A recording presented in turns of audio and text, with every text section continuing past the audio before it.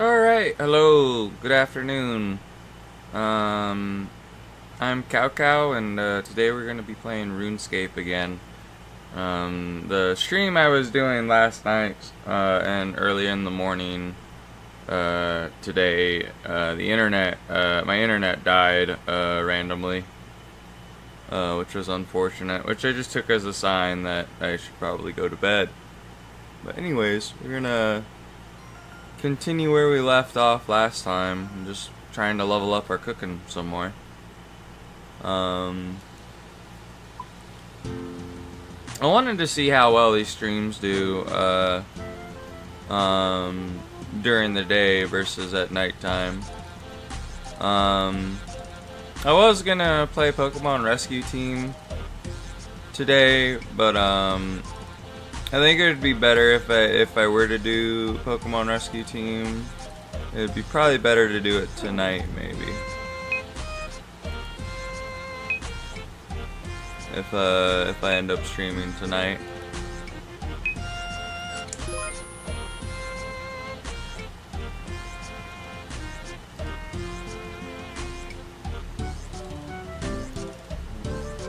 But yeah, I ended up sleeping well. I had a little bit of nausea while waking up, but it's gone now.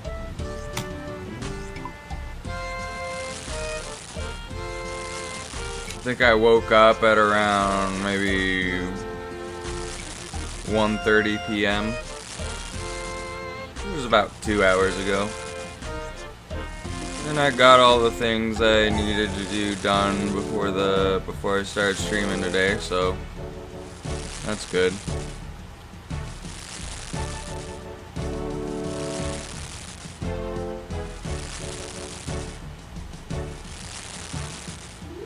And then I had fun playing on my little hoplite character.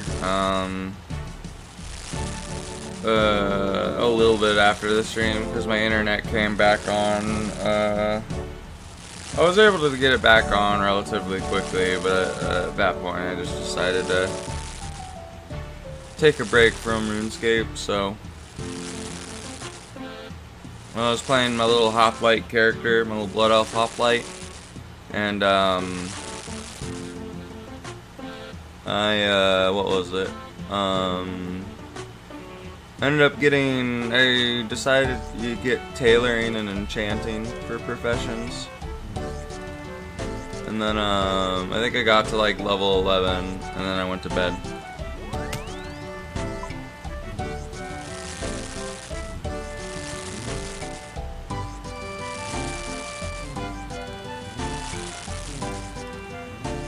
But then when I woke up today, I played a little bit more of it, and I just was doing a few quests in the Ghost Lands.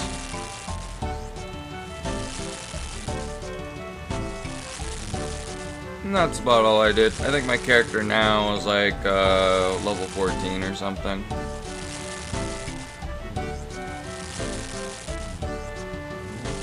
I feel like I'm leveling up in the game pretty quickly though.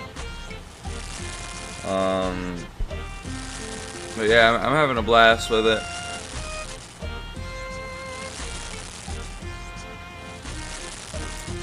But yeah, I wanna just do a whole series of RuneScape cooking streams for a while. They're a lot of fun for me to do.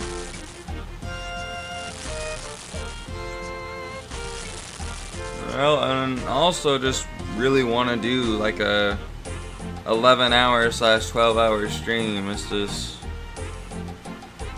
something's happened each time we tried to do it, so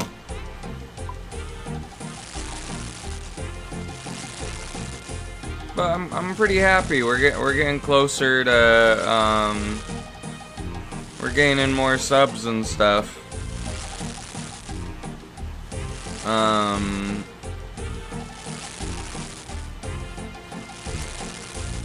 I don't know what I was at yesterday. I know it says I'm at 224 now.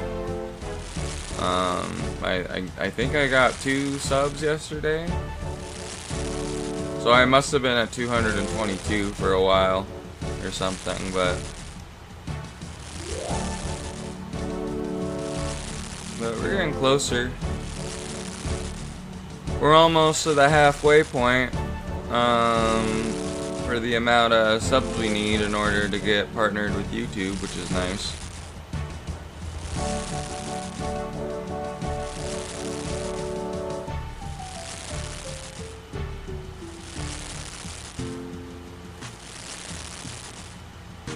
So that's good.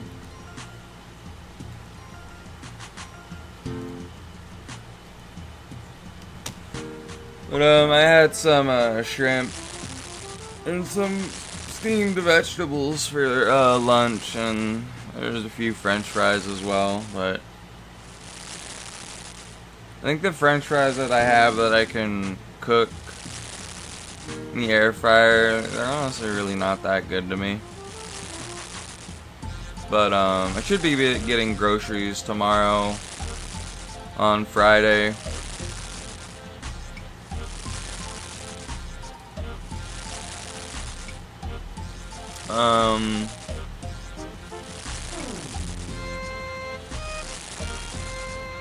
But yeah.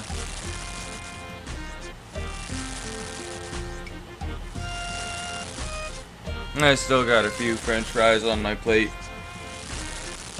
I was gonna get spaghetti, but I found out I'm all out of tomato sauce, so that isn't good.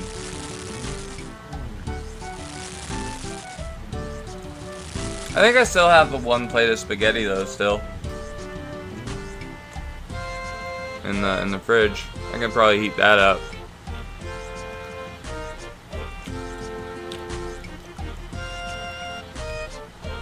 Might do that during the stream.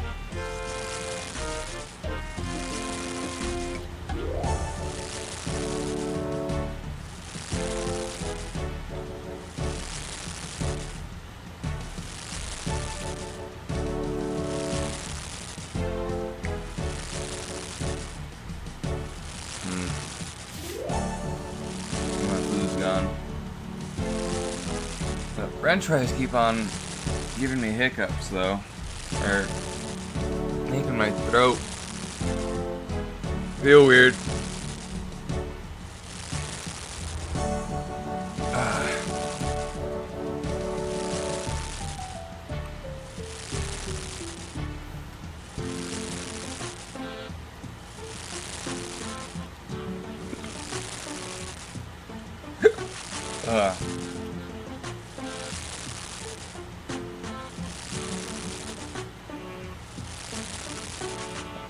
I know those specific French fries that I could put in the air fryer have always been a little bit hard on me.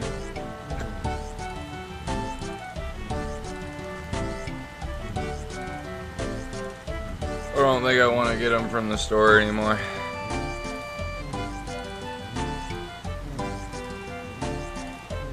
Ugh, I need to drink something. Ugh.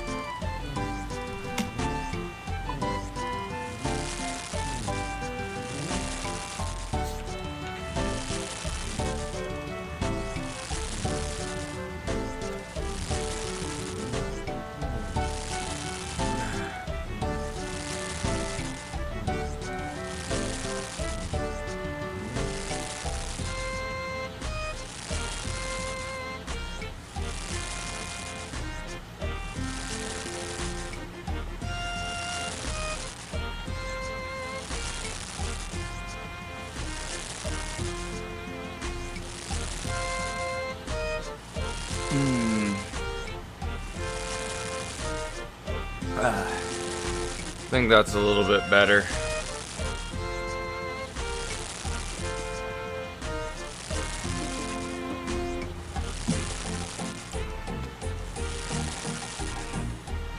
I wonder what's at the poll thing there. I wonder what Jagex wants people to vote on, if anything, at the moment.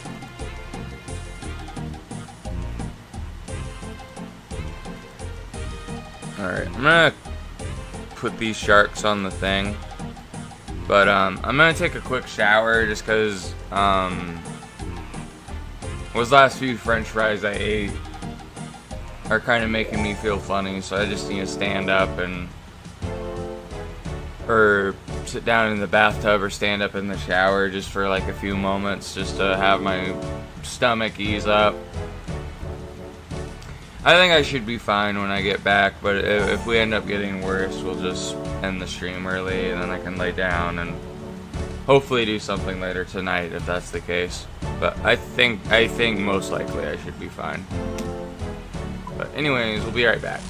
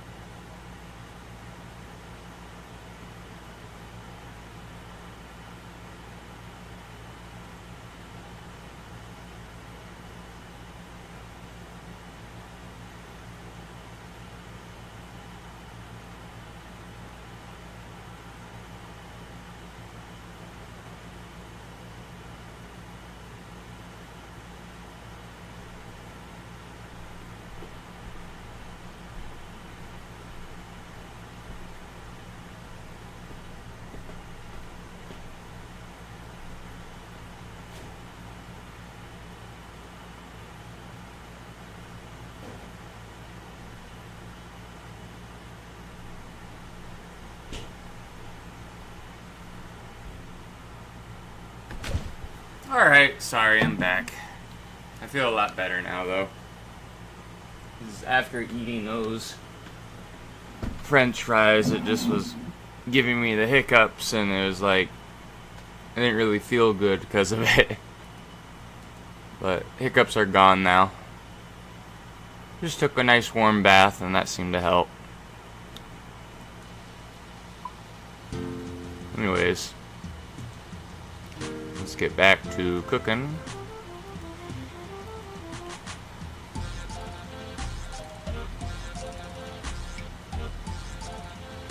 Where's the shark at? Here it is. But I wonder how high we can get our cooking skill up today.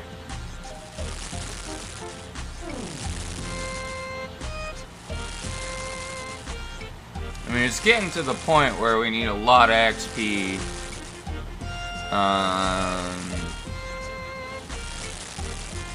Like at least like 200 or 300,000 XP just to get a level up.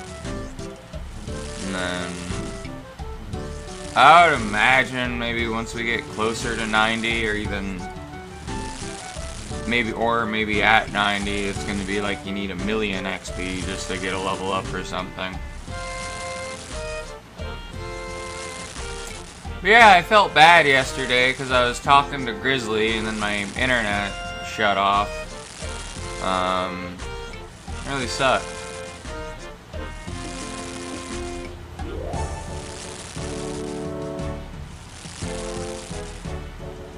But I don't know, maybe we'll see him again during this stream.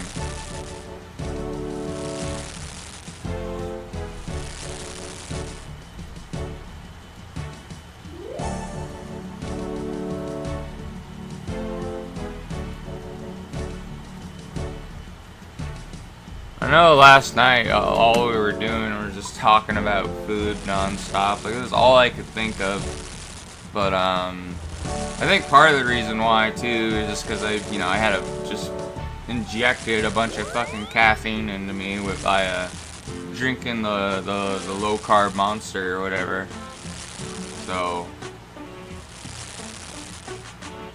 but right now I haven't been up for too long, so I'm just still trying to wake up.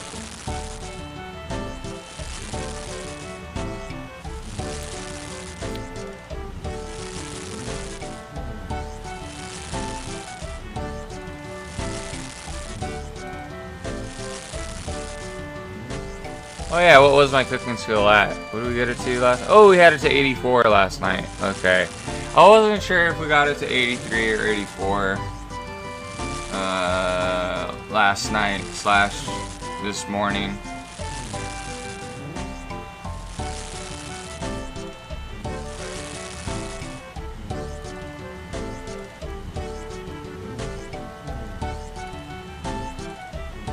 That's good. I mean, 85 is a big level. I mean, that's where our smithing and our mining is. I bet you there's a new cooking recipe we can get with level 85 cooking.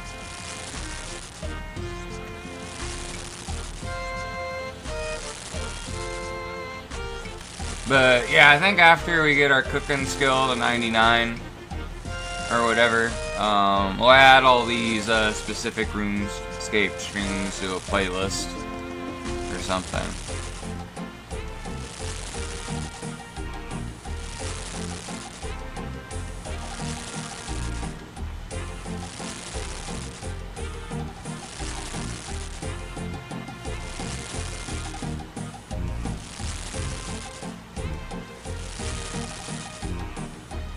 Alright, let me open up my soda. Just grabbed a root beer from the fridge.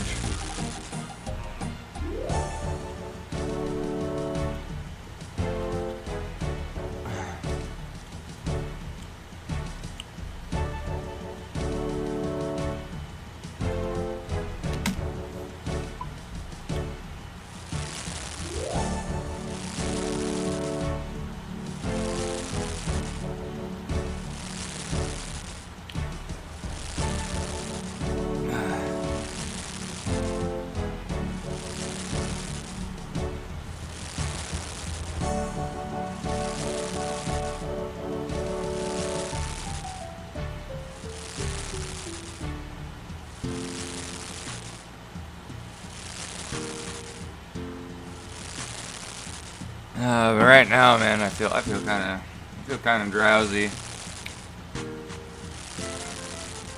Hopefully, I don't fall asleep while streaming.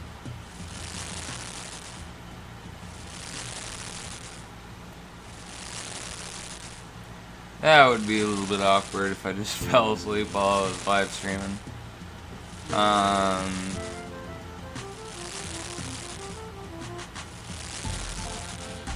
I think one time I fell asleep while I was recording something.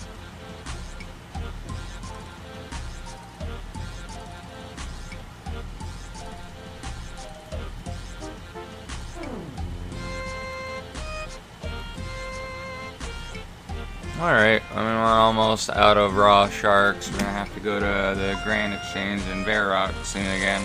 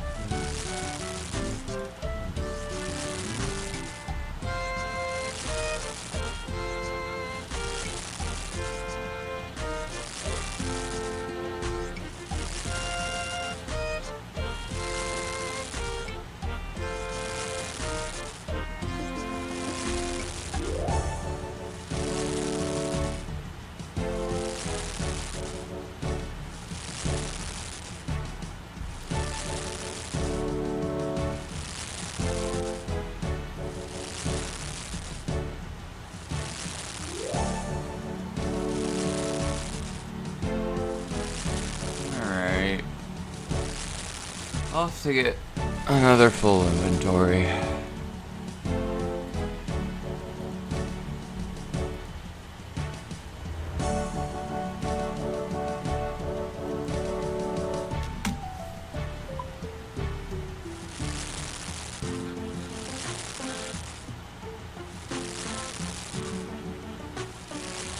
Yeah, apparently there's a couple sites that don't mind you playing that one game that I'm probably not allowed to talk about too much on YouTube, and apparently like Kick and Rumble don't care if you stream it, so, but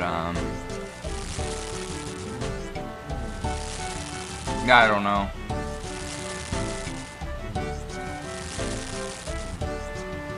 Thing is though, is I just want to focus on my YouTube channel. I mean, just recently, I've just been exclusively streaming on YouTube the last few days. It's easier for me to just keep track of things if I do that.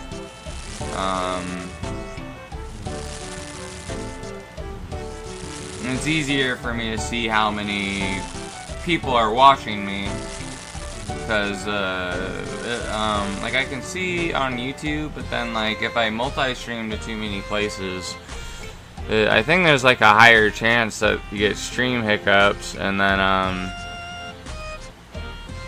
even if you're only streaming to 2 different places, it's, like, it's hard to, like, just because I'm bad at math, like, you have to, like, look at one thing and then look at the other and, like, kind of guess how many people are watching you where. So probably be better for me if I just multi-streamed again, but I just kind of want to focus on one thing at the moment.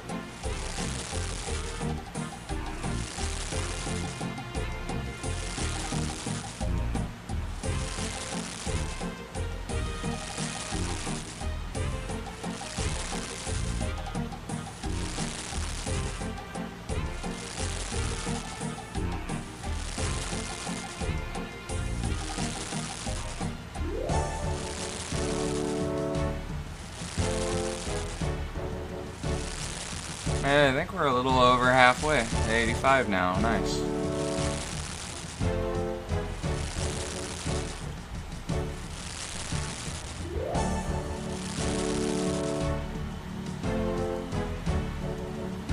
But yeah, because I never had a skill, I don't even know how high my skills are. I think in RuneScape 3 I don't even have I might have a skill at level 90 in RuneScape 3, but I don't think so. I think the high, and my skills in RuneScape 3, I know some of them are in the high 80s, I think. But, I don't really feel like logging into RuneScape 3 just to check, honestly, but, I know for sure I've never gotten a skill to, like, 90 before, so, I'm really curious to see how much XP is required for a level up when you get to those points.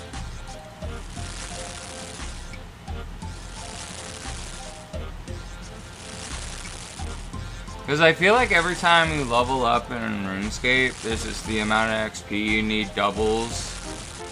At least it feels that way. Like, I know there's probably some mathematical equation to where it, how much it, like, each level has compared to the next.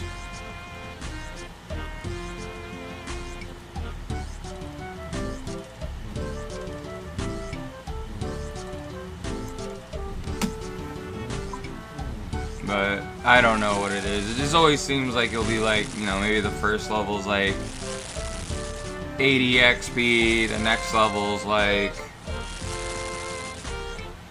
either half of that more or just straight up double, and then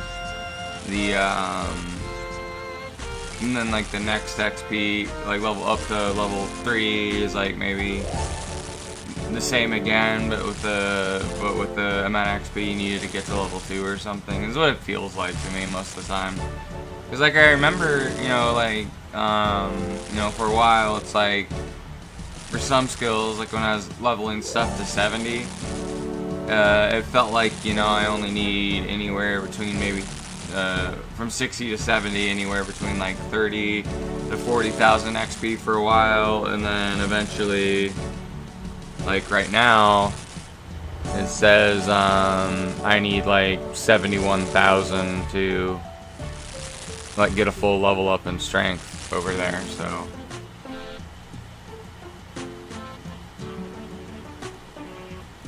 but then once you're working your way from 70 to 80, it's like some levels seem to require close to 100,000 XP or something.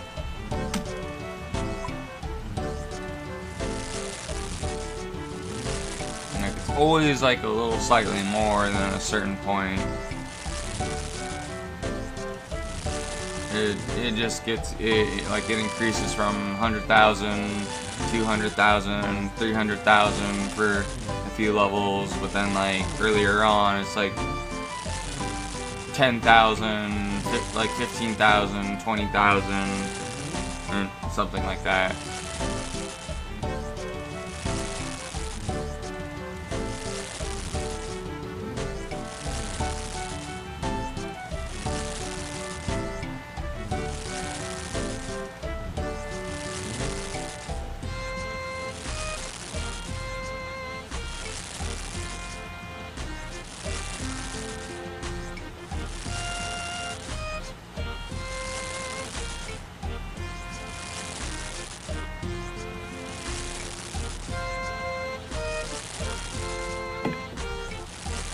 Alright.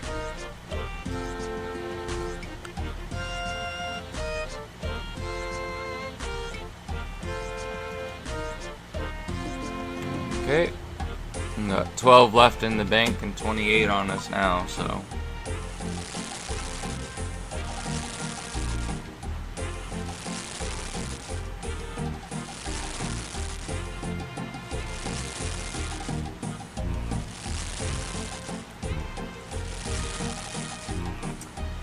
I mean, maybe if we're able to get our cooking skill to 90 during this stream,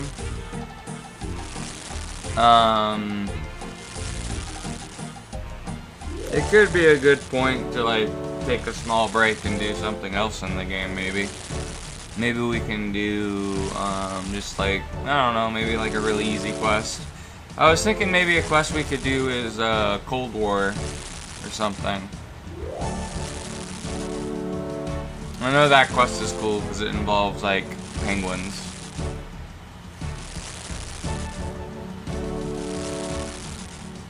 Or we can do Incathalian's little helper or something. We'll get the cat speak amulet.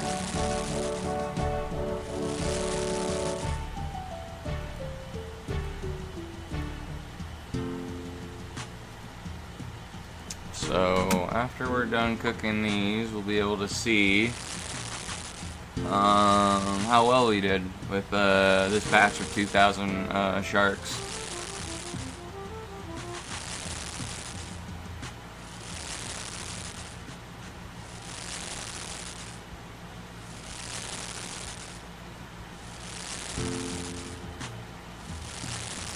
Yeah, I'm really looking forward to Sunday this weekend. I'm really hoping I see my friend Robert again at church.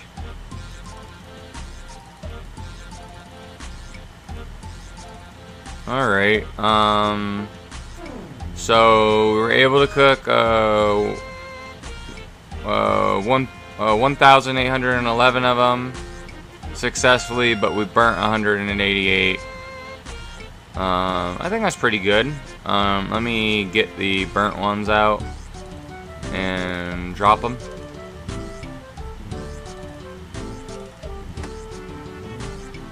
And then we'll grab our runes and teleport to Varrock.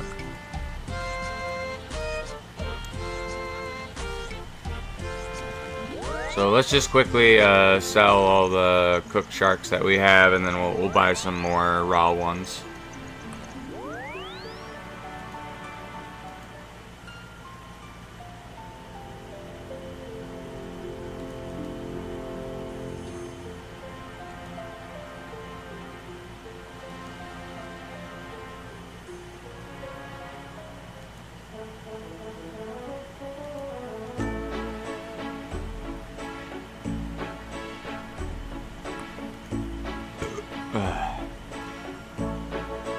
Alright, let's get the sharks out of the bank.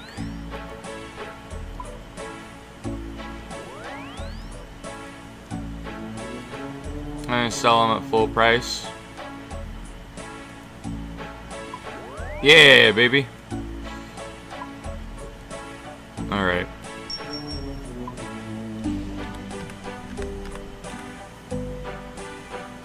See if we can...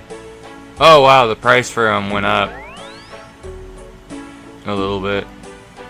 I remember last night, like, the base price was like 590 something coins. They want 602 coins for them now. Alright, well, can I buy it just for the flat price? Okay, good.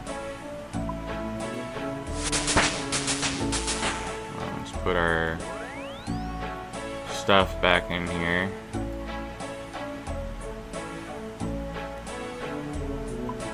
And we'll do that trick to get birth rope for free.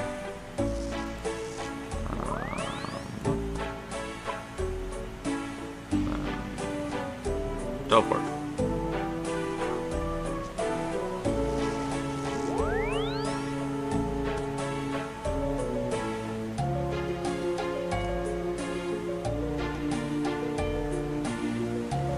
There we go. It's the easy way to get the birth rope without a games necklace. The only reason we know how to do that is because of Grizzly.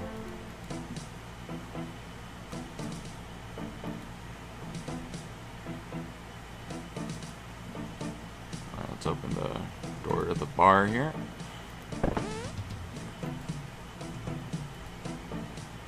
Go down the trap door and start cooking the sharks again. And work our way to level 85 cooking.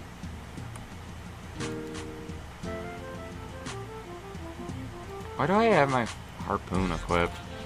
Let's put that in the bank.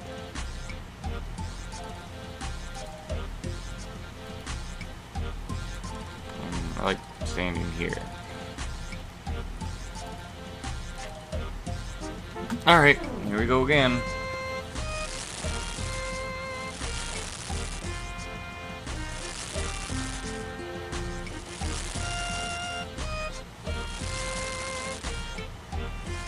I'm gonna look up on Google real quick if there's a way to, if getting the fishing skill higher, if you're able to catch like certain fish faster.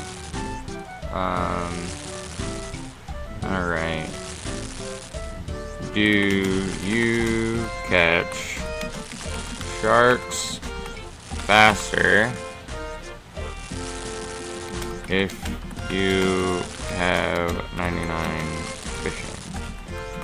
Question mark.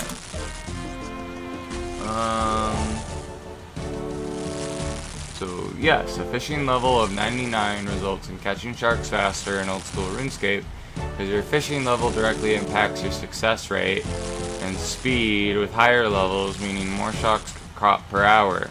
And a higher total experience at level 99, you'll catch significantly more sharks than at a minimum required level of 76. With some sources suggesting rates of 170 plus sharks per hour to around 90 at lower levels.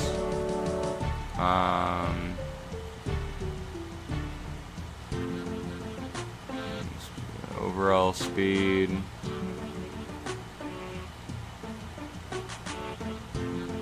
Alright, I don't know how much it affects it, but that's good to know.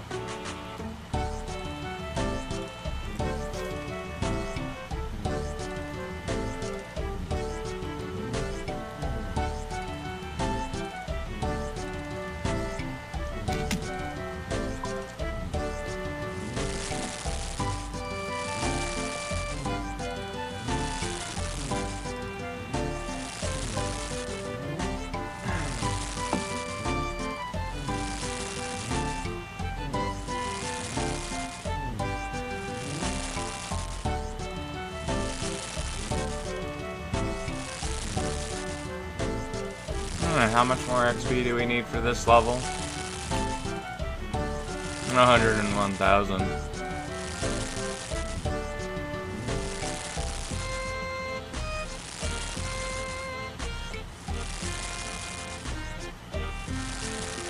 I wish I was paying attention to how much each cook shark I was selling for.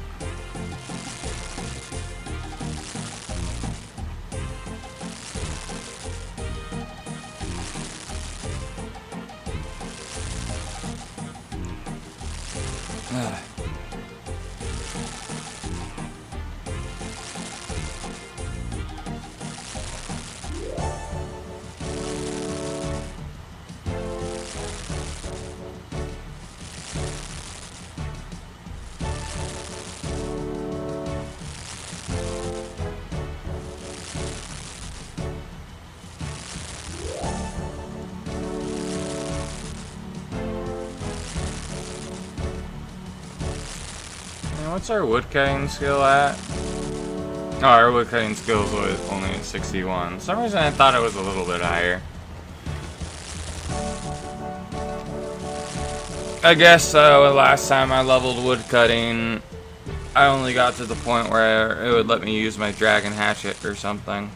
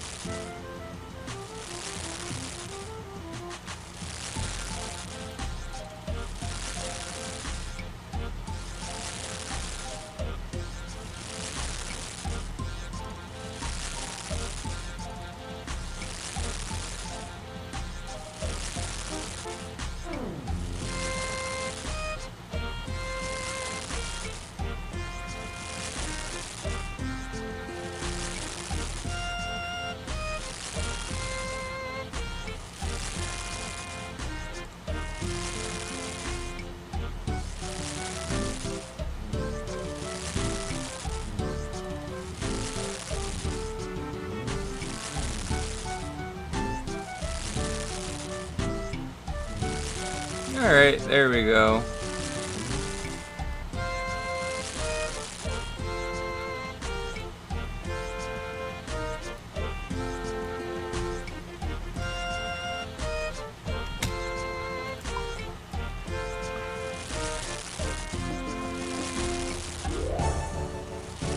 I think the good thing is I wonder if I can get my mouse to go a little bit further back. No.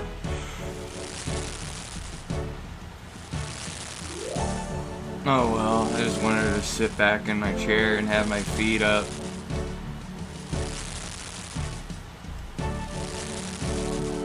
Oh man, I don't know why I feel so tired today.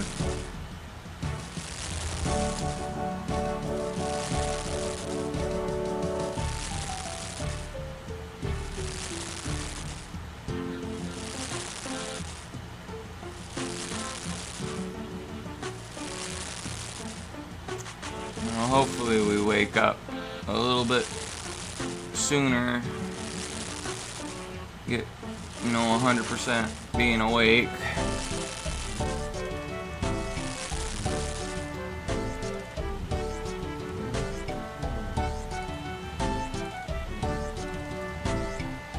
Maybe we'll stream this for like just 2 hours or something, and then maybe I'll just take a nap. I don't think I'm ready to be awake yet today.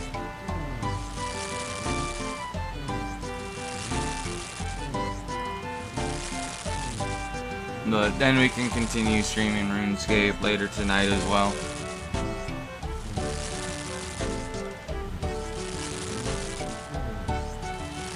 I'm just feeling really drowsy.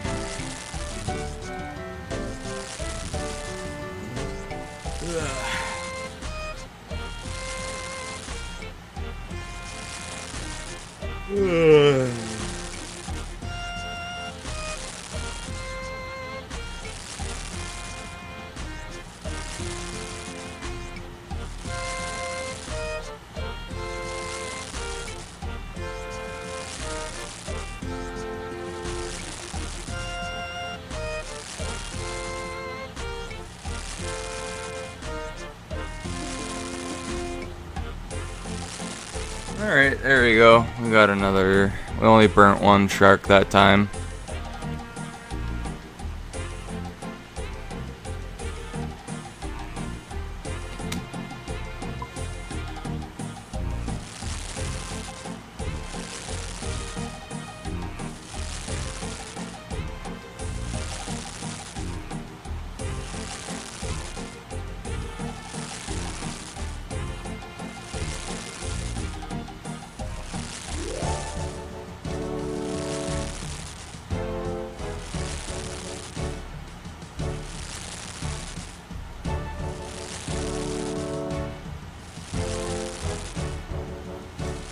That's a quest I do need to do probably soon, is the Fremennik Trials quest.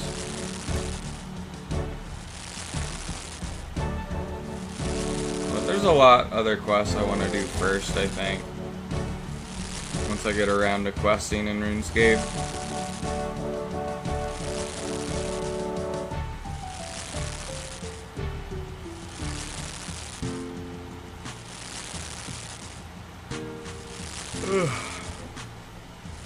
Alright.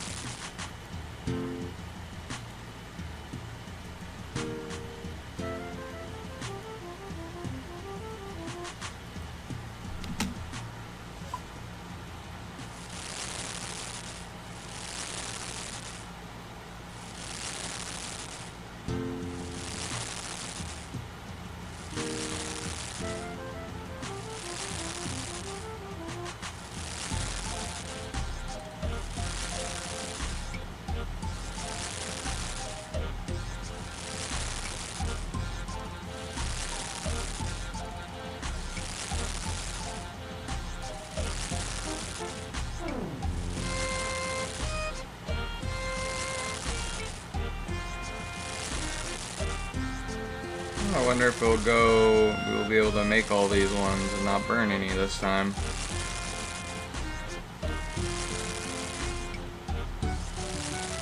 No, no, we just burnt one.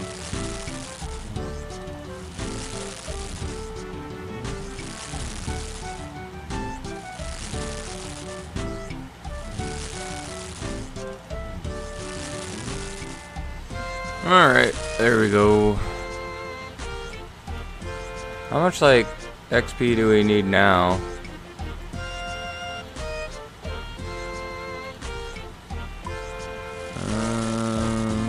65,000. Wow, we were able to get through, get down to that pretty quickly.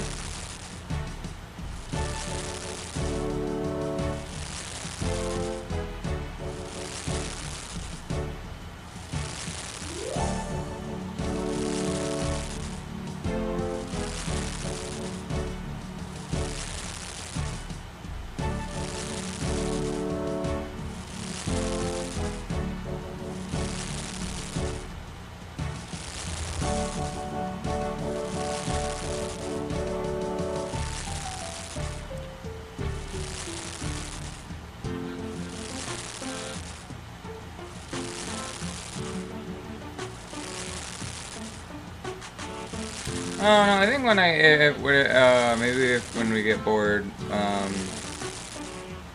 I'm not sure what I want to do. Like I said, maybe we do a quest, but maybe I can go try and fight some like blue dragons in the cavalry dungeon. That could be fun. Get some good combat XP and get some dragon bones that we can use later on the Chaos Altar.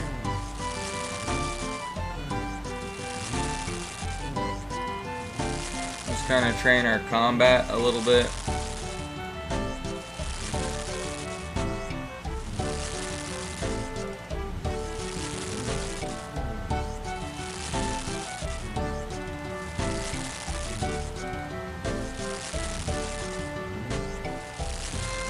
I think if I were to just focus any of the combat stuff primarily, I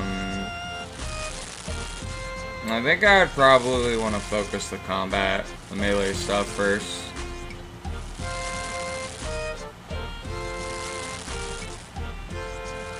Just because it's a little bit, it feels like it'd be a little less expensive to level, you know, because you don't have to buy like ammunition or runes or anything.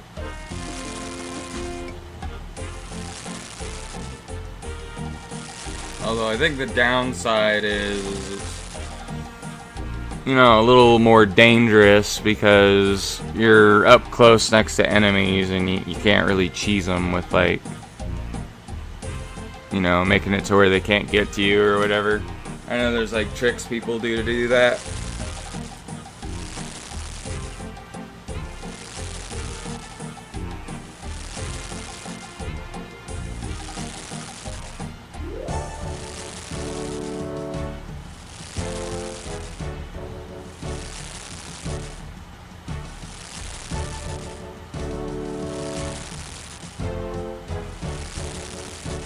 See what my blood sugar is. I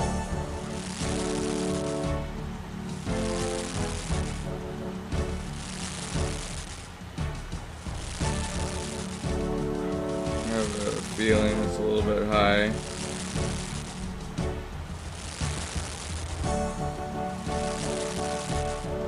Yep, it is. I do not understand.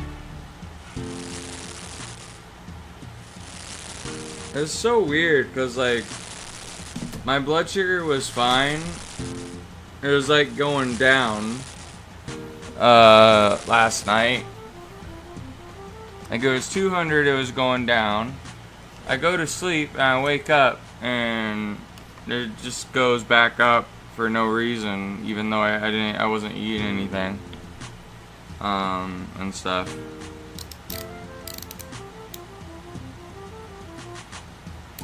Let me just dismiss the sandwich lady real quick. Let's get another inventory of shark stuff and start cooking it while we take insulin.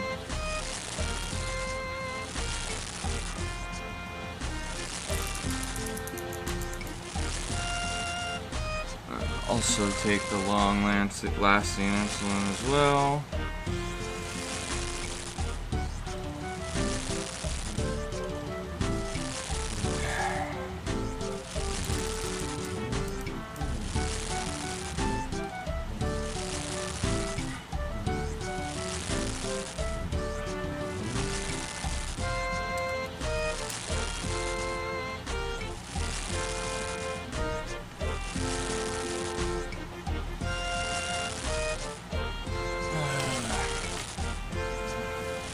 Grab a blanket. Trying to get it off from underneath me.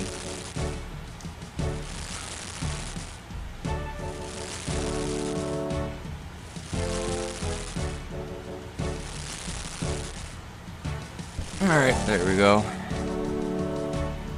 I think the reason why my stomach's bothering me a little bit is because my blood sugar is so high. But it should be start going down now. It'll take a little while for the insulin to kick in.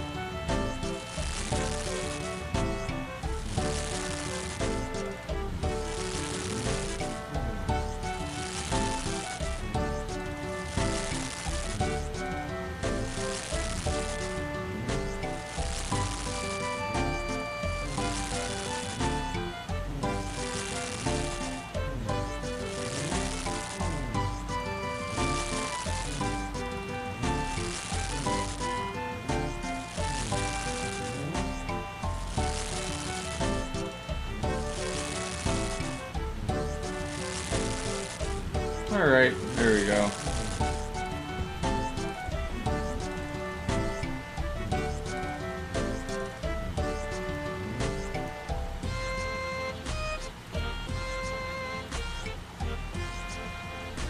I'm very excited to see what the level 85 cooking recipe is.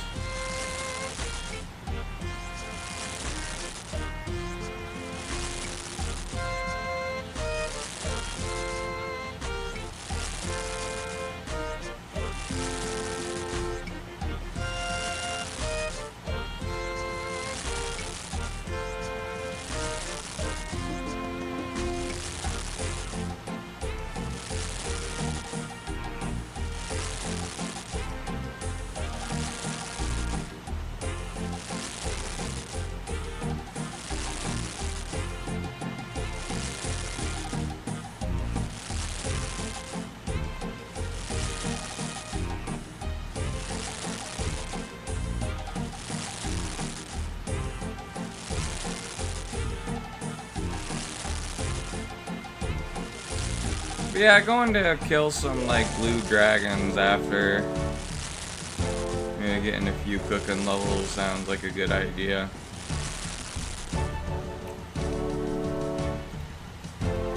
Or maybe I can do it a little bit after I take a nap or something later today.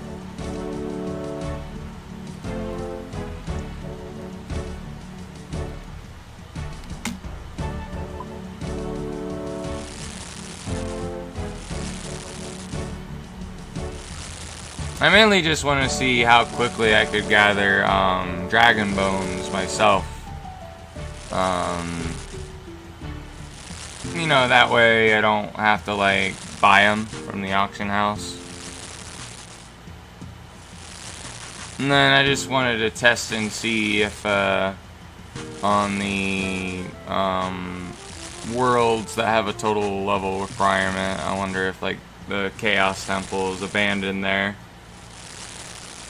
And see if I can level up my prayer there unmolested by people, so.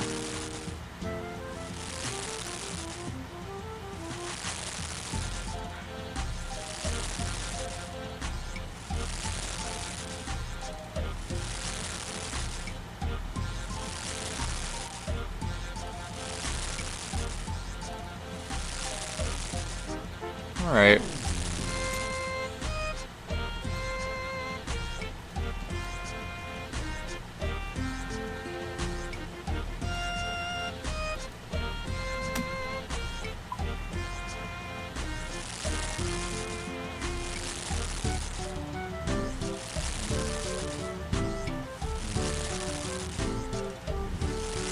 Man, we're almost there.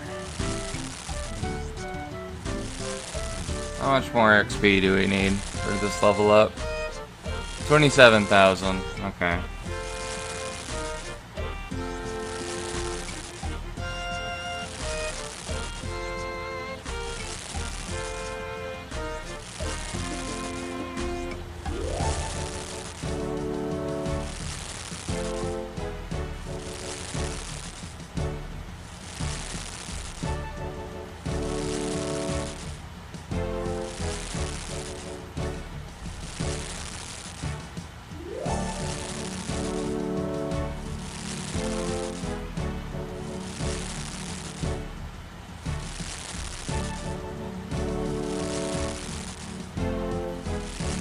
Okay.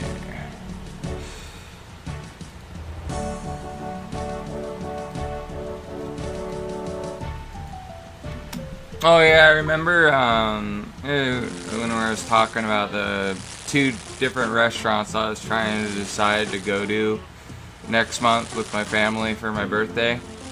I know at the sushi place they have like a really good like kind of like cheesecake thing you can get. That's really yummy. Not only that, you can get like mochi and stuff too. I haven't had mochi in a long time.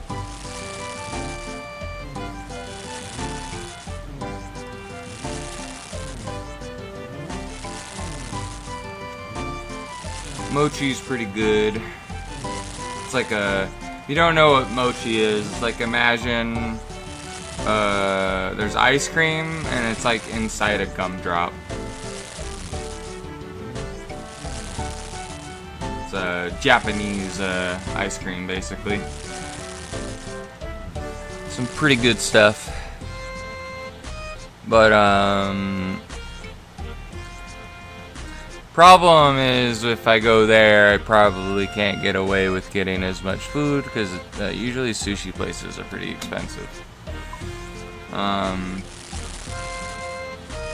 However, I know the food probably at the sushi place would be easier on my stomach than the Mexican restaurant.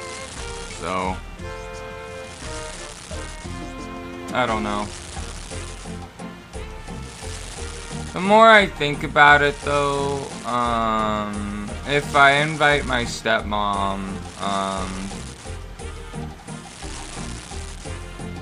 maybe I'll go to the sushi place, because I know my stepmom likes that.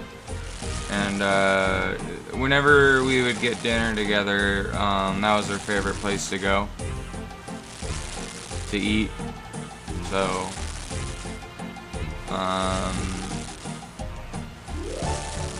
hopefully she has the day off that day.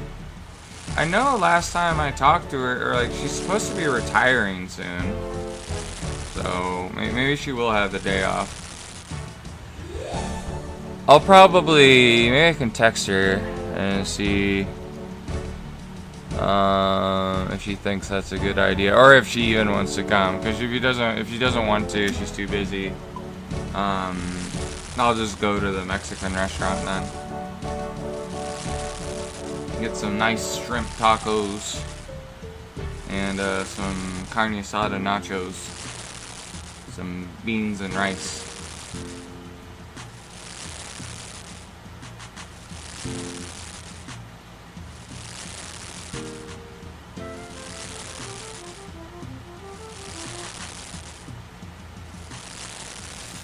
That'd be one thing I wish I could.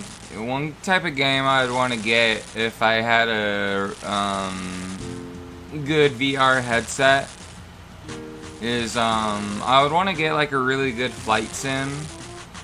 That was like really realistic to where you could actually learn how to drive a plane with the whatever game it was on the VR headset. That could be pretty cool. I'm never going to be able to be allowed to drive a plane because there's certain jobs you can't get with diabetes, and being an airplane pilot is one of them.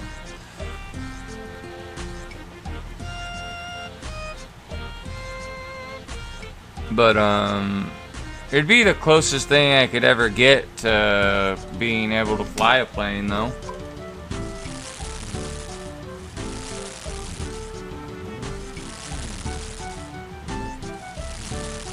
And then I know there's like, I think I forget if like the game Elite Dangerous has the VR stuff for that game. You know, drive a spaceship around space in VR.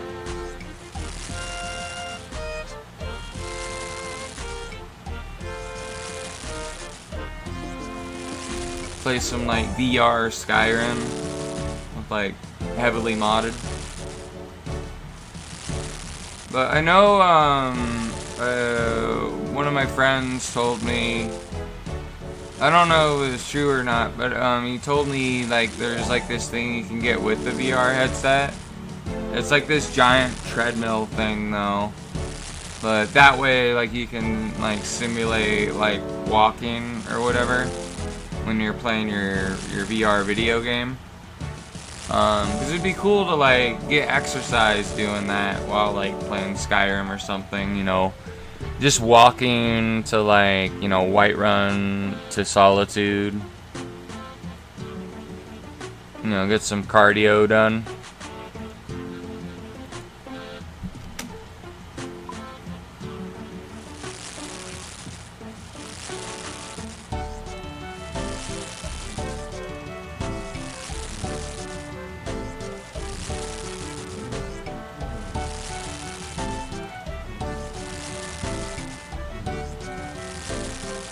Just about there. I think it's there we go. There we go. We got 85 cooking. Do I get any new recipes? I do. Members can now cook wild pie and create the infernal harpoon. How do I create an infernal harpoon? I don't know. I can figure that out later. I don't think I have a high enough fishing skill to use the infernal harpoon, probably.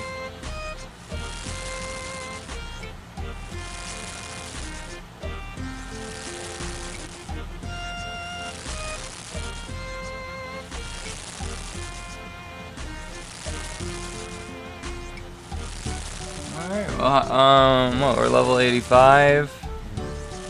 Cooking, so our cooking's caught up with smithing and mining. Soon it's going to be higher. We need 336,000 XP now for the next level up.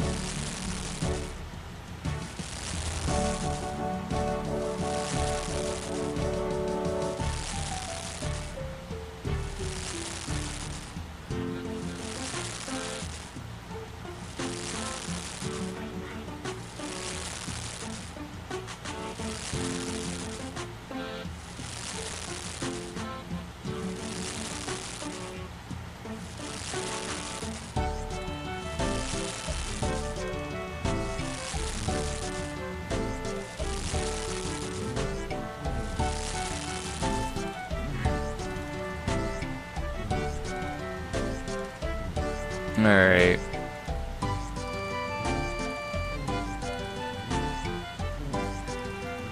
Let's see how close we get to this next level up by the time we run out of sharks to cook again. I'm thinking, honestly, maybe I should just buy more sharks than 2,000 at a time. We could probably get away with buying more. Maybe we could buy 4,000 next time.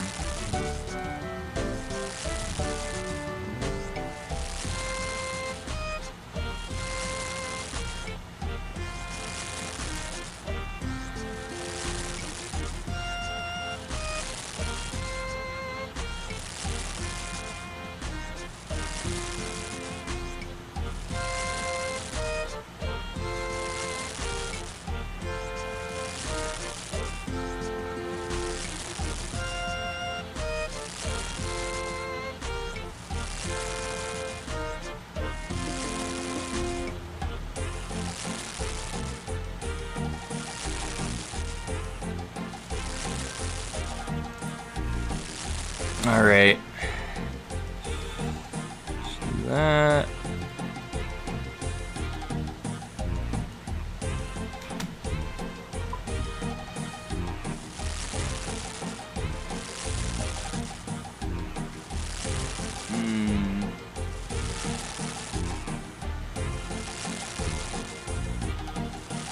But yeah, I think what I'm gonna do, I think we'll do that for a little bit after we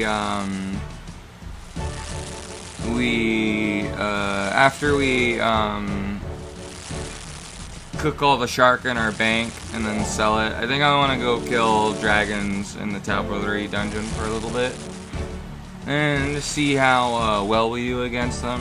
Because I have like a full suit of dragon armor, and I have an abyssal whip. I would imagine I can do pretty well against them.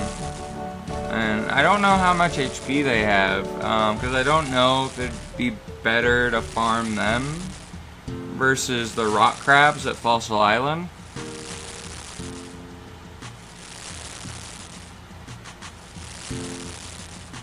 But we'll see.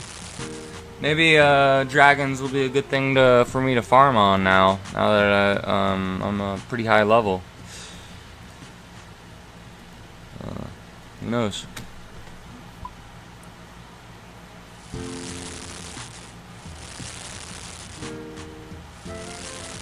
I mean, or we could go to the gnome village, the cow tree village,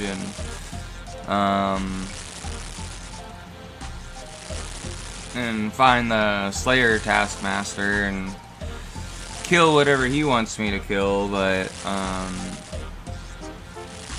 some of those Slayer tasks are pretty hard though, and you have to like go somewhere that's like probably where I've never been before, so it'd be kind of hard for me to find.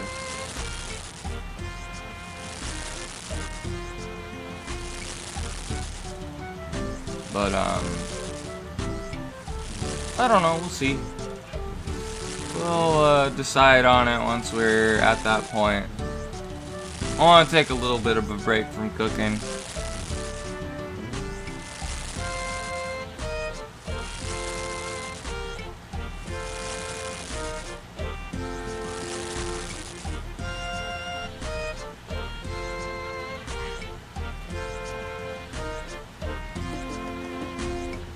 But I think we're not gonna probably kill blue dragons for too long though. I'm leaning more towards that.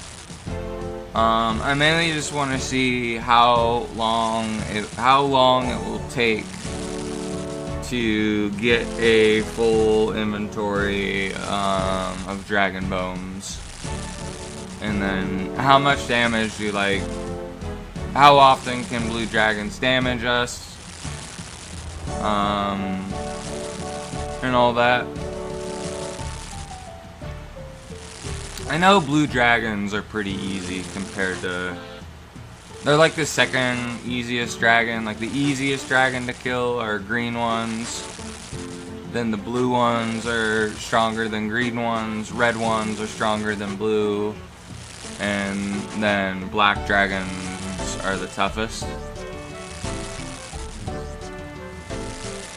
I don't know. I forget if there's any other dragons after that. I think there's like a few weird kind of dragons that aren't those.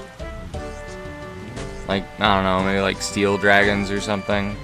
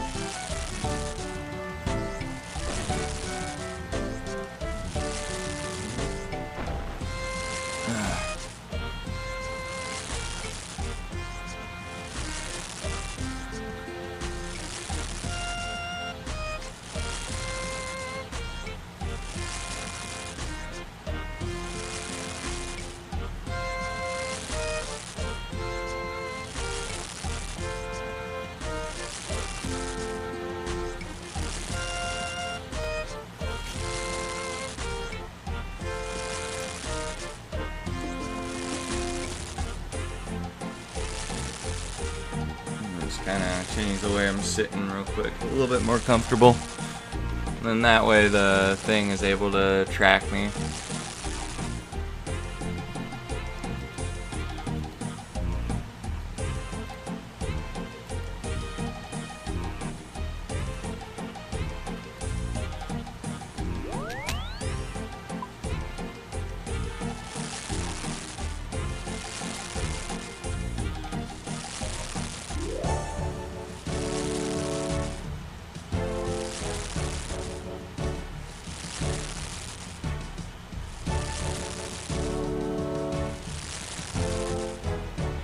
But yeah, I wanna try and see how fast, like if we're leveling combat skills with the whip, with the attack that does the shared XP. See how fast it levels all three of them at the same time.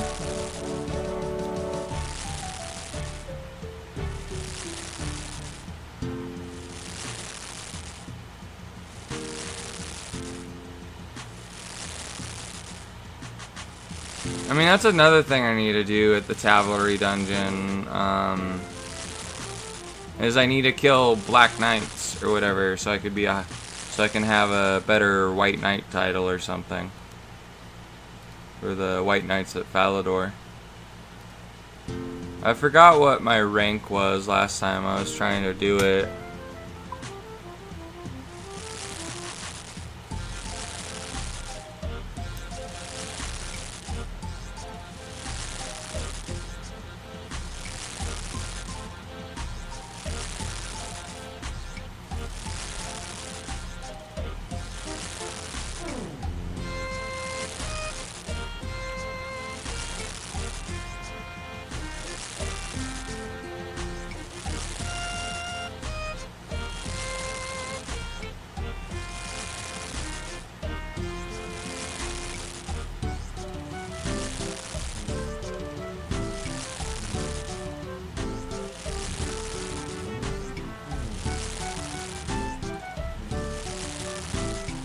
Well, depending on how long this goes, how long have I been streaming?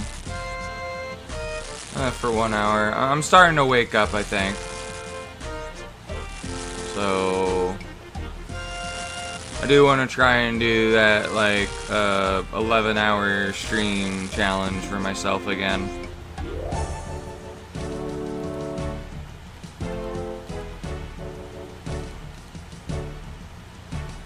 I think the last time I did an 11-hour stream was in 2023. I think I was like playing Baldur's Gate 3 or something at the time.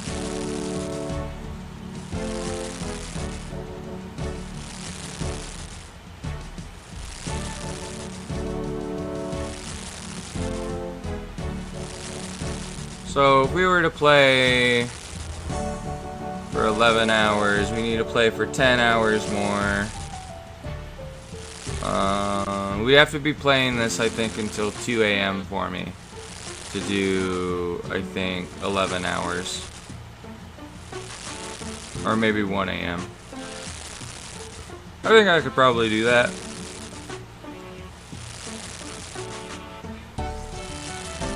Then I could actually go to bed at an earlier time, so that's nice.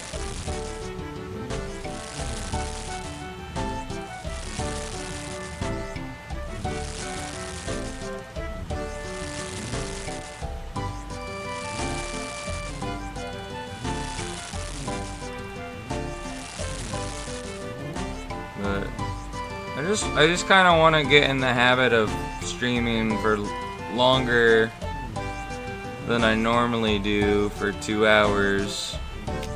But it's easier to do when you're like playing a game you really like.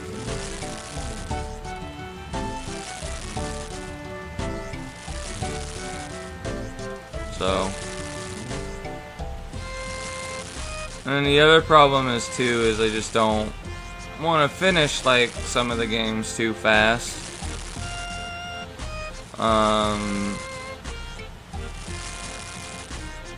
Because then I gotta figure out what else I want to play, and then like I know I don't need a thumbnail, a really fancy thumbnail for every video, but I like having them,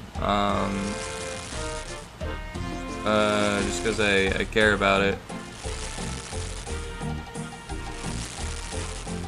So then I have to pay Alu for it.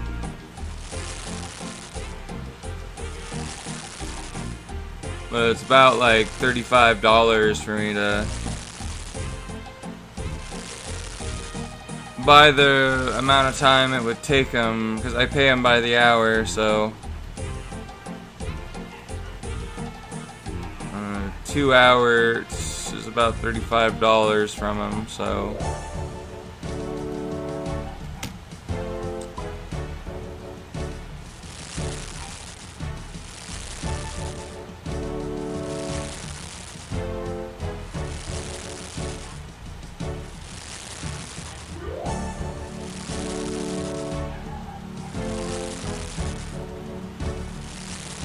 but I guess with like games that I like replay, I could always reuse thumbnails too, so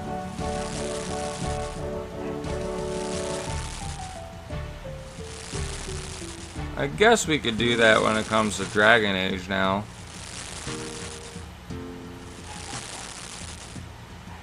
Like whenever we do our mage playthrough for Dragon Age, we can just use the thumbnail that we have already for it. And then like if I were ever to replay Skyrim or whenever Sky Oblivion comes out, I could just use the thumbnail I was using for when I streamed Oblivion Remastered.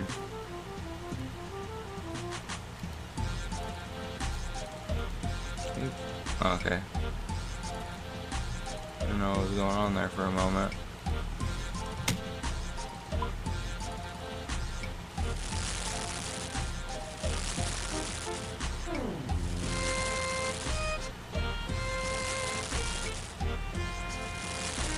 Alright, well, we're almost getting close to being a quarter of the way through this level.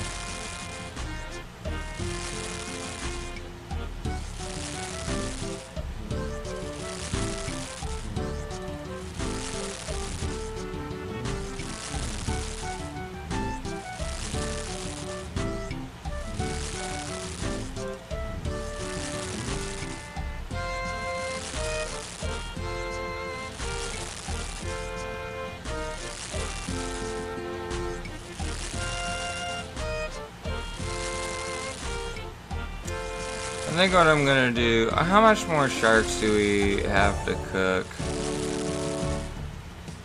I might just go and kill a few dragons now.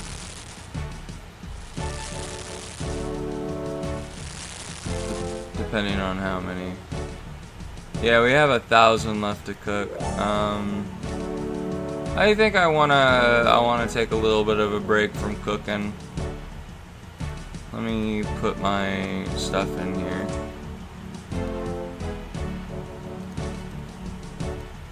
And then, I mean, we're pretty close to the Cavalry dungeon. We can just walk there. I'll make sure I have some air and law runes on me so I can teleport out if I need to. Where's my stuff? Here it is.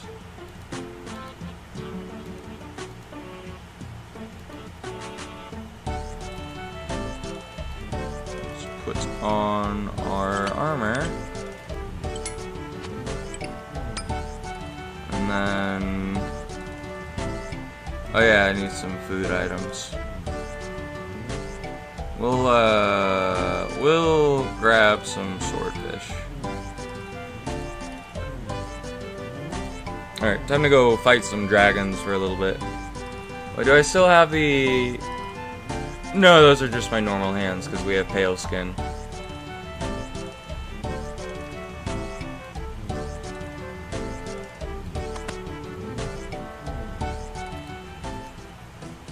Alright, well let's see how strong we are against blue dragons at the moment. I mean, we got a full suit of like dragon armor. And you know, we have our anti-dragon fire shield.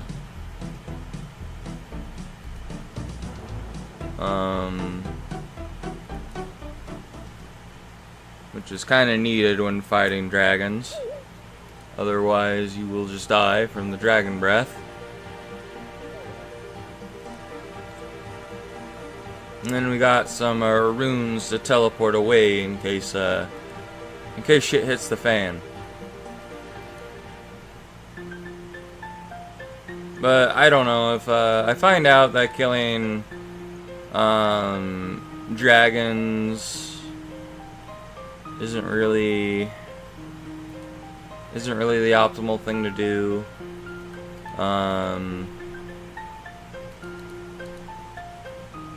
We'll maybe we can kill some black knights for a little bit.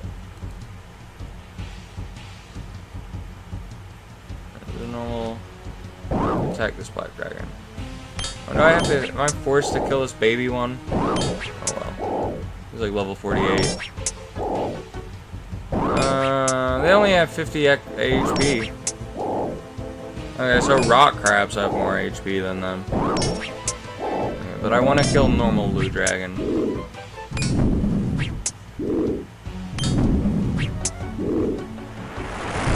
Alright, so I take a little bit of damage from his fire breath. Back in my day. Hey, heretic. What's up? I'm doing good. I'm just fighting blue dragons right now. I wanted to take a break from leveling my cooking. I wanted to collect some dragon bones so I could level up my prayer later. Hell yeah. There you go. Alright, let me take dragon bone. This fucking baby dragon keeps on trying to fight me though. I don't want anything he has. Cause I want adult baby. I want adult dragon bones, not baby ones. Right. Cause the baby ones give you less prayer. But yeah, we're actually doing pretty well against them. I mean, we're really only taking damage from them when they do the dragon breath. But because we have the anti-dragon fire shield, instead of it doing like 20 damage to me, it does like 3 or 5. Oh, there you go. Not too bad. And it forces me to eat some food, and then I'll have like space for grabbing the bones from their that they drop. So. I will say I do like RuneScape's combat system. The way that they do leveling on it, I actually. So do you prefer RuneScape 3, where when you kill something it gives you a certain amount of XP, or the way Old School RuneScape does it, where it's dependent on how much damage you do? So if you get more XP if you kill something with more HP, So, because he gives you, because if you have to deal that much damage, that's how much XP you get. I like the way that the current Old School RuneScape does it, which I don't know which one the difference is in the system, where it's like, oh, you do certain attacks and it gives you XP, and this type of so you hit more frequently and all that. Yeah, because RuneScape 3 has like all the action bar stuff, where Old School RuneScape's a lot more basic. Yeah, I like that basic system. Oh wow, I just did 19 damage. So it's like, oh hey, oh nice. Yeah, the weapon I use like, is an abyssal whip. Oh, I got 3 dragon bones. Oh, I got you got a call? Okay, well, let me know when you're back. Yep. Okay, we'll do. Alright. Oh, cool. Heretics showing up. Yeah, I don't know if training on these guys would be a good thing, but, you can probably get like a full thing of dragon bones from them quite easily.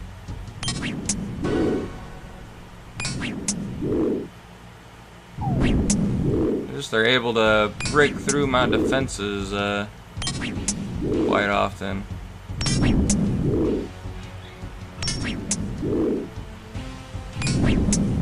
I was about to do special. Anything I missed. Let's try again.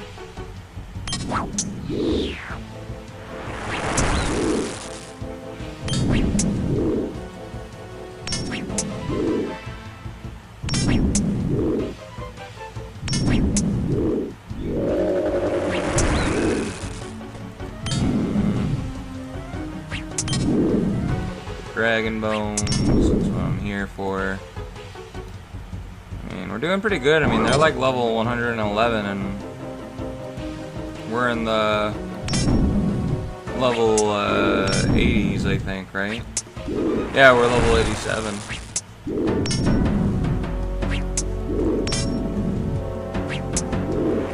I know, like, I think melee is kind of not as effective against dragons, though.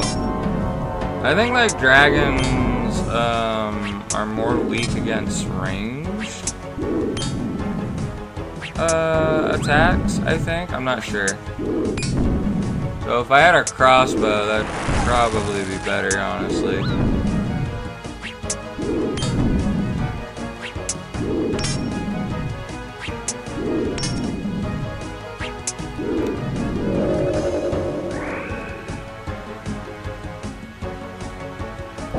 I didn't mean to grab the dragon hide, I wanted the dragon bones. Then I'm gonna be forced to attack this baby blue dragon.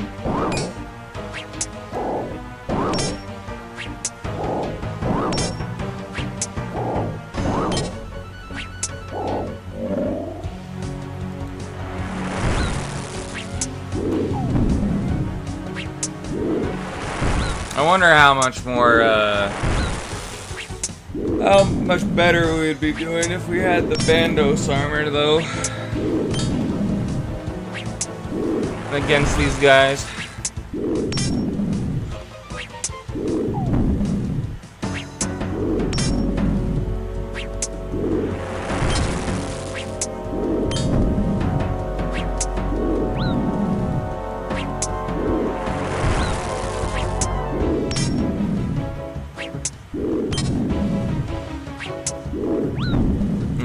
I'm getting low on HP. Let's eat a couple swordfishes.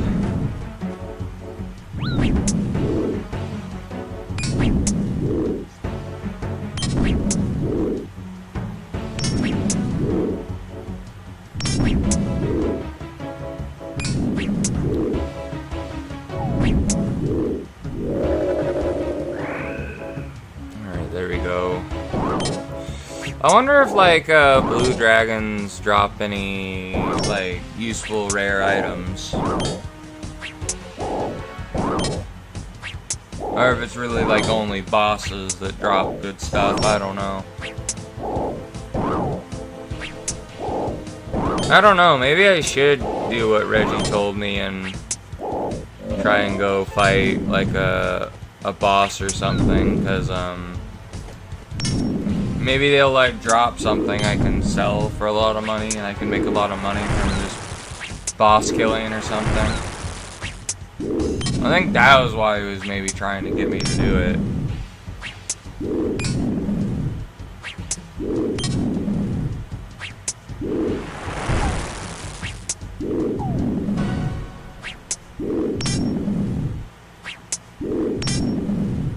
Come on, hit him.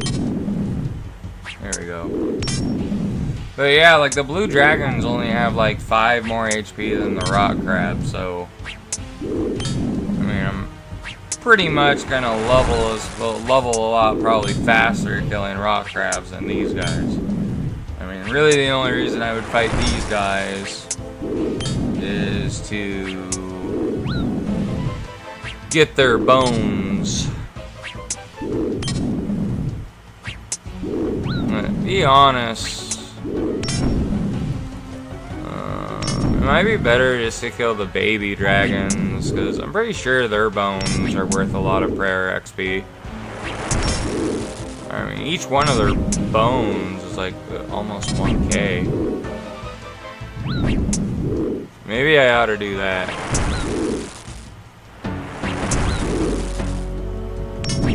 Yeah, maybe we'll just go for baby dragon bones at the time, for the time being.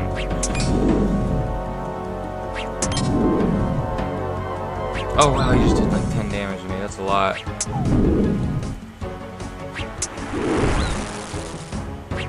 We're not really doing too well against this one. There we go, he's dead. I think I'm just gonna focus the little baby ones. Kill their younglings.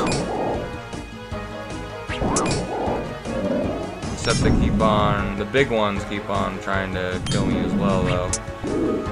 But maybe I can get more bones if I do it this way. I just kill both. Just wait for a baby dragon to respawn.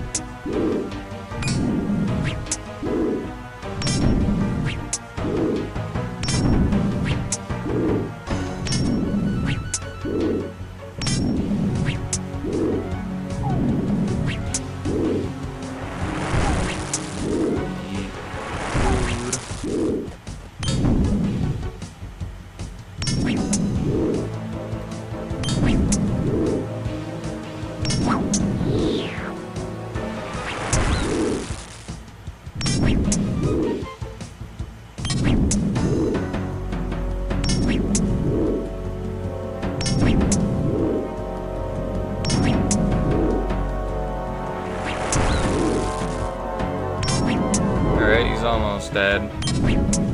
There we go.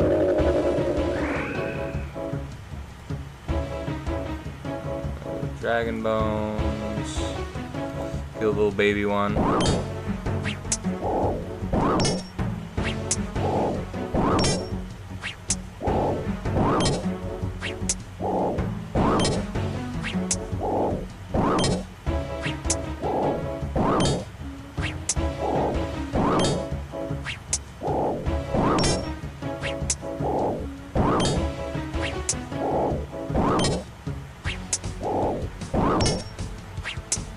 There we go.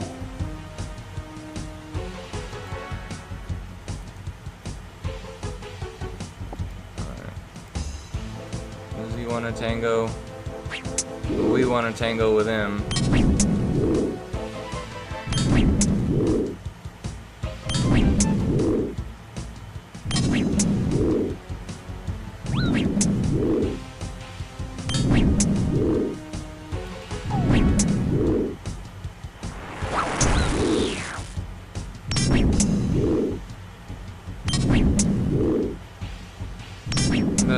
Yeah, I mean, we're getting a decent amount of XP, like... I'm getting like 25 XP with each skill.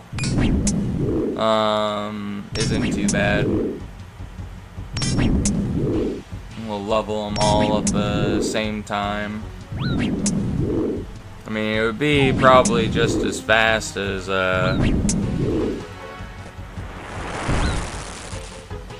as doing one at a time.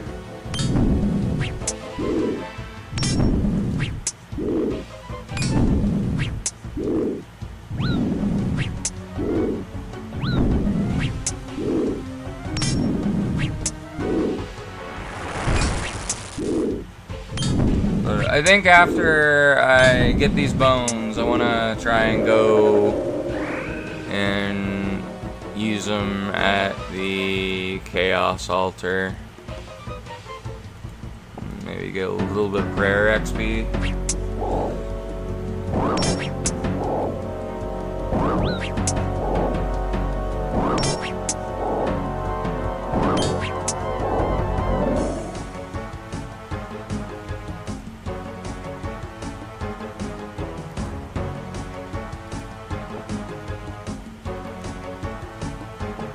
Oh, we got a baby dragon bone.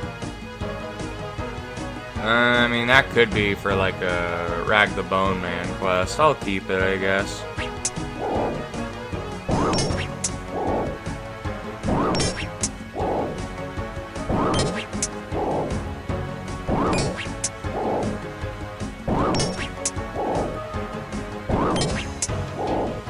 Actually, the more I think about it, maybe I do want to take a little bit longer break from cooking for a bit. Let's actually, maybe after we go to the Chaos Altar, and just turn in all these bones that we're collecting, we'll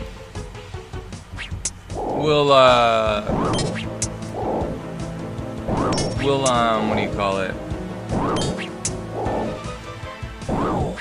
We will maybe do a quest or something. And then after that, maybe we'll go back to cooking.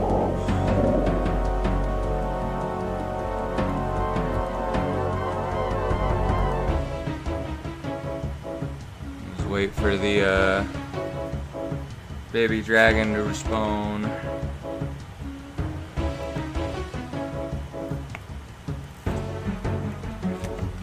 This could end horribly though, because you could get jumped in the wilderness whenever we try and do this, so.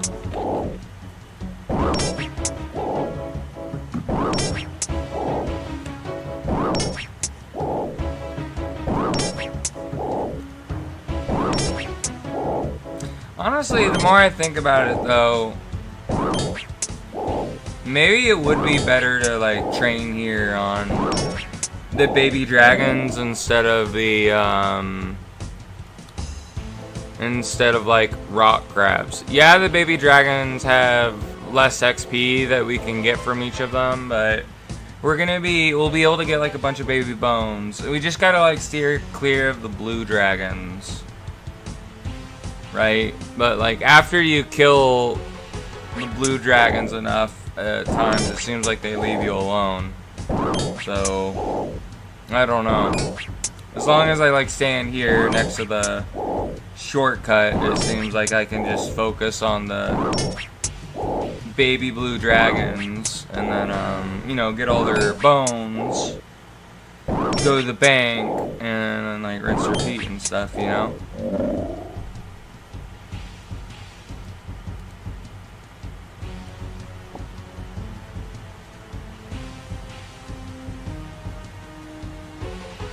But I'll be probably for some time later.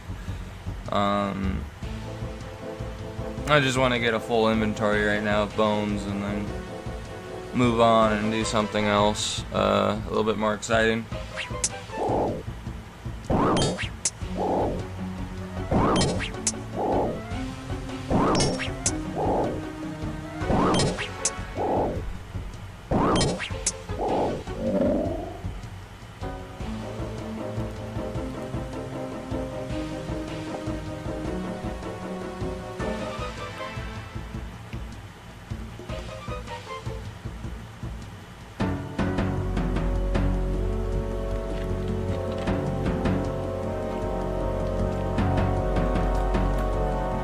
Alright, there you go.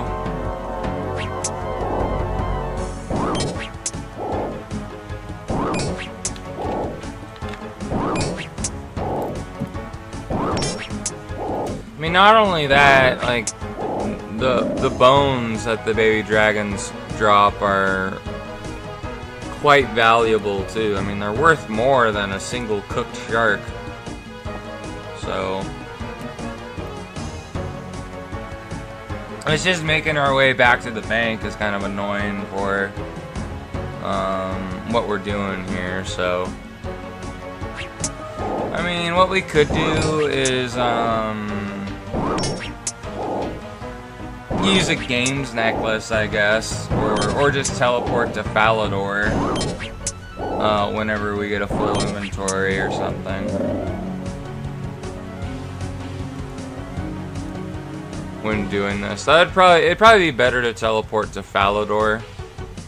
I think Falador is probably a little bit closer to the Tal'Vori dungeon than Birthrope is, and then with the problem with the teleporting to Birthrope is that, you know, you need a games necklace, and then the other teleport has a 30-minute cooldown.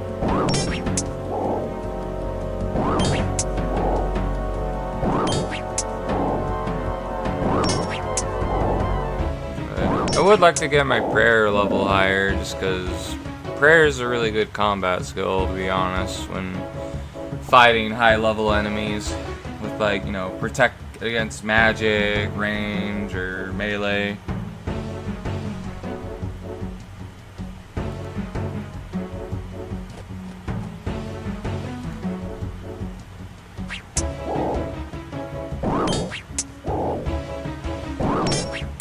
Yeah, I think if we do a quest after this, we'll do Inkithlian's Little Helper, which is part of the cat quest line.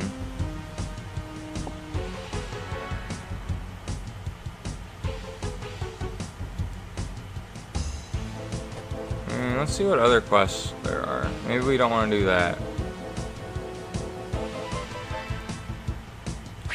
There's Ghost Ahoy. I mean, we could do the Giant Dwarf. I mean, that's one I started a while back. And just get it cleared, and that way it's not stuck on our quest log anymore.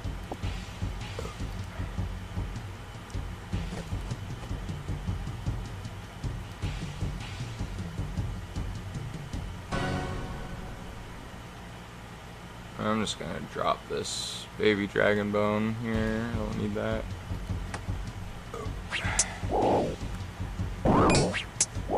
I don't know what it's for, is the problem.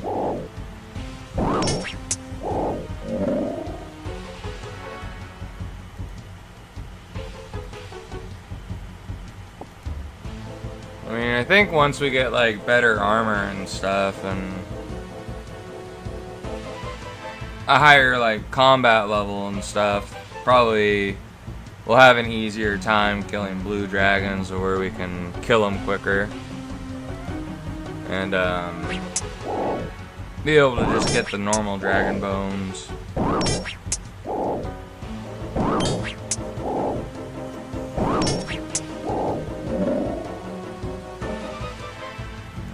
let's grab you. Just hang out here.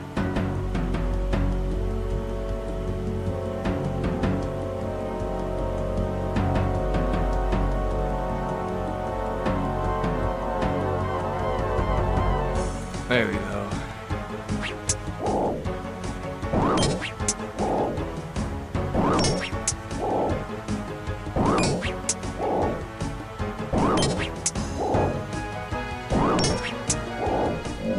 Alright, let's eat one of our swordfish and pick up the bone. And wait for this last baby dragon to spawn, and then we'll head back to... We'll just teleport to Camelot, and then store our bones in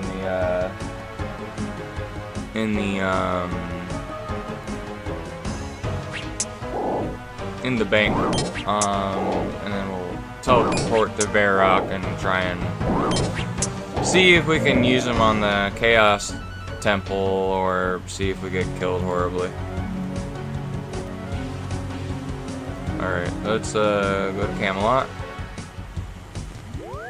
I'm gonna go to Catherby and pick up the fire runes I need. And then I gotta fucking figure out how to get to the Chaos Temple again. And it's always a little bit hard for me to navigate the wilderness just because I'm hardly ever there. We're gonna switch worlds though to a world where I think less people will be. That way we don't get like jumped. And we're trying to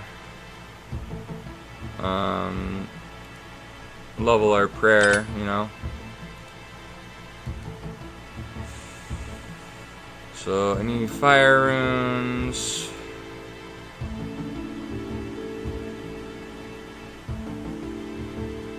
Teleport to Varrock. And then we'll probably go into the wilderness from Edgeville. Do I have my bones on me? No. Okay, let me bank these. And then we'll grab our bones.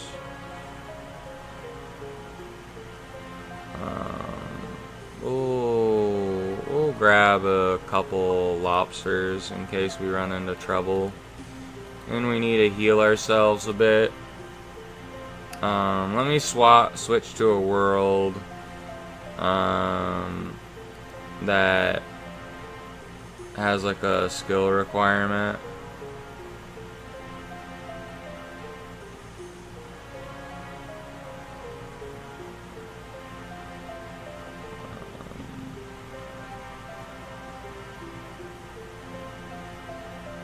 Here, there we go. We'll go to this one.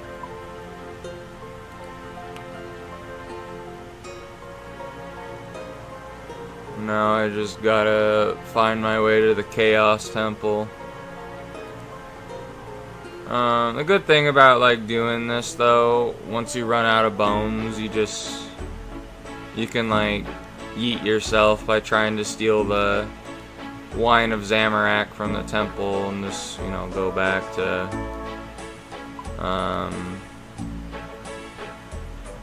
the thing. Is there a way to place a marker? I remember you used to be able to... Is there a way to... map labels? See, I don't know why that isn't a thing. I remembered, you know, you used to be able to put a marker and then it made it a little bit easier to navigate where you're trying to go, but I guess we're just gonna have to pay attention to our map. If I were to go do this, can I move the map? No, I can't move it like on a different on my other desktop. Okay.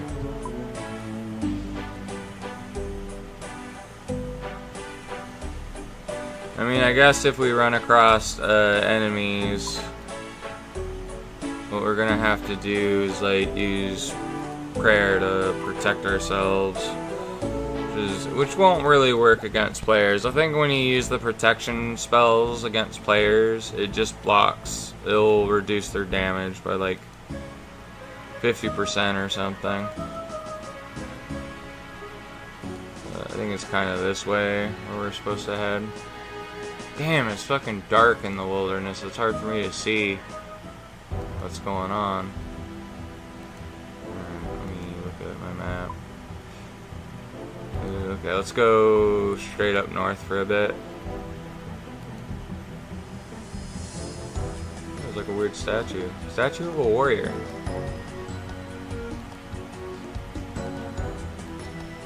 There's some grizzly bears.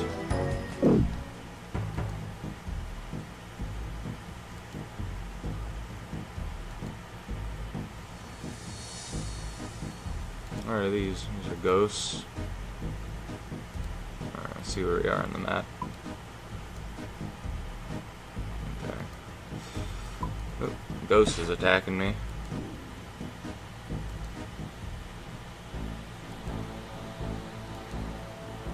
It's a little bit over this way. I'm curious as to... Oh yeah, I remember. You have to go past these hobgoblins here to the thing. I know there's like a thing you can do with like if you're really feeling ballsy, you can have like a bit of money on you and like banked note bones or something, and you can. There's like an NPC here at the Chaos Temple where you can just pay them to denote the items that you have and the bones you can use on the Chaos Temple.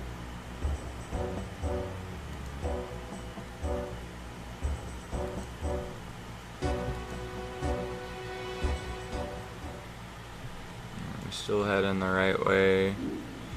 Here we are. Just a little bit to the northeast.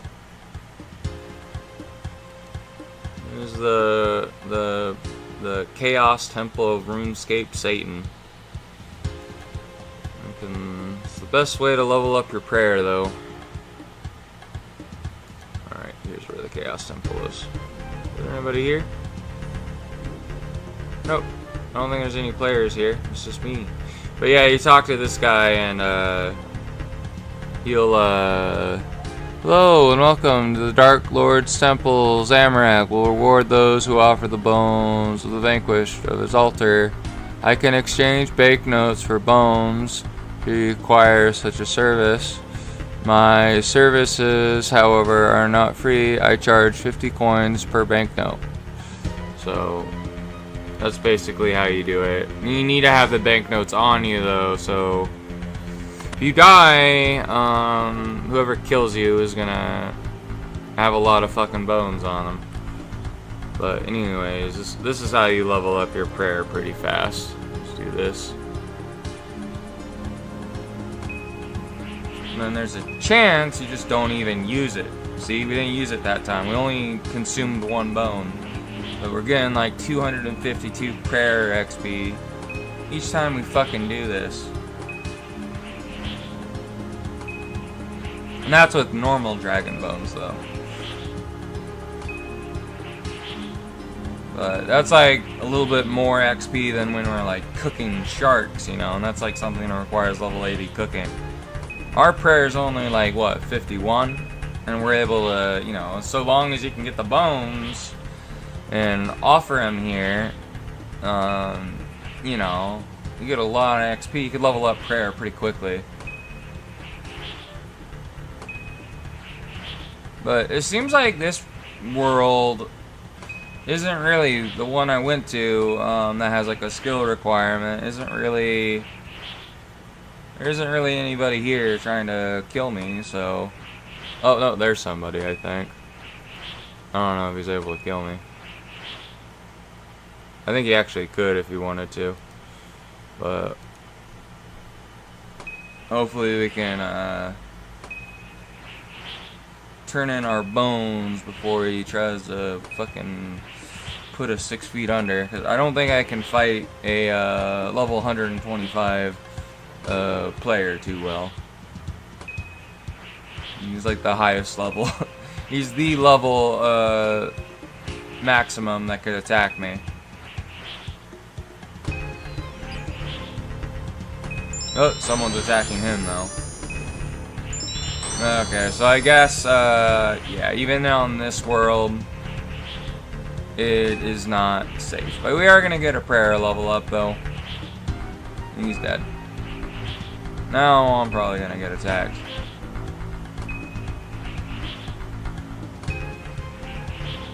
This is why...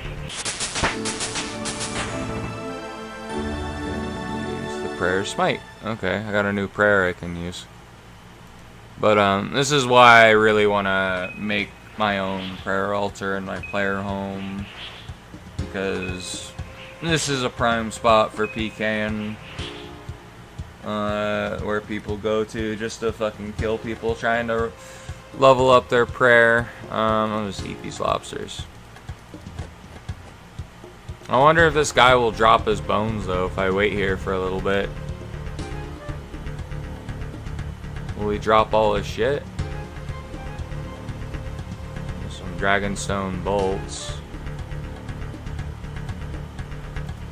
Grab those.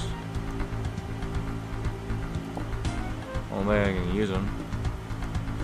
It's his bones. He didn't drop the bones he had in his inventory, I guess. Maybe he ended up using them all. Do you have any banknotes? Oh well, we'll just all offer the guy that got PK'd his bones to Zamorak, I guess.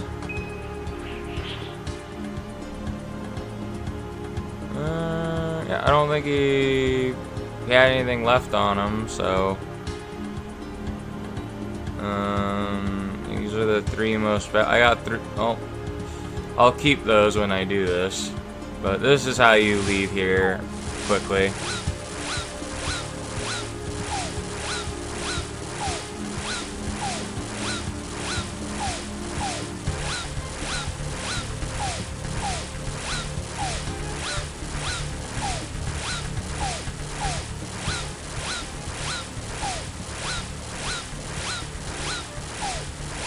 I'm dead. We're back in Lumbridge. Well, if we're gonna do the Inkinthalian's little helper quest, what items do we need for it?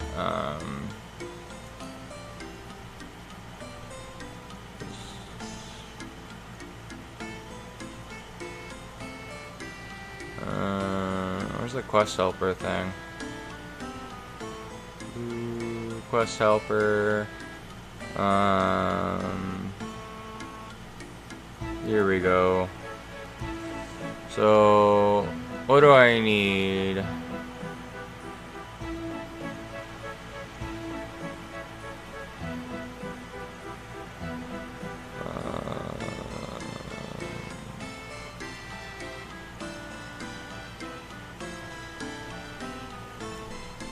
So the rewards for the quest is you get 4,500 thieving experience, the agility experience, woodcutting experience, you get the cat speak amulet. Well, what items do I need? Oh, okay. Well, let me teleport to Varrock and then we'll grab whatever items we don't have.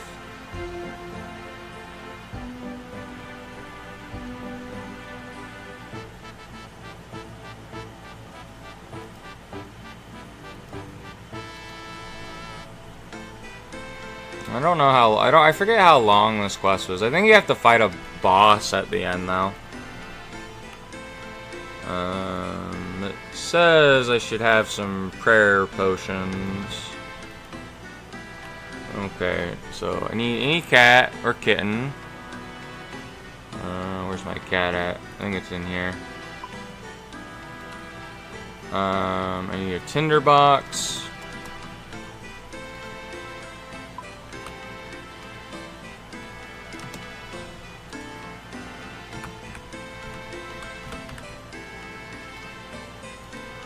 Let's store these.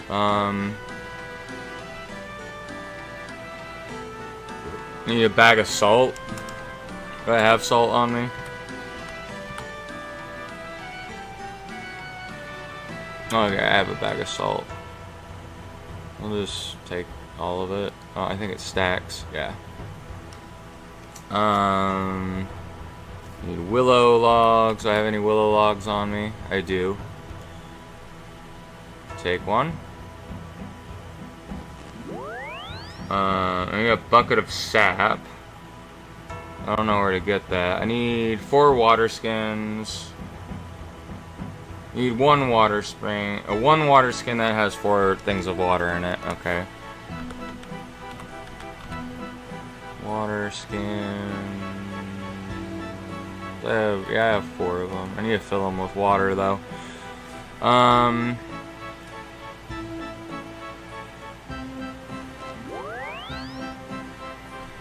Need linen. Do I have linen on me? No, I don't. Okay, so let's teleport to Varrock to get the rest of the stuff I need. And then I'm gonna need my armor as well, probably, for the quest. It says I should have some prayer potions as well. Do I have a prayer potion in my bank? I have 1. Okay. Do I have I took 4 of them. Okay, I didn't need to do that. Might be a bit overkill, but it should be fine. Do I have my whip on me? I don't think I do. Let me get my whip.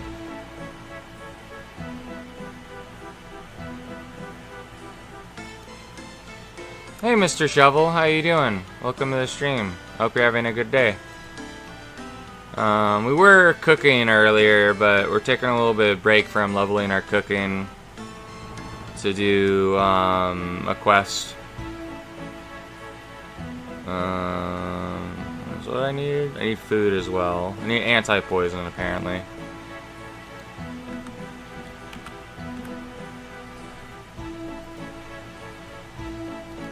Take 1 of those. And then all we need is linen. At least 600 coins and a bucket of sap. Alright, let's go to Varrock to get the rest of the things.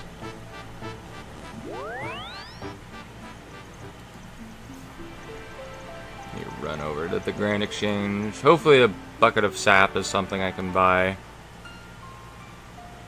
I don't remember where you get a bucket of sap.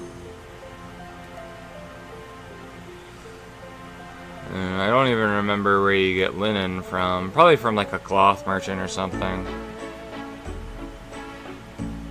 Alright, well thank you, Mr. Shovel.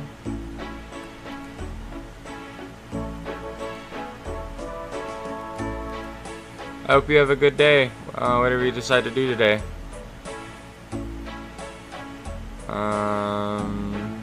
Let's have the cat. Let's drop the cat so it follows us. Okay, let's get my gold out.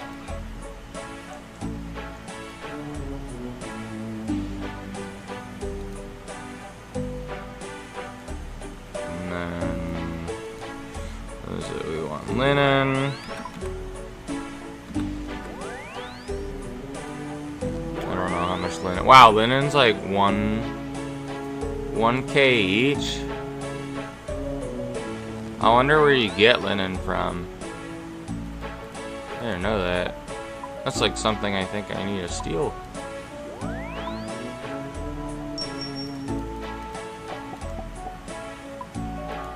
There's like nobody selling it though.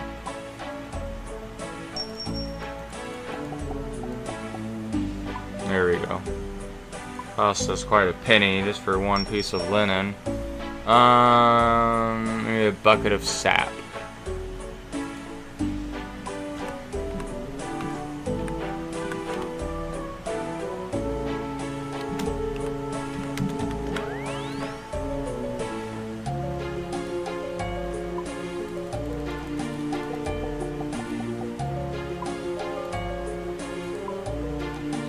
Okay.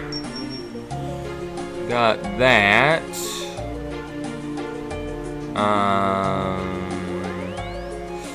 Now all we gotta do is, I'll keep like 5K on me. And we need food items. I think we will make do. Let's just, why not just use some of the sharks that we cooked? But I think this is everything I will need. I'm just gonna use the home teleport to get to Lumbridge a bit faster.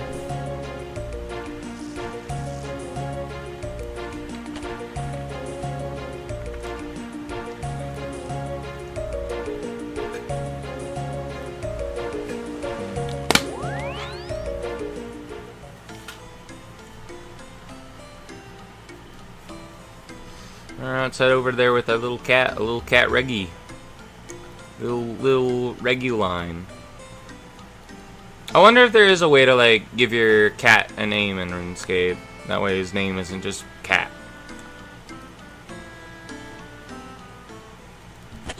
And I haven't been in this part of the map for ages. To be honest, I don't think I really need to have 4 prayer potions on me. I don't think we're going to be using that much prayer. First though, let's fill up this water skin at the well.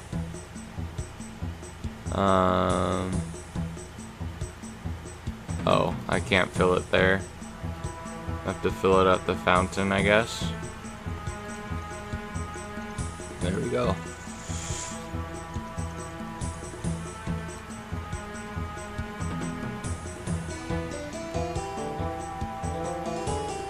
Let me deposit like two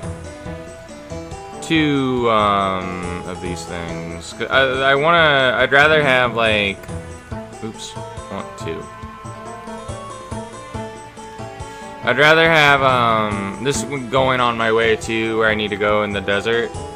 I want to have the desert robes, that way we don't drink all our water super quickly from the water skins.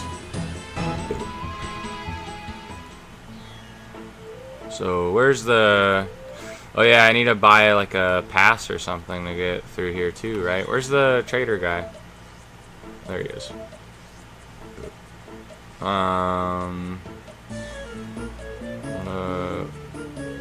Buy these. And... oh shit, well I'll just eat 1 shark, I guess. I need to buy a pass.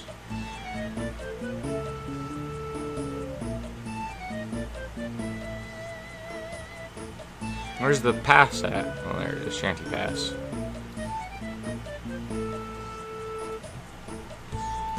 Okay. So where exactly is the quest start at?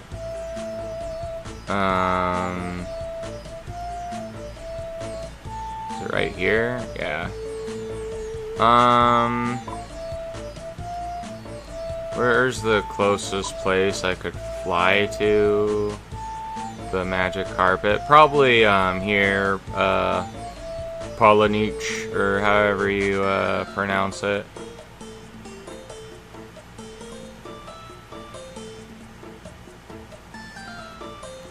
Alright, we'll just fly there. And then we'll wear our thing here. And then travel. I want to go to Pavranich. Be able to get through the desert a lot quicker without wasting our water skins.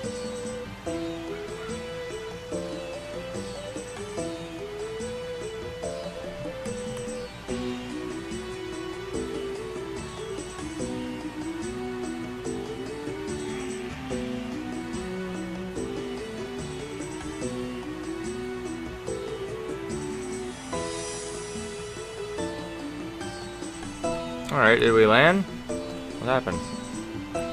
Oh, there we go. It was bugging out for a bit. Alright, well, let's continue from here.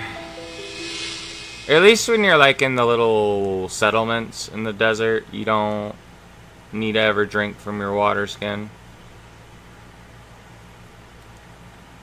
Is my cat still with me? Okay, he is, good.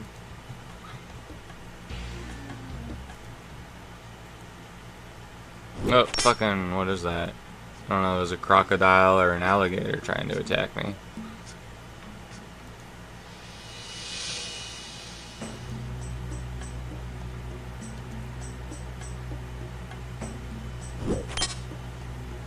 What is it? An alligator? Yeah, it's a crocodile, never mind.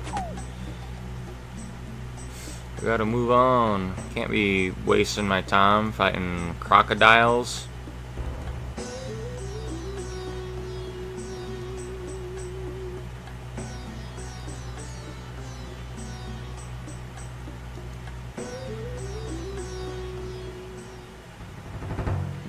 vultures.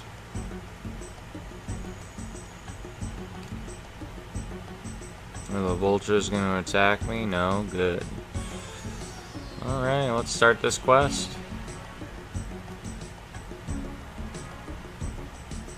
Yo, Wanderer. Good day, Wanderer. Hello to you too, Adventurer. Hiss. Reguline doesn't trust her. Ugh, get that cat away from me. Quickly, please. Why? What's your problem with it?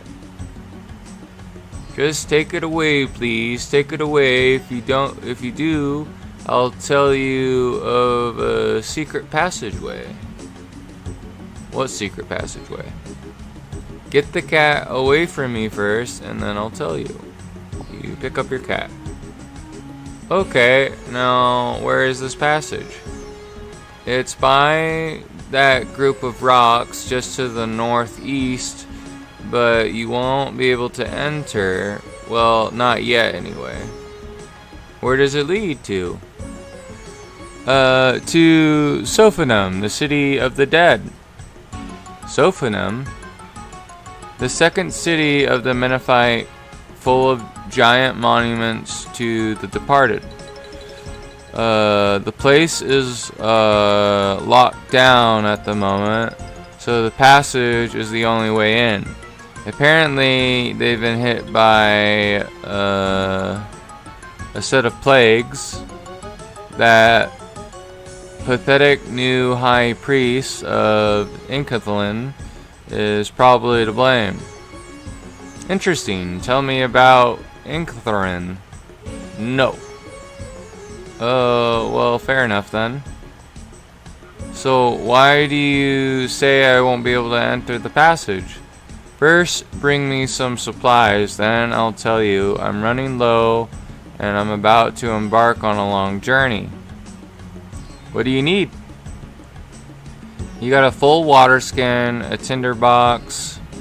I've seemed to have lost my own, and the desert nights are very cold. Yes. Okay, I'm actually have those on me already. Oh, good. Now look into my eyes. Look deeply into them. Don't blink.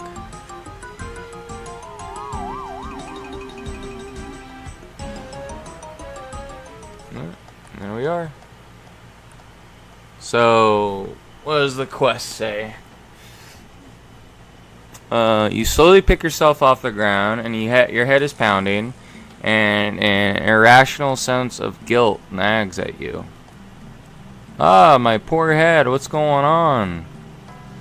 How did I get here? That wanderer, this is her doing. You notice a ghostly figure making pain gesture in your direction. Woo! The spirit tries to converse with you, but all you can understand is anger directed toward you.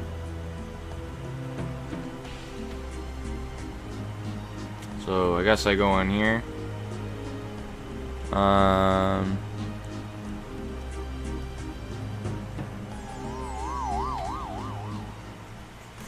Alright, I must go to the heart of the pyramid. The mistress commands it.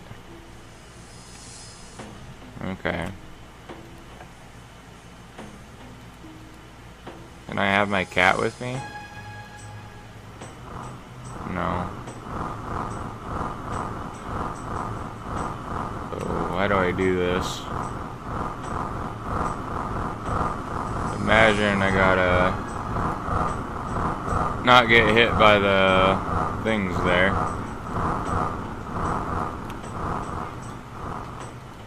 Oh yeah, let me put on my dragon armor. Oh no! Oh shit. Oh. Can I take damage from that? Oh, a little bit. Okay, well, let's try again. I guess this is like a little bit of a puzzle. Gotta avoid the booby traps.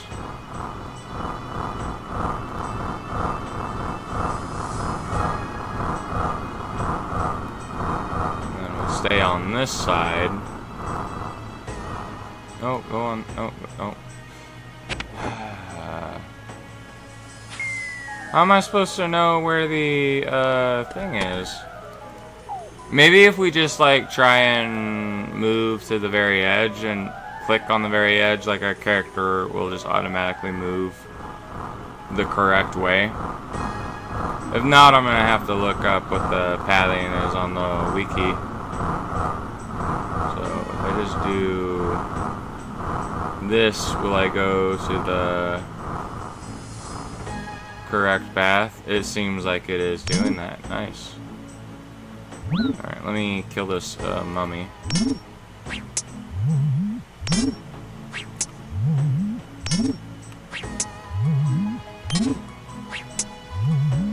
No, get him. How much HP does he have? He has 90? Okay.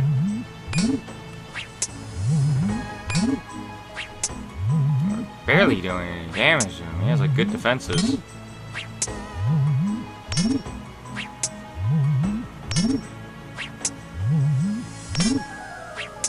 Come on, attack him! Why is he so strong? There we go.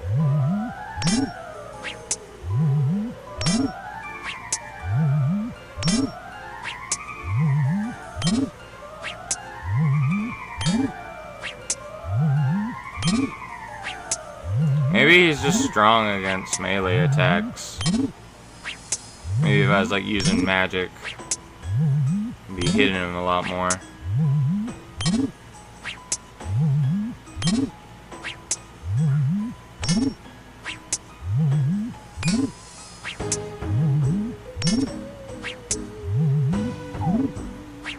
Here we go, we got him. What did he drop? Just bones. We'll take him and bury him, I guess. Let me eat the shark.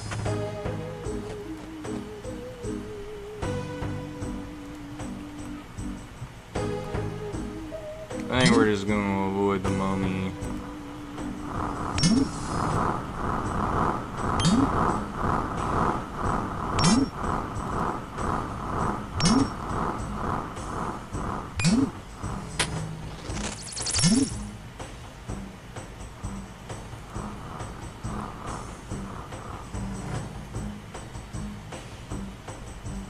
Looks like the music's like playing faster now.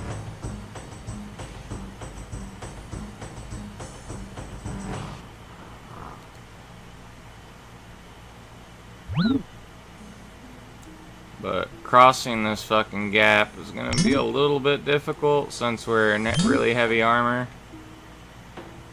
Even with our high agility. Alright, jump across the pit, cow. There we go, we did it.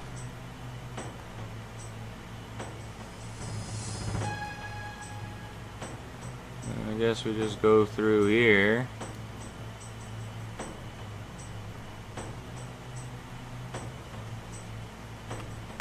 Okay, so how does this puzzle work?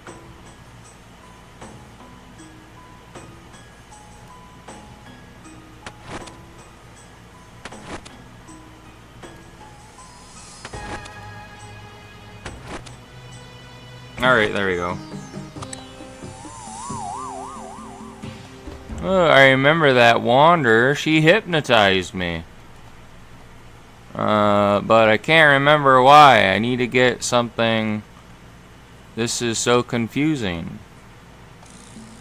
Maybe someone around here can tell me what on Gillinor is going on. I'm gonna drop my cat. There you go. Talk to the Sphinx. Good day. The Sphinx ignores you.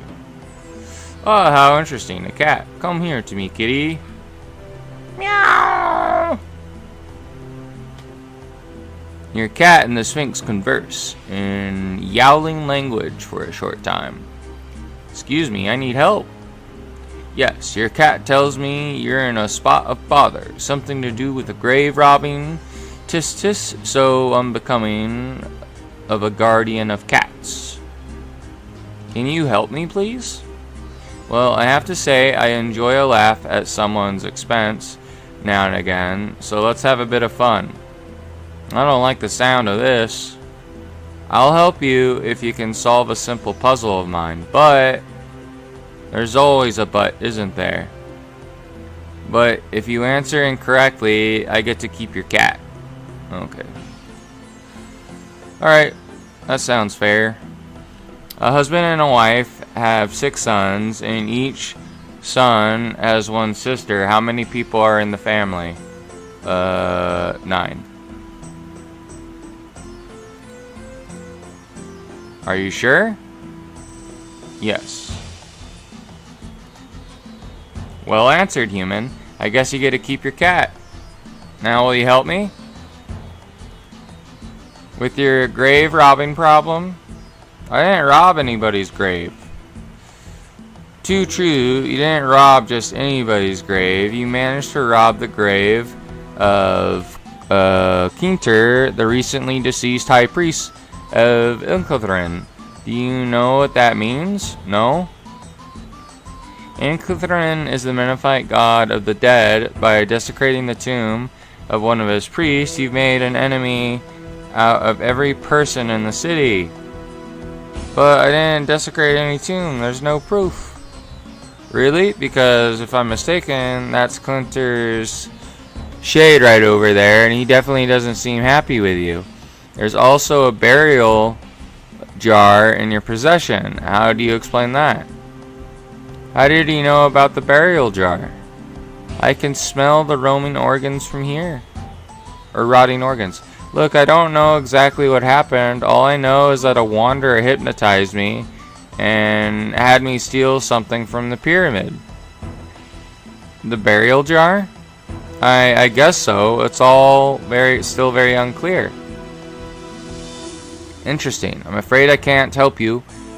I have my own concern without involving myself with petty human affairs.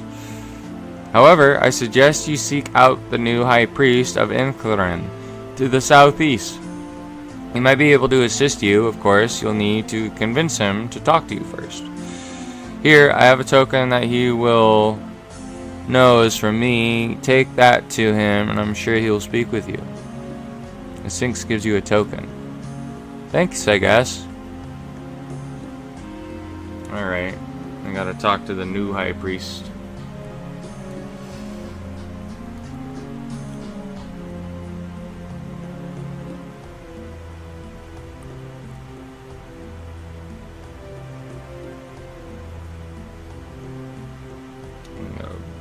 Canopic jar, and I don't know what else we have. Hello. You! I'll have no dealings with you who plunder the houses of the dead. Wait, the Sphinx told me that I should talk to you. The Sphinx? Is it possible that contrary old cat has never done anything to help us prove it? Well, I have this thing. Well, this is unexpected. So what do you want from me, that thief?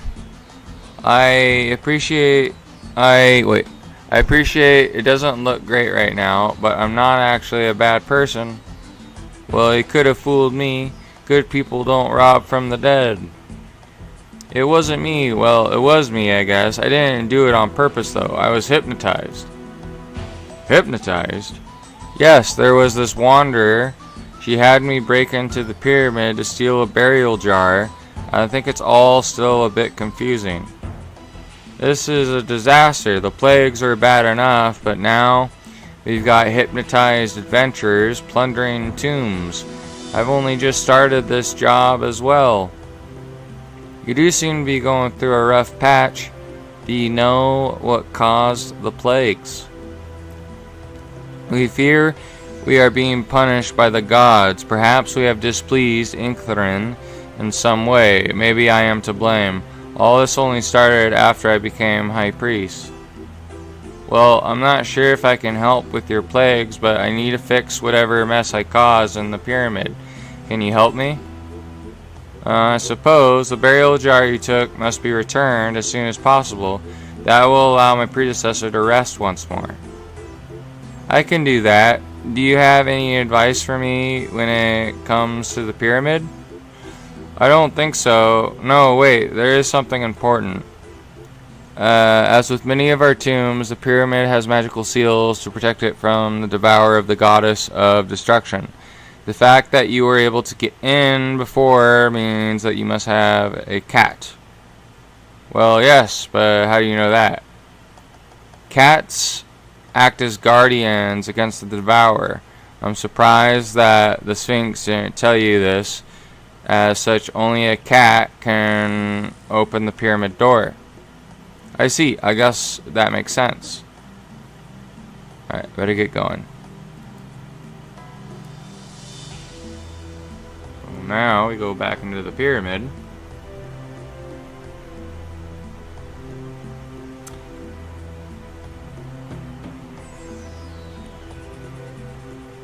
We need Reguline to enter.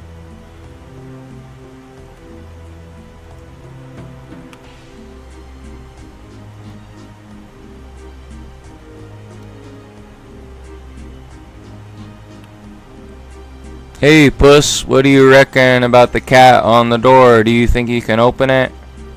Meow!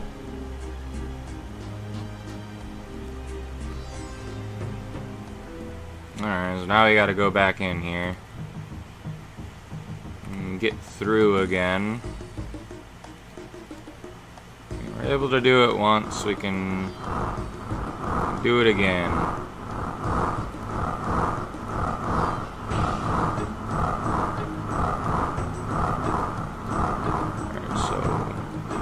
Just do this where we avoid the traps there, and then we'll just ignore the mummy because they're a little bit tough.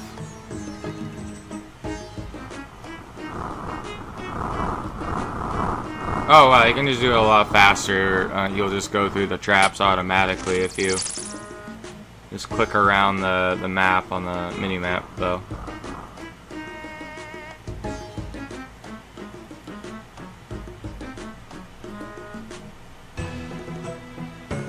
That looks like quicksand right over there, if I had to guess.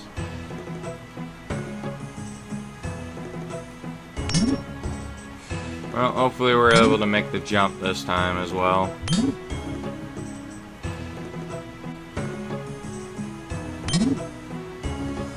I believe we have to fight that wanderer, who is I think a disguised god. I think she is the devourer. Let me get rid of this mummy that's... Jump across. I'm gonna have to kill him because I keep on getting interrupted.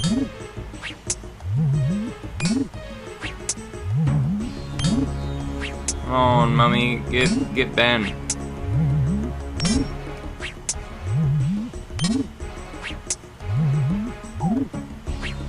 Let me try using a special on him. We'll do 9 damage.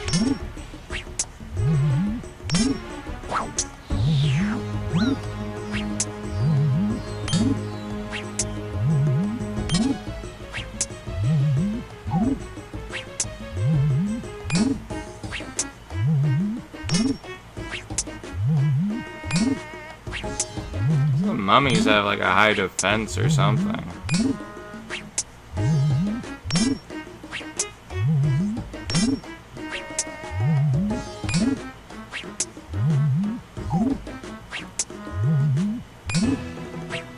But I remember the boss for this quest was a pretty high level from what I remember.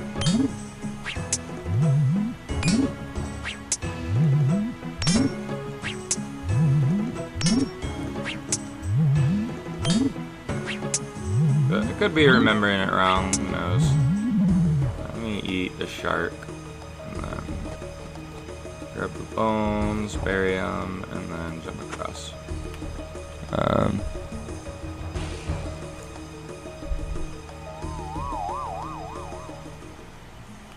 I need to get the burial jar for the mistress.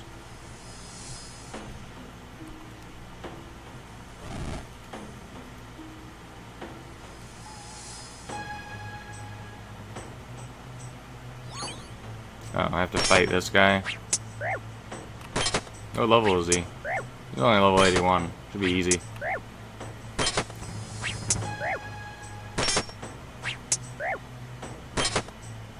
Is this guy the boss, or I don't remember him being the boss.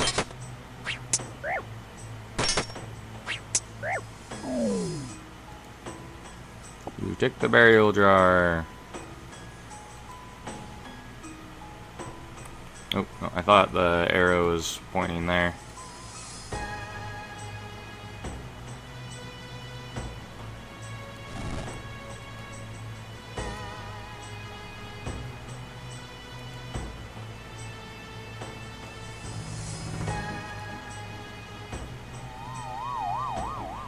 Alright. So I really did seal the jar. I need to return it as fast as I can. Okay.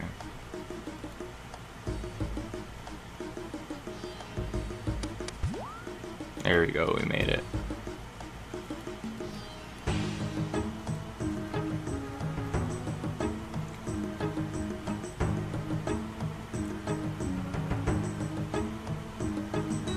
Okay, gotta solve a puzzle again.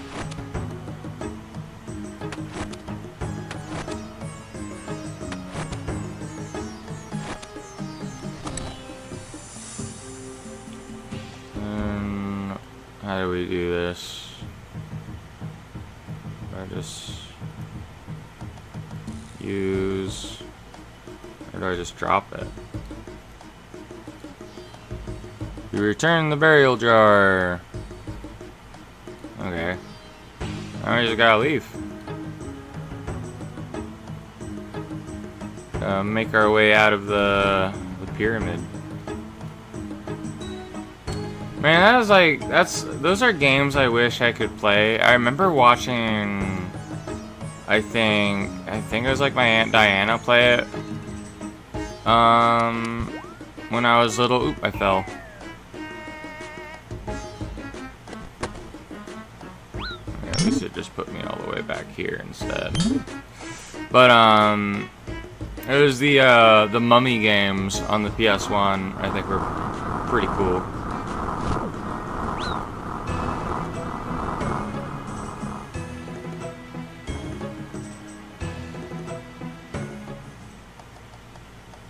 Alright, is the quest over? I thought there was like... I thought the boss was like in the level hundreds. Unless it was the apparition. Alright, hello! Have you managed to return the jar yet? Yeah, it's done.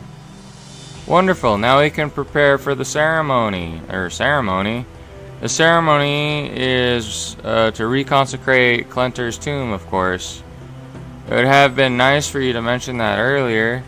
Sorry, with all the plague business, it must have slipped my mind.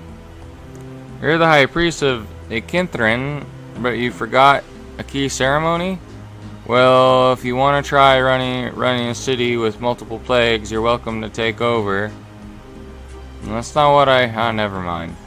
Good. Now, the ceremony is very dangerous, so we must ensure everything is done correctly. Dangerous? How? Well, the pyramid has these magical seals on it to protect it from the devourer. Yes, you told me earlier. Right, of course. I did. Well, for us to properly reconsecrate the tomb, we must first remove those seals. That means that once we begin, the pyramid will be vulnerable until the ceremony is complete. Ah, I see. Now, we made many of the preparations while you were gone, but the carpenter and the embalmer could both use a hand. Could you go and speak with them? Why do I have to help? Did you forget that this is all your fault? I guess I assumed that by returning the jar I stole, my job would be done. The job will be done when Clenter is at rest once more. Besides, thanks to the plagues, we're not allowing people to leave the city. However, as you seem to be unaffected, I've told the guards to make an exception for you.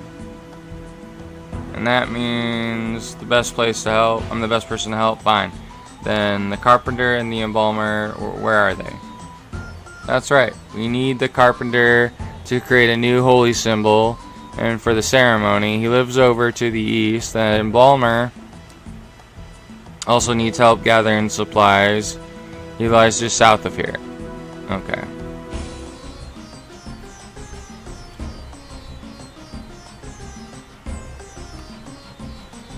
Where are you? You're the embalmer. Hello, hi there. Oh, it's you. I hear you're helping us now. To be honest, I'm still not thrilled to have you around, but so be it. I guess that's probably the best I can ask for. Give the situation. Anyway, the high priest said you need help gathering some supplies for a ceremony. That's right. I need 3 things, but the quarantine is making some of them hard to obtain. First, I need some salt. Normally, I get mine from the salt lake just north of the city. Just fill the bucket from the lake and then use a sun trap, blah blah blah. Next I need tree sap, well we got that. And finally I need linen. Well, you hand him some salt, hand him the bucket of sap, and you hand him the linen. Well, that was unexpected, thank you. I think that's everything I need. Great, I guess I'll go see the carpenter then. See the carpenter.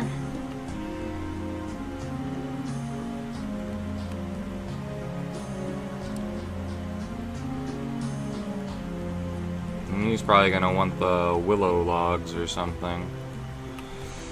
Good day. Hello, adventurer. The high priest says that you're here to help us. That's right. He asked me to come speak to you about a holy symbol for the ceremony. Yes, it needs to be made from willow. Thing is, there's a small problem with that. Is this the part where you need me to get you something? Wow, you're quick. I'm all out of willow, and due to the quarantine, I'm unable to leave the city to get more.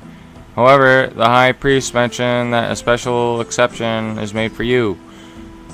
Well, there's actually no need for me to go anywhere. I already have some willow logs here. Thank you. Now just give me a moment.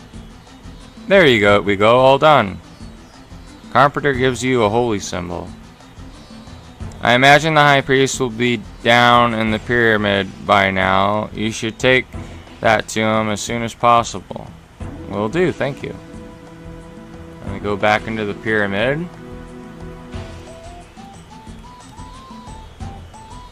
Let me have my cat out.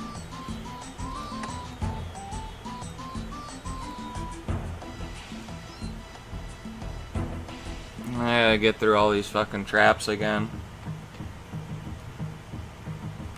Yeah, I do. Okay.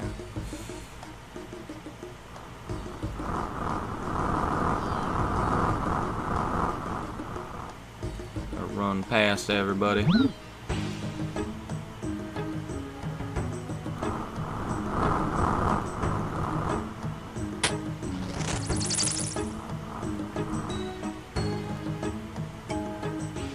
Might have to kill another mummy. It ends up chasing us.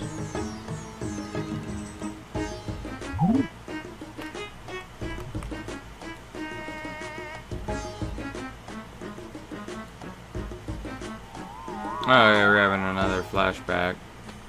I need to hide the mistress's symbol in the ceremonial room.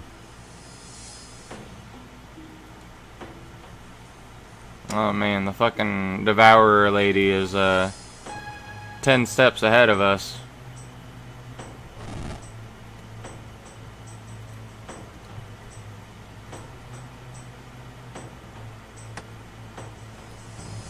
Yes, now the mistress can enter the pyramid whenever she pleases. The Wanderer, she's gonna attack the ceremony. I need to warn them. Alright, well, let's jump across. There we go, we made it.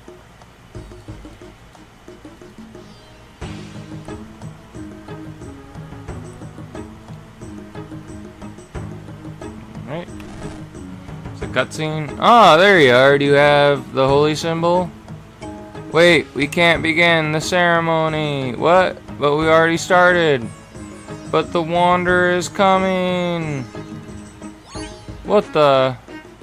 You have done well, adventurer. All my brother's dogs in one place with no one around to save them. It can't be. It's the Devourer. Adventurer, kill these pathetic priests. I'm not your slave anymore. Shame. Not to worry, though. I have plenty more. You, priests of the Dog Lord, you are now mine. Kill your brethren. Yes, mistress. Have fun. Protect us, adventurer. You must complete the ceremony. Attack a possessed priest. Oh no, he's a wizard. Means he's strong against me. Let me use protect from magic.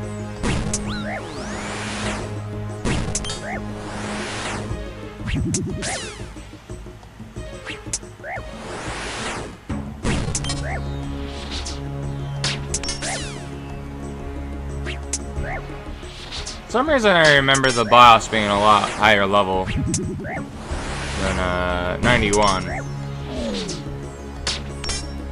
A defense potion. Alright, let me turn off the prayer for now. Thank you so much, adventurer. Thanks to you, we were able to complete the ceremony.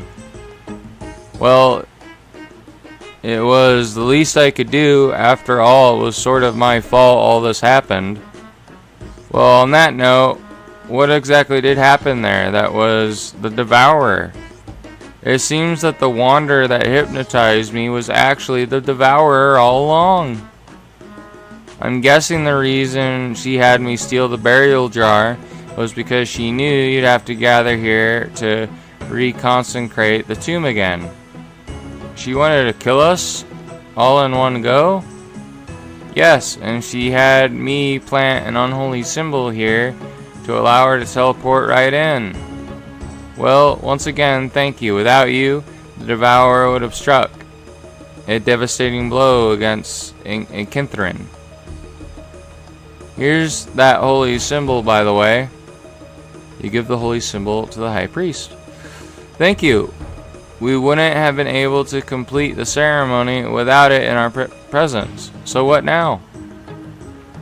We have a few things to finish here, but then we'll lead back up into the city. Please join us there. Oh, so I have to leave myself? Okay. Just meet him back. Or how do I get out of here? All of a sudden, the final sense of deja vu sweeps over you.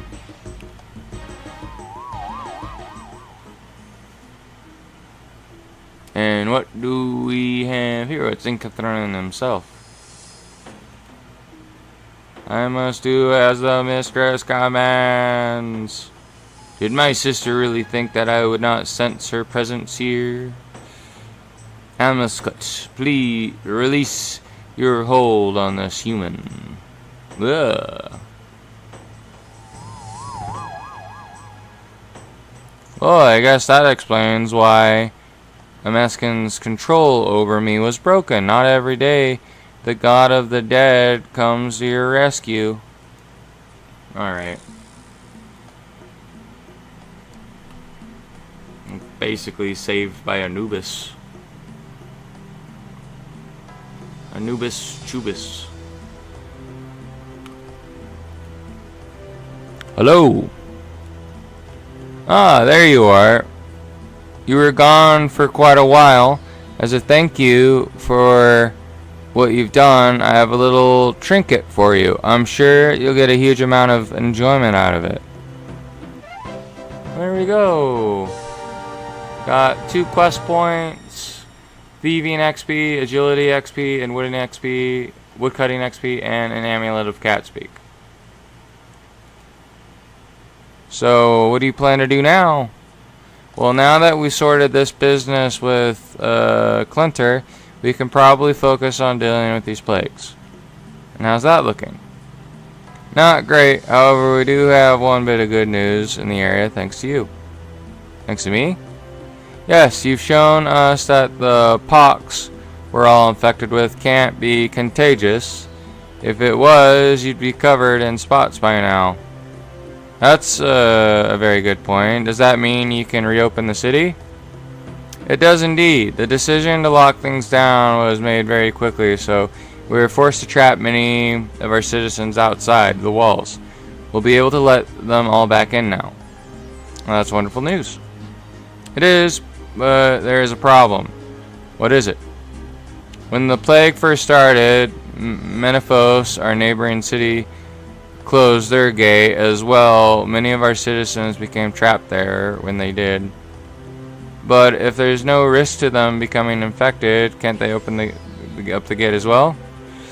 You'd think so, but they believe there is still a danger. It seems they're even willing to kill if it helps keep their city isolated. Perhaps I could help. You really want to help us again?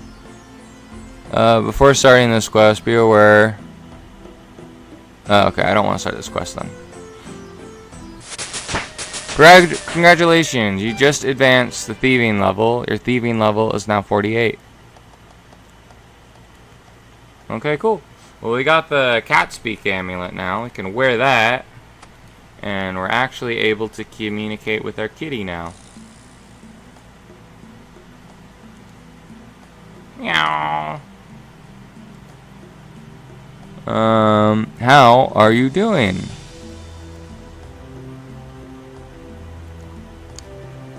If you don't stop talking to me, I'll never squeeze in my slouching time for the day. How are you doing? He just says the same thing over again. How old are you now? I'm old and fat, if that's what you're driving at. What are you thinking? Of trading me in for a younger model? After all the adventuring we've done together, is that it? It's nothing of the sort. I was just making conversation, that's all. Sure, I know your game. Going to trade me in for some death runes, are ya? Well, how do you know about that? We cats talk, you know.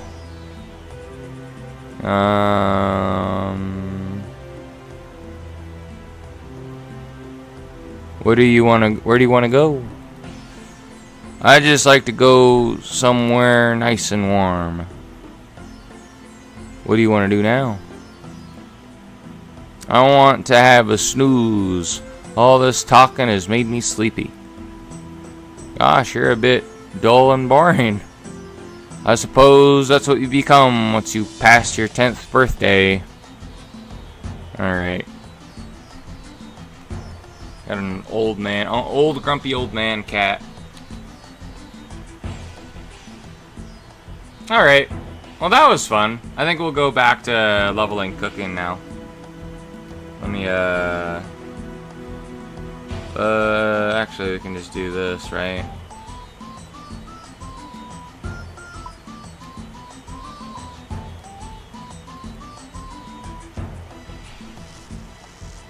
That was fun.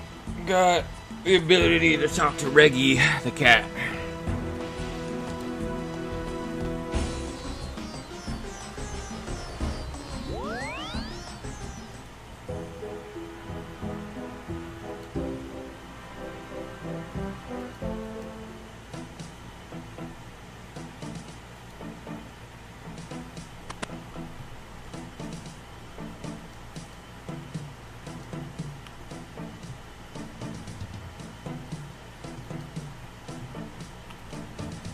Okay. We're gonna need to store everything in our bank that we have. Oh, let me bury these regular bones. And then, oh, oops, I'm gonna close the door. Or maybe the door just closed on its own.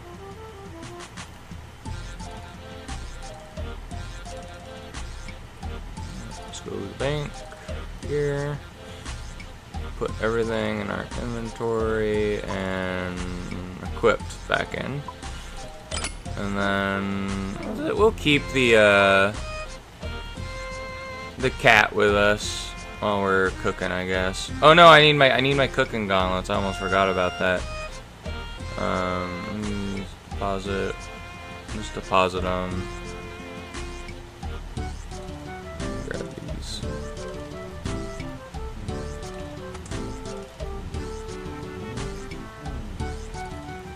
Back to cooking.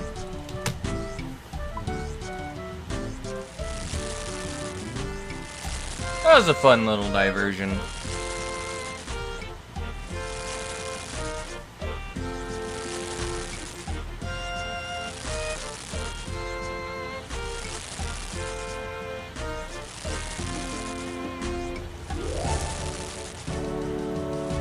I've been meaning to get that cat speak amulet for a while. Just cause I know the quest lines involving your pet cat are pretty entertaining and fun.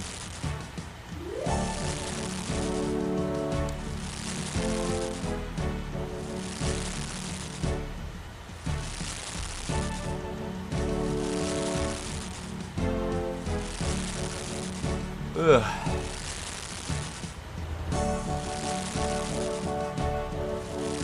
What is today? Today's Thursday, right? That would make sense. Yeah, it's Thursday.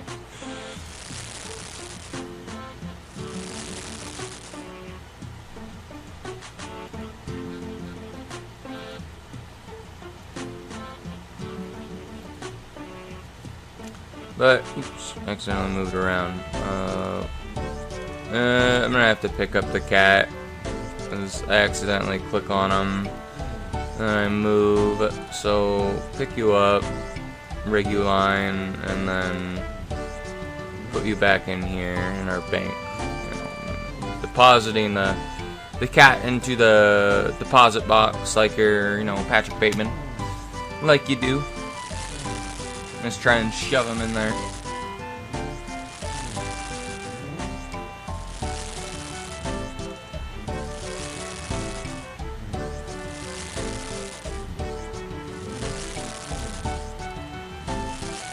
Wonder if we unlocked any new quests to do. I forget what the quest after Ankithlian's little helper is.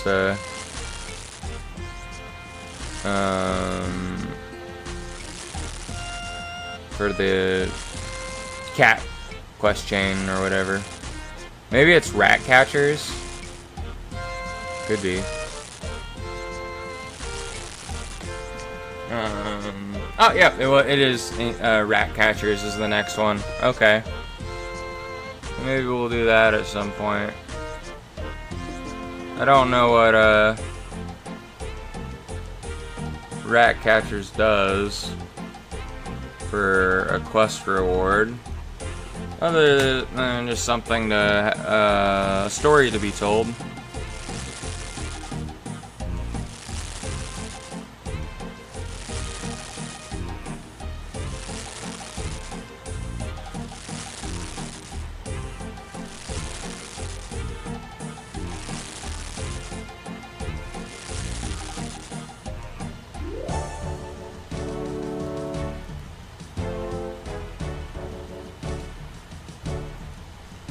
Continue cooking. I think I'm gonna heat up that thing of leftover spaghetti I have real quick. I'll be right back.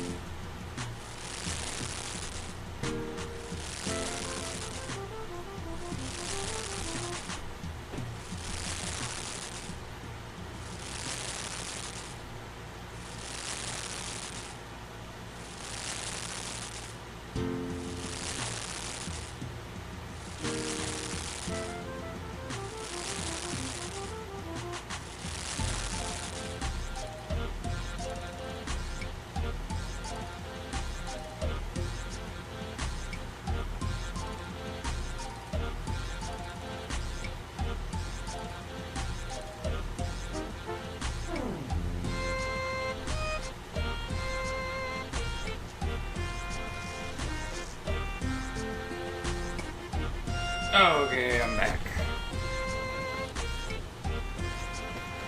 I'll be back.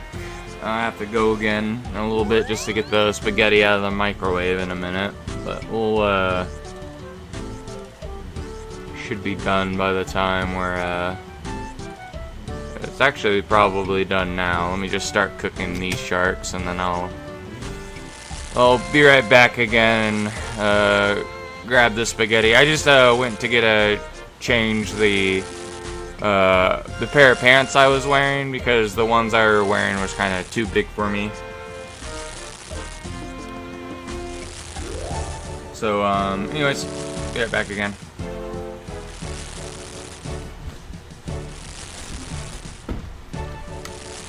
Oh, back in my day, we had to go up hills both ways in the snow, in a blizzard. How goes fighting dragons?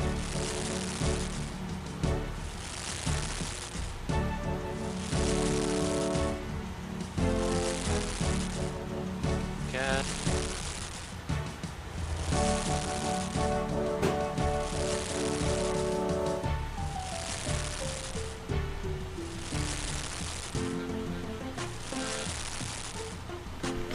Alright, I'm back and I have my spaghetti with me. Oh, hey, Heretic. Yeah, I came back and it's like quiet. It's like, No, I'm here. I was like, No, I just went to go get spaghetti. I was making some food. oh, hell yeah, that sounds delicious. Yeah, it was the leftover spaghetti I had from yesterday. Hell yeah. Yeah, I ended up. So how goes What? dealing with dragon? How goes dealing with Oh, dragon? I got done with that. I got a full inventory of bones, and then I went to the Chaos Temple in the wilderness. I ended up getting a level of prayer from the full inventory of dragon bones I collected, and then Awesome. And then I went and did the quest called I don't know how to pronounce it right. It's a weird name. It's like Inkimphilian's Little Helper. It's a quest that you can do after you do the Gertrude's Cat quest, where you get a pet cat. And then there's like a whole quest line involving your pet cat, basically. And I ended up completing that quest, and the quest reward for it is you get thieving XP, agility XP, woodcutting XP, and you get a cat speak amulet. So when you wear the amulet, you're able to talk to your cat. Awesome. Oh, that sounds wicked. Yeah. I thought about getting a cat. Real life, actually. I want to get a cat too. I thought the bald cats would be easier to take care of, but they're actually a lot harder. Hairless. You gotta keep them warm, and you gotta oil them they're up. You kinda gotta greasy. oil them up. Yep. Like if it was just keeping them warm, I think that'd be easy to do. It's just oiling them up. If you gotta do that all the time, it could be a bit of a hassle. Yeah. They can be greasy as hell too. This person that I actually talked to had a partial hairless cat. Like you could tell it's a hairless when the hairless breeds, but it had hair on it. This was a mix. It's like, oh, that was kind of cool. Yeah. Do you have a Switch, Heretic? I do. I don't know where it is right off the top. Well, I was thinking if somewhere. you have the subscription thing for the Switch, we could play some like old N64 games together and on stream or something. Right. Because I was playing Mario Kart the other day. Awesome. Yeah, I don't know where my Switch is, and honestly, I don't play it enough, so it really. I mean, most of the time I play it is when I gotta stream, so. It has a lot, there's a lot of free games on it. If you have the subscription, you get all the free N64 games. You get the Super Nintendo, like the old Nintendo games, like on the Super Nintendo and the regular Nintendo. Yep. I think there's like a library of Sega Genesis games you can get as well. Unfortunately, like, there's really no reason to get the Switch 2 right now. Because I was asking my friend Steven about it, because he has one. But he was telling me if like my only interest was to play the Oh, GameCube really? games on the Switch 2, because the Switch 2 can play old GameCube games. There's only the problem is they only have 3 games on the thing right now. I know what 2 of them are. I forgot what one of them was, but the 2 that I do know on it are Legend of Zelda Wind Waker and Soul Calibur 2. Uh-huh.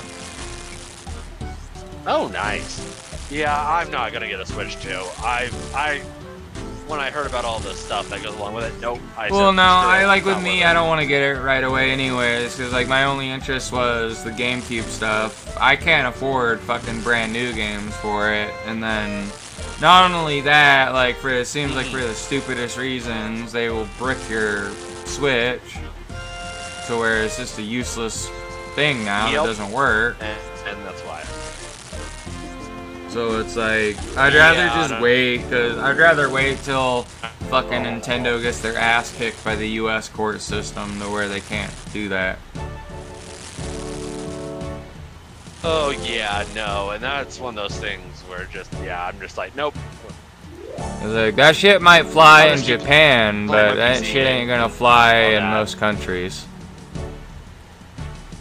Cause like in Japan, it's like illegal to like mod your games. Like the Pinkertons the Japanese feds will send the Pinkertons after you if you mod your game, basically, and you go to jail or something.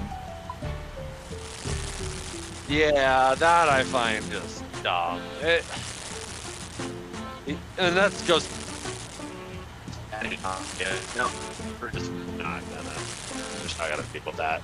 Yeah, I mean, because like it's like, oh, so it's like that means I would never want to live in Japan because of those laws.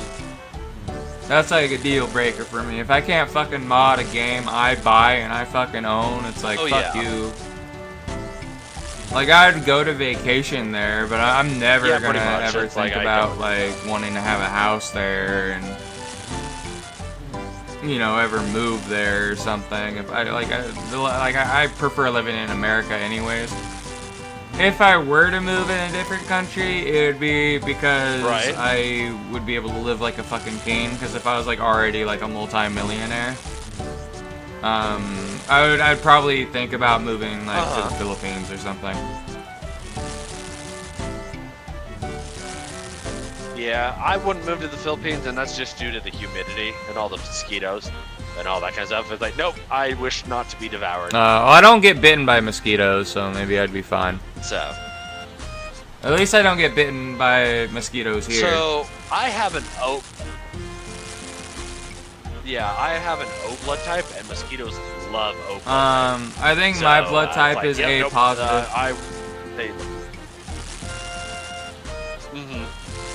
Yeah, I've got the one that they like. See, and that's the thing. The only mosquitoes that bite are the females. So therefore, I get all them chicas. They may be mosquitoes, but still, I get all the chicks. Yeah. Mosquito. The cute mosquito girl. I love to suck your ass. Oh god.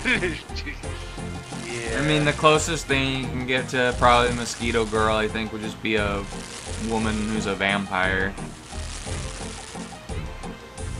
Right? That could be an interesting question. It's like, oh, hey, do vampires have the same kind of feeding tendencies as mosquitoes? Because at that rate, if they do, O blood type and whatnot, Well, I know in fiction, so well, it depends on what setting. I would imagine, like, yeah, all the different blood types taste different, but like in the Elder Scrolls, drinking blood from different races tastes different. So like, or like if you, so like like drinking, like, so vampires in the Elder Scrolls, probably the most tastiest type of blood that they like is like the blood, like feeding off of a person who's like a lycanthrope. Apparently, like that's like very, it's like a gourmet, you know, meal at like a really expensive restaurant. That's like the blood of a lycanthrope would taste like to a vampire. Whereas like, you know, the different races have like a little different taste, and then if you were to feed off an animal, it's like, it's just like, you know, eating like junk food basically. It's not something you want to sustain yourself off of. Right, and that could be a really cool setting too. Like you set up, you could have that in a setting, and it'd be really an interesting. That's usually fact what I about do that. in settings I have, is that like if you're drinking blood from, like let's just say if it was like D&D, like a blood from, or like a Pathfinder, you know, you drink blood from a kitsune, that might have a weird taste to it. Or if you were to feed off like a fairy, Right. maybe that has like some kind of weird thing, or kind of like a really sweet taste. Whereas like maybe like feeding off of an orc tastes like, you know, having like a, you know, some roast beef or like a steak or something. Right. That'd be cool. Pass this up and try. Yeah. I think, I'm trying to remember what, I think my cooking's 85 right now. I think that's what I got it to before I took my break from cooking.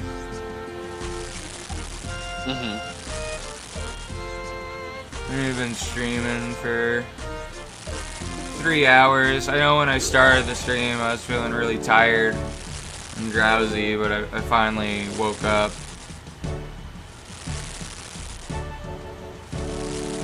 Right. Oh, I need to move over, but I can't. If I turn on my blinker right now, it'll scream at me because there's someone right there. Yeah. No, it's really loud actually. So there we go. Oh yeah, I looked up on the insurance thing.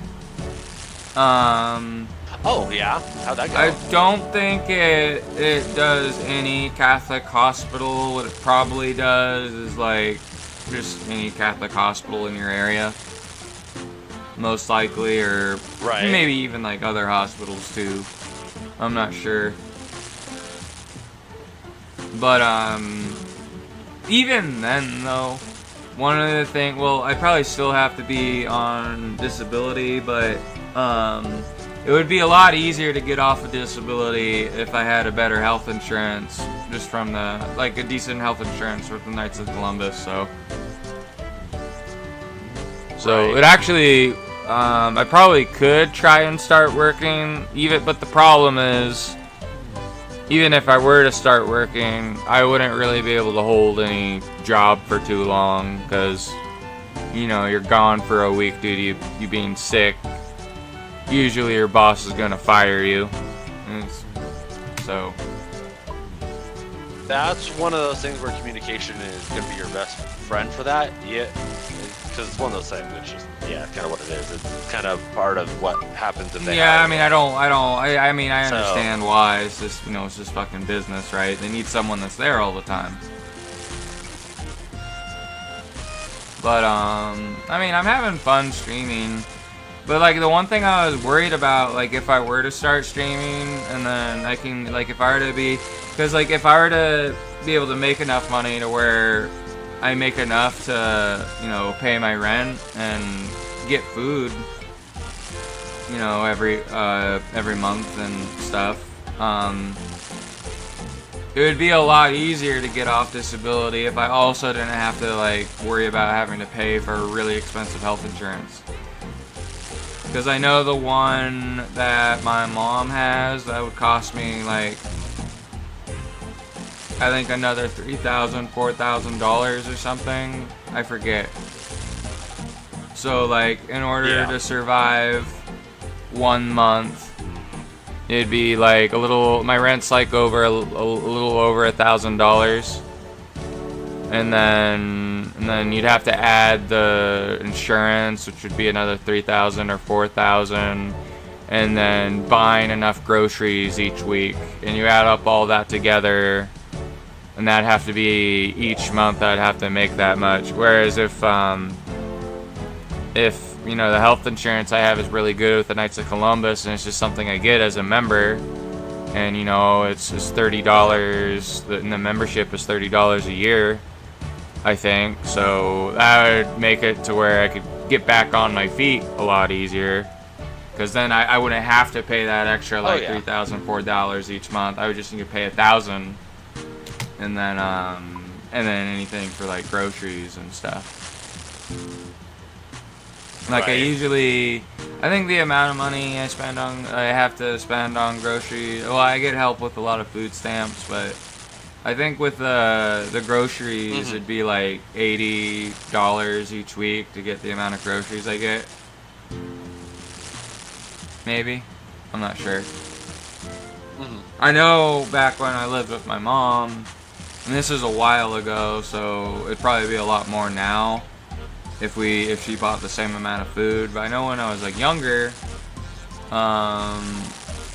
you know, living with my mom and my stepdad, you know, I think groceries cost about a little over $100 each week just to get everything we needed. So yeah. I saw this news story where you know those like things where they deliver food to you, like it's like, oh, I want McDonald's but I don't want to go there. Yep. Just have someone deliver it. Yeah, DoorDash. So apparently, like DoorDash, like they fucking scam you. So like, and McDonald's could do something about it, because like these restaurants could do something about it. They just choose not to. But it's like, so like the only thing you should be paying for when you are paying like Grubhub or DoorDash or something is the delivery fee. And just whatever, and then the tip you give the person who delivers it, right? But for some reason, they also like just whatever you're ordering. Like if you're ordering a Big Mac, they'll make it to where even though McDonald's doesn't make any money from DoorDash doing this, but they'll like, oh, a Big Mac is this much. We're gonna sell you a Big Mac at 170% of the value of what a Big Mac is worth. Plus, then you got to do the delivery fee and the tip as well. Yep, it's like basically it's a convenience fee, and they're upselling. Yeah, if they're upselling it is the So that way problem. they're Like making I more don't money. understand why they can get away with that. That seems very questionable. Oh yeah, it's sucky. But at the same time, like I have used services like that, but very, very rarely. I very rarely done it But that's too. also I think like- the only time I've done it, me and my friends have done it. Me and someone I used to be friends with. I don't know what happened. I lost contact with her. I think either her phone number changed or because I tried texting her. And it said I was blocked for whatever reason, which I thought was weird because I didn't do anything to her. It's women. Well, There you yeah, go. it's There's the not answer, that. it's It's women. libtard women as well. You have a different opinion, and you know, people don't want to be friends Yeah, I with you dealt with that anymore. and all that not too long. But Well, But I've been friends. Well, I was friends with her since 2nd grade, but I guess that doesn't mean anything. But I'm just assuming her phone number changed because apparently she moved to Australia for some reason, for something. She was living there for a while. But it is weird though. Yeah, but when we went to BlizzCon together for my birthday one year. We ordered like food for dinner when we were at the hotel. I forgot what we got, but we just ordered something because we were tired and stuff. Right. But I don't think she's mad. Because I don't know what I would have. I just think she changed her phone number because you know she was in Australia. But because it was weird because she messaged me like a little bit before I tried messaging her again, and she was just asking me how I was doing. And I was like, because I haven't. It was like I talked to her a little bit before the St. Floyd thing happened.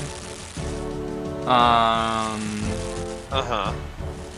know, I just had no reason to talk to her. It wasn't mad or anything, but that was like when the St. Floyd stuff was happening. That was before I had gastropariasis, or before it came back. I technically got diagnosed with it in 2018, and then just disappeared for a few years. But then But anyways, like, one of the reasons, like, I wasn't really talking to her is because I was getting sick all the time.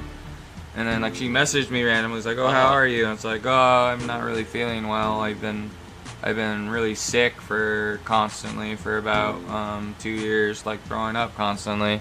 It's like, oh, like, just remember, like, I'll always be your friend or whatever. I don't know. So, like, I don't know. That's because she said that, and we've known each other since 2nd grade. Like, I think she just fucking changed her number. And then I was texting the number, and then someone else was using that number now or something, so they blocked me because they didn't know who the fuck I was. Yeah, I mean, I had this chick that I knew for, God, I don't even know how many years, like, a long time.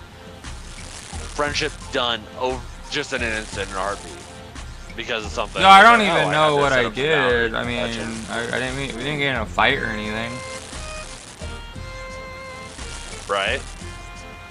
It's one of those things. I mean, the only thing that pissed me off is because she was, when that stuff was happening, there was a protest outside my mom's work because my mom worked for the police. I mean, she wasn't a police officer. She just did their payroll and stuff. And, she was out there protesting outside my mom's work, and then my mom they sent everyone home early because they didn't want them to get, because because there's, like, a dangerous situation. And I remember my stepmom, Terry, was outside protesting, but she was protesting, like, pro-police. And then someone tried to fucking ruin my stepmom's life. Like, they took a picture of my stepmom and then said she was, like, racist or whatever. And then but, like, my stepmom's coworkers didn't fucking care.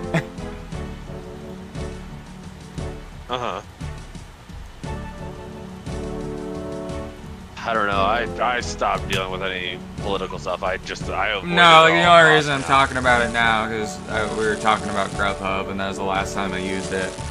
Oh yeah. But yeah, BlizzCon, man, I had fun at BlizzCon that year. It's a shame Blizzard's a dumb company now. Yep, they're owned by Activision. I don't think they're owned by Activision anymore. Aren't they owned by Microsoft now? I don't know the recent one. I know it was Blizzard, and then it became Activision Blizzard. Well, yeah. That was when they started started being weird. It was when, like, WoW started sucking. It was when Activision got a hold of them. I think the first expansion, they ended up selling to Activision, I think, after Wrath of the Lich King ended. And then the first expansion Activision Blizzard did was Kata. Yeah. I mean, Activision Blizzard has made a few good expansions. I think the best expansion they made was Legion. Legion was, I think, my favorite expansions that I've ever done were Wrath and Legion. And then, like, the reason why I like TBC, though, is because that was when I started, so that'd be my third. I just didn't really get to do any endgame content in TBC. Because, I never got to max level. I almost did, though. Yeah. I've never had a max level character on WoW. Yeah. It just was one of those things where it's like I got bored with the game and it just got repetitive. It's like, nope, we're done. No, yeah, well, the leveling system back in the day, it took a really long time. There was the questing was a lot difficult because you didn't really they didn't have like the quest helper thing built in. You'd have to download an add-on that would like show you where to go for quests and stuff. And not only that, like a lot of the lower level zones, like they barely had any quests, so leveling was an experience. It took a lot longer. That was actually part of the game, was leveling. Nowadays, WoW is just the only thing that matters is the in-game content. The leveling is irrelevant.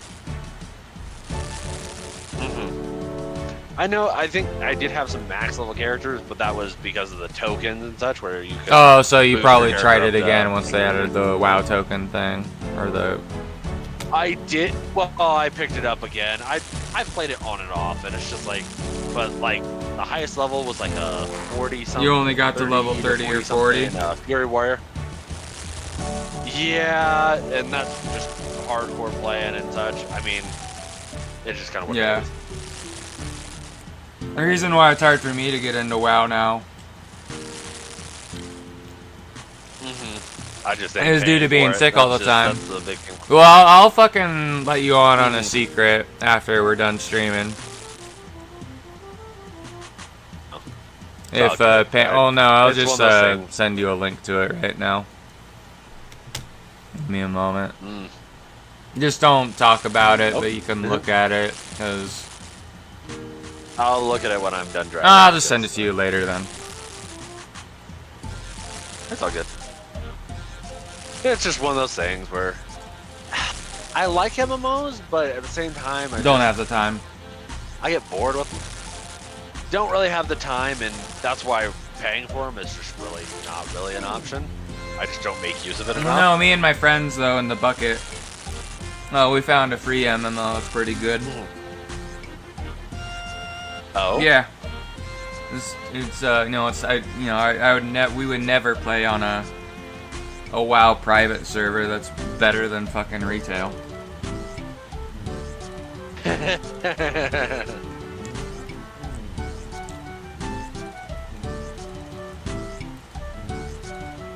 Alright. Got 500 more raw sharks to cook.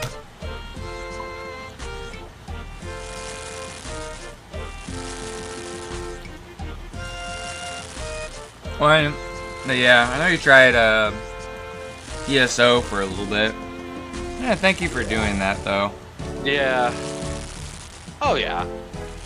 It's just one of those things where it's just... I think it has a similar... Like, I played it ages ago, but then I did play it more recently. And I think it might be a setting thing, and it's like, I run into the... I get bored with them, and that's with pretty much any MMO, where it gets repetitive and such. Oh yeah, I mean honestly, the leveling and ESOs are kind of boring, to be honest. Because like it's the reason why I like the MMO is it's like it feels like as if you had something like a Skyrim game or Oblivion, but you MMO-ized it a bit. Because, like, you know, you have all the, like, zones you can explore, there's, like, points of interest you can discover, and then, you know, you go into a random, like, delve and explore and stuff. That's what I like. And then there's stuff you can do with, like, your friends, like dungeons and like, veteran dungeons and trials and stuff. I think one of the aspects that I think that Mount Blade does well is it's an RPG, but it's like what I consider an actual full-blown action RPG, where your RPG stuff, like your RPG elements, your stats and all that, they do play a part, but they're not directed in your face like Borderlands. I fucking hate Borderlands. Borderlands, I hate that game. I ended up deleting it off Steam because it was like it was doing some like weird stuff where it felt like I was like it sounded like from what I heard it sounded like it was like malware. They wanted to basically make their games malware. I'm like I'd rather not. Fair enough. I mean I don't. Borderlands run into it's an RPG problem that basically you can only grind so much and this and the other, and there's some weapons that are quote-unquote top-tier weapons because of just how the stats and everything works. And it's like, I just want to use what I like, and that's it, and not have to worry about that. Yeah, I mean, I like open world RPGs a lot, where I just make my own character, like Skyrim, and like Fallout New Vegas. And that's my type of.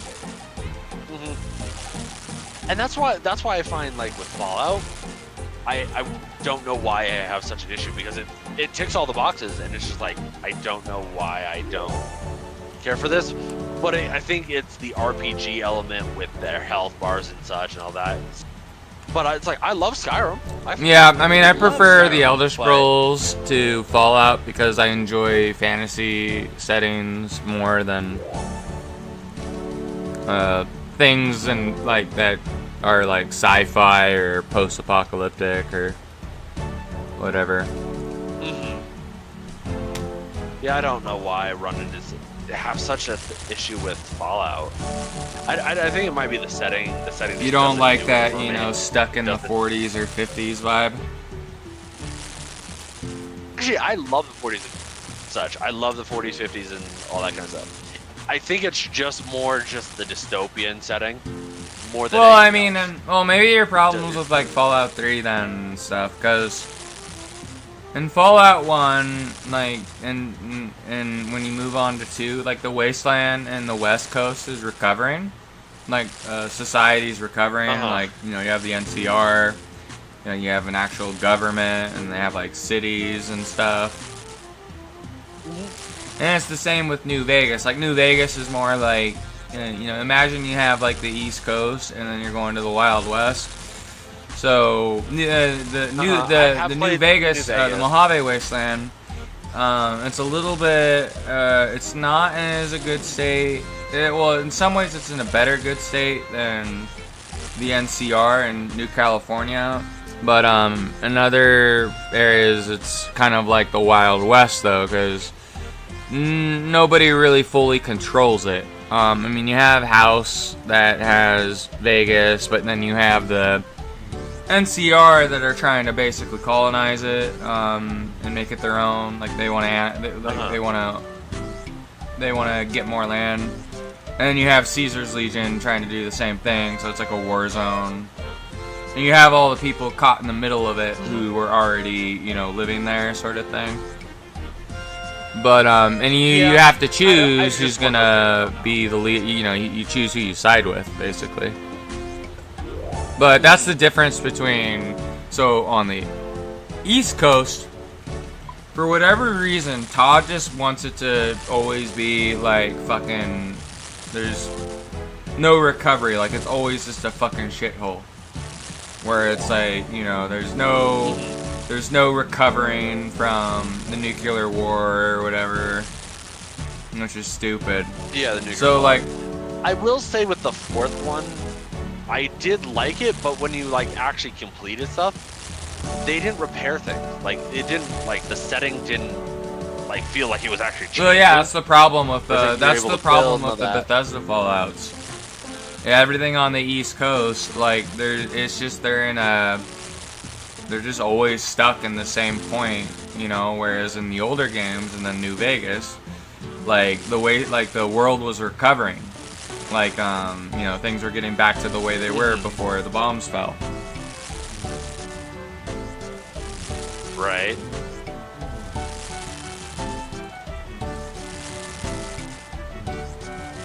But then,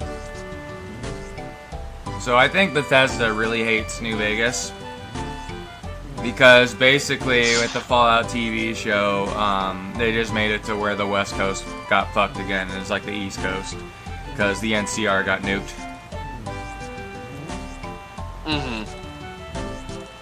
Yeah, I never watched it, and It's a very one of those things, mediocre show. It's like, I'd give it like a 1 out of 10. I'd say it's like a 5 or a 6 at best.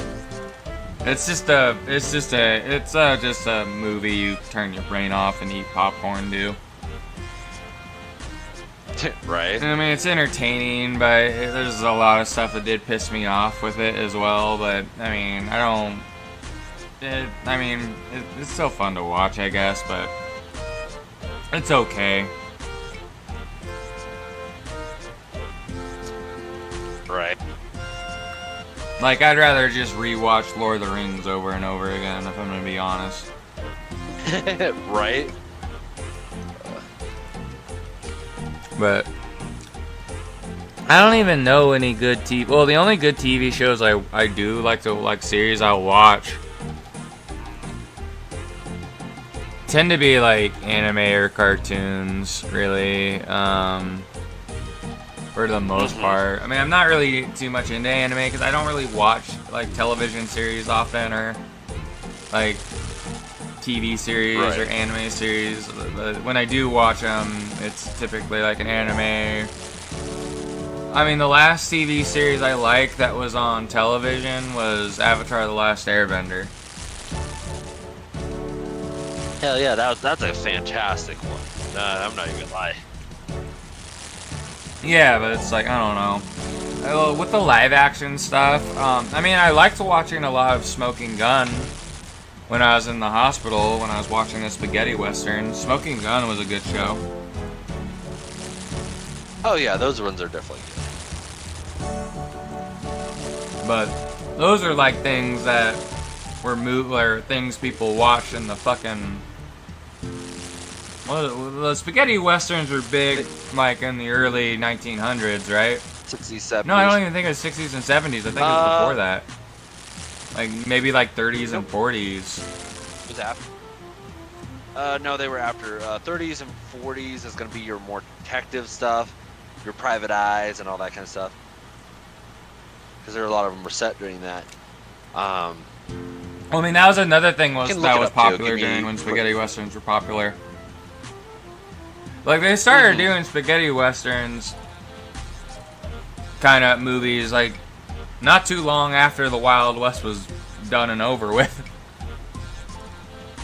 From what I remember. Let me give me one quick minute. I'll grab my phone and I'll look it up. Because there's an era for it, and like. Because I thought, I was talking to like my other friends in the bucket. I was like, oh, I thought the spaghetti westerns were like things that my parents watched. And I'm like, no, you're dumb. That's probably something more your grandparents watch.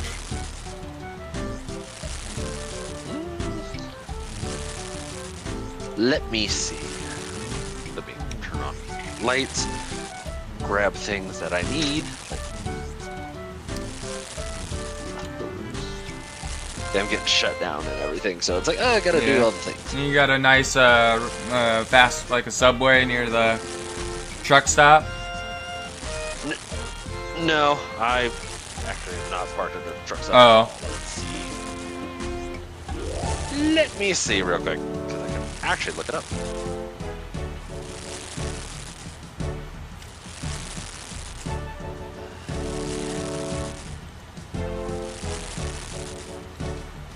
Okay, subgenre Western film, primarily produced in Europe in the mid-1960s. Oh, okay. Well, I don't think my parents were around in the 60s. I think they were born. I mean, my parents are Gen X. Like maybe 70s or 80s is when they were. Well, at that point, then you get your kung fu movies and such, and hair bands with the 80s and such.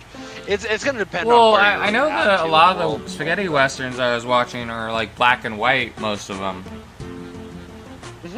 When did they start? yeah. When did That's they gonna start be the adding color to movies? Let's see. I know the first movie to have color was The Wizard of Oz, wasn't it?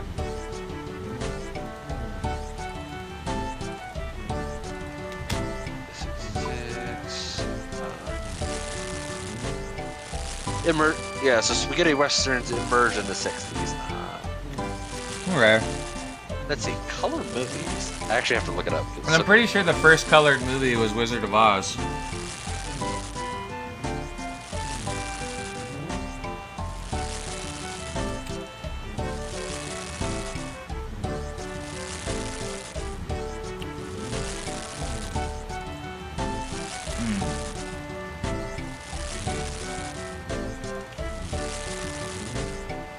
Okay, color movies didn't start until the first attempts at color film, such as hard-colored frames, occurred in the early 1900s. True full-color films emerged later with the Disney short Flowers and Trees in 1932. Okay, wow, that was a lot earlier than I thought. Yeah, it's one of those things where I know, right? It's like, oh, hey, yeah. Why did they do most of their movies in black and white then? Money. You gotta think it's money, cheaper. Oh, okay. Because I was always under the impression the first movie to have, like, live action movie to have color was The Wizard of Oz.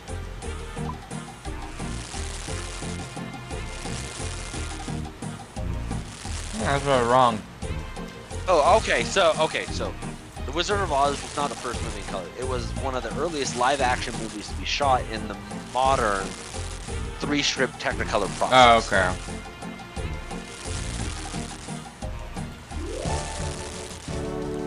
It was released in 1939. The first color film was likely a visit to the seaside in 1908. The first feature film in color was called The World, the Flesh, and the Devil in 1914. So it's due to Technicolor. Okay. Yeah, 1908 is the earliest color film was 1908. And it's called A Visit to the Seaside. Yeah, I just know, like, whenever I start feeling better, and usually when I'm about, getting to the point where I can leave the hospital,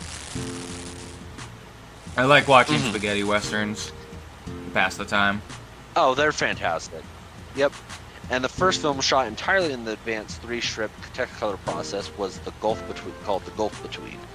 In 1937, Disney's Snow White and the Seven Dwarfs became the first full-length animated film in color. Oh, yeah.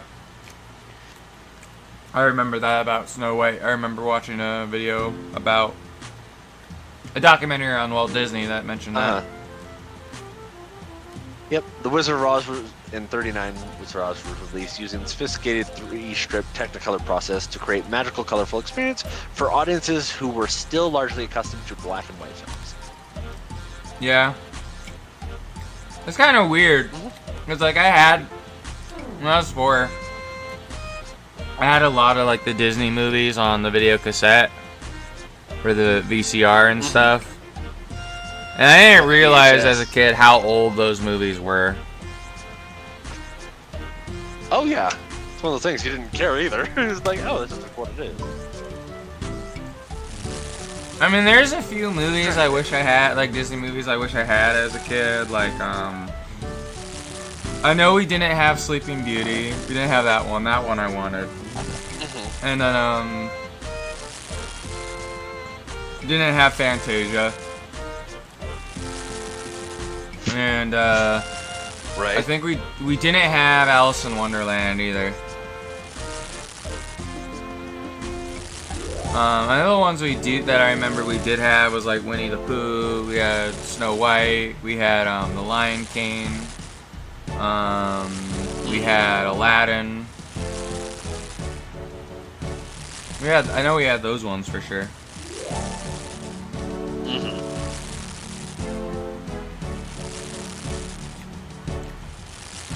Nah, man, I missed Robin Williams. Oh yeah, I remember when he died. Yeah, nobody too. hated Like, Robin I was planning Williams on going to more see it than on Robin the Williams, I guess. Oh, fucking hate that for truth. And for dinner, we shall have steakhouse style steak and bean soup. Oh, like, is there like do you cook it in your truck, or is it the little restaurant nearby? No, this is actually, like, I have it here in the truck. I'll eat a cold can of soup. I mean, if I wanted to heat it up, I'd sit up front, crank the defroster all the way up, have the can sitting in the windshield, and heat it up that way. Yeah, I think last week, I was having a lot of chicken noodle soup, but I put a lot of sea salt and black pepper in it. It was pretty good. Oh, there you go.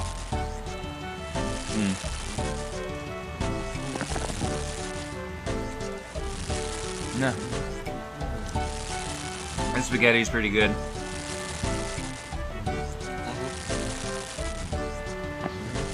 Yeah, no, since this last week, where kind of money was a little bit tight and whatnot, because I had to put tires on the car, which I didn't anticipate, and that kind of runs into everything. Went to the store, grabbed a bunch of cans of soup and SpaghettiOs and beefaroni and all that kind of stuff. I mean, the Chef Boyardee spaghetti's pretty good if you want to try that. Oh yeah, I have. It's good.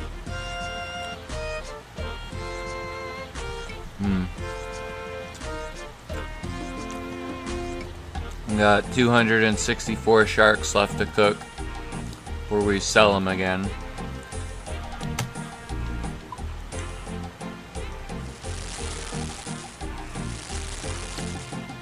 Yeah.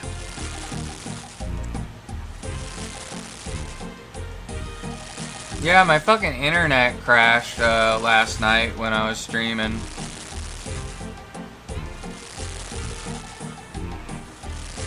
I got streamed at around the 7-hour mark.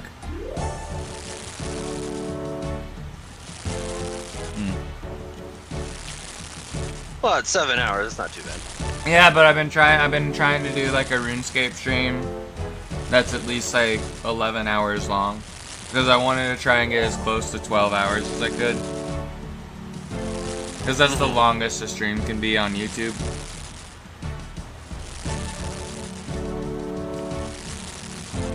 Really? Yep. Once you go over 12 hours, it kind of makes the stream end up doing weird stuff.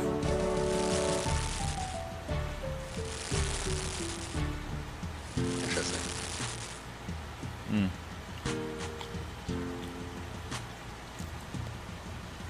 But what I was gonna do this weekend is I was gonna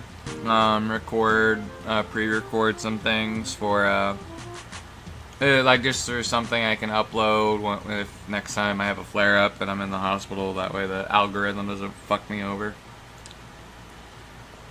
I was gonna record at least like 2 episodes of a game called Evoland.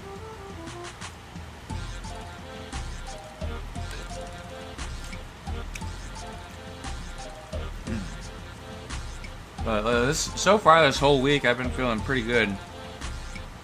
I haven't gotten sick at all the start of this week. That's good. I was getting sick a little bit the week before. The week before this week. Because that was the week I got out of the hospital the Saturday before the last week started. And I'd always throw up a little bit. It was typically always like right when I was going to bed. I'd be like throwing up for 20 to 30 minutes, and then I'd feel better, and then I would go to sleep. Or it would just happen in the morning, and then I'd have to like lay down for a little bit longer and then wake up later or something.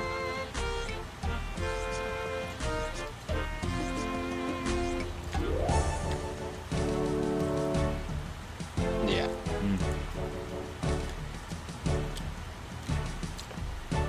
Also, too, these last few days, I haven't felt like I've been like starving constantly. It's like, you know, I'll get really hungry and then I just can't stop eating. And it gets like I end up getting really hungry at nighttime. But the last few days, I haven't been like overeating late at night, just because I didn't really feel all that hungry, which is good.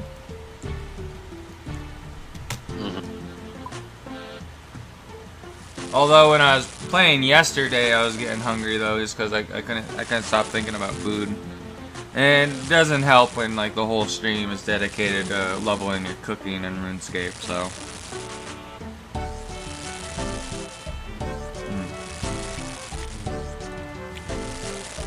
I didn't know you could eat soup cold. Well, once it's in the can, you can't. Unless you're buying like it's frozen or something like that. It's already pre-cooked. Okay. So, like SpaghettiOs, Chef Boyardee, a lot of that is all pre-cooked. Okay, I didn't know that. When it's going in there, so yep. Yeah, I was gonna get spaghetti today, but I found out I didn't have any more tomato sauce.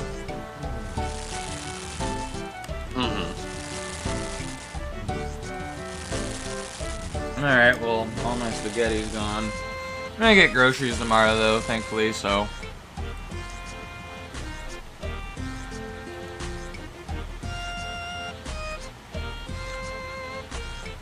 Okay.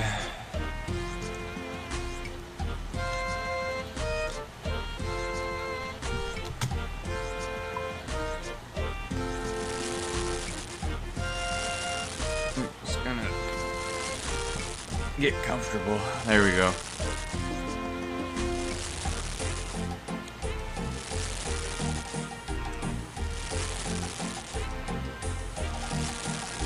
Yeah, I wonder how quickly cause like I found out that you can level cooking pretty quickly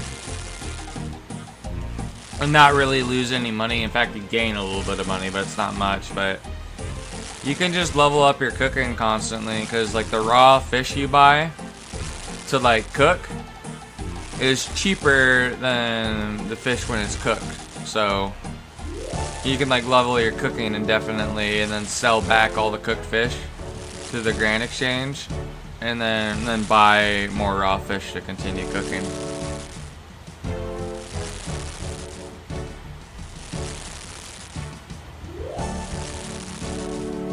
I'm looking up things and whatnot. Yeah, no worries. Looking at what is the word? I can't think of the right word that I'm looking for. That's fine. Psychiatrist. Therapy. That's what I'm looking at. Therapy. I can't think of the right word. Just like I can't do it. Okay.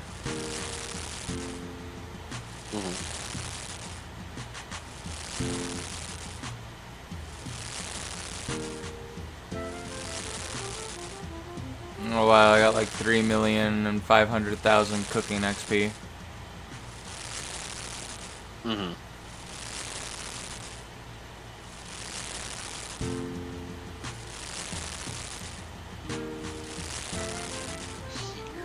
Set my alarms too.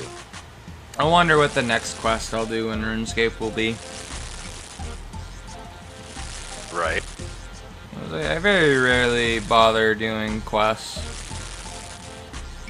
I usually just like leveling my skills. Yeah.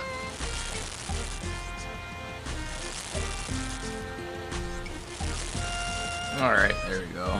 Grab more fish out of the bank.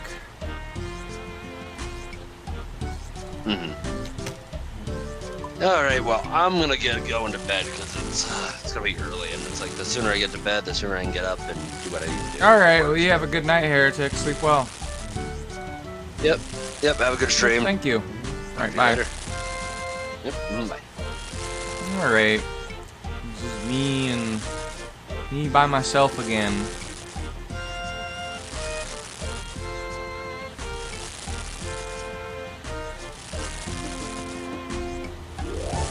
Trying to get better at cooking in RuneScape. We almost got another level. Getting a little bit closer. Felt like the level was going by faster too, talking to Heretic, so that was nice.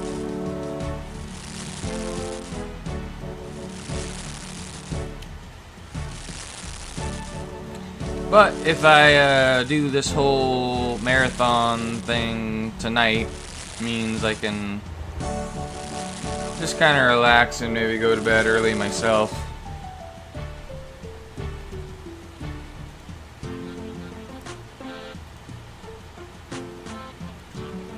And then after I get done with the things tomorrow, as I have someone coming over to my house at 10:30, and then someone else coming at around 2, to be able to start another stream around the normal time.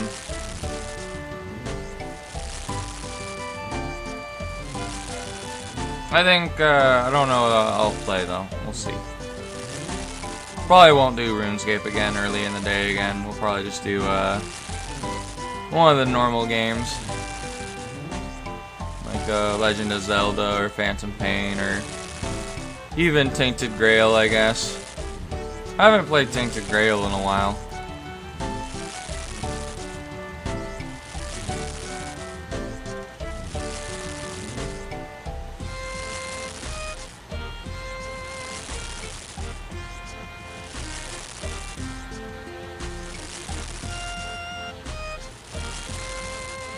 Alright.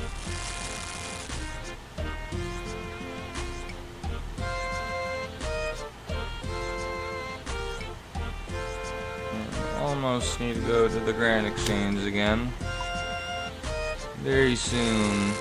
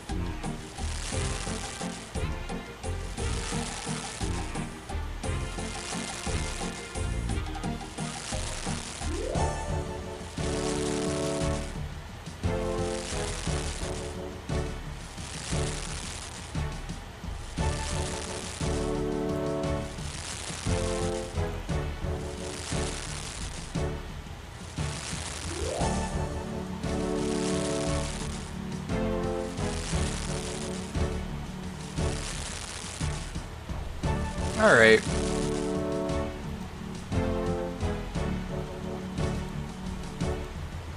How many more do we have after this? 40. Okay. It'll be like 3 more rounds of cooking shark. Putting them back in the bank.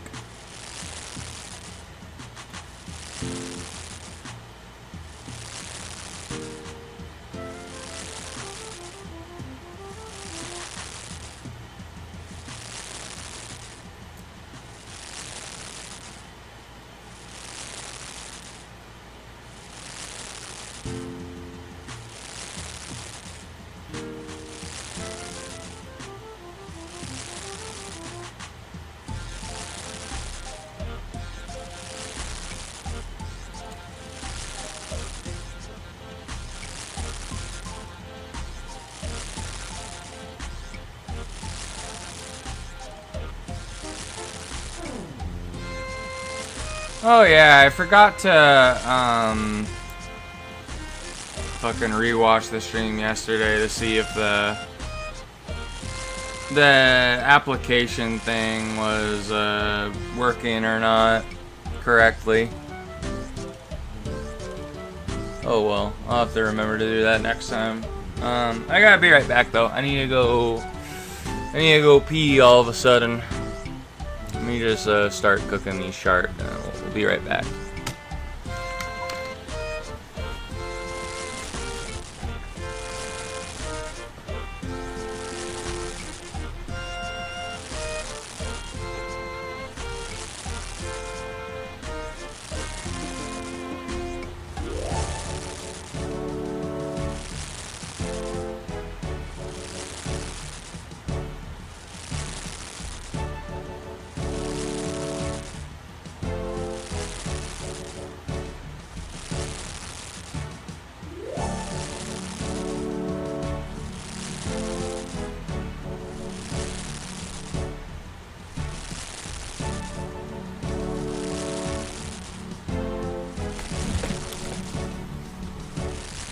Alright, I'm back.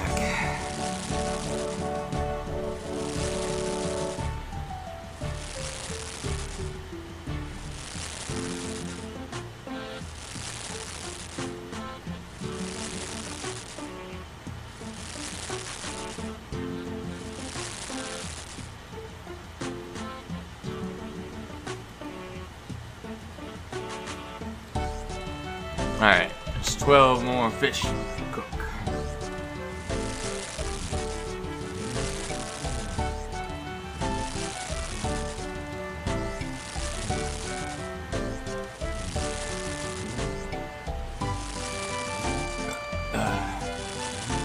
Man, I'm still hungry after eating that spaghetti. I wish I had a little bit more. I know I have some fish fillets I can make in the freezer. I just have to put them in the air fryer at some point. Alright, well, time to go back to Varrock.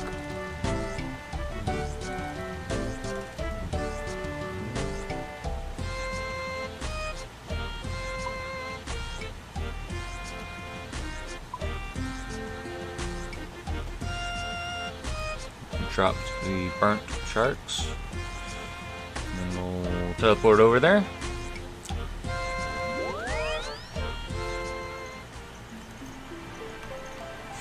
Let's get moving.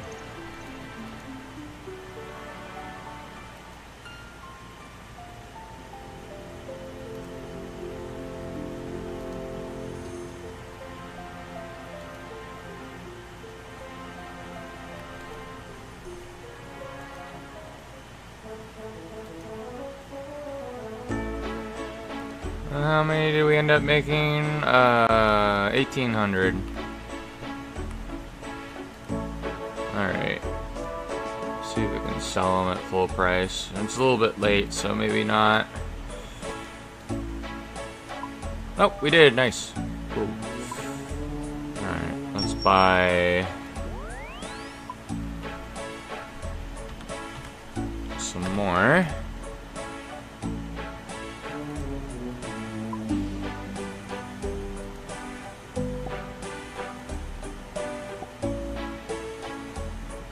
We get it at the flat price?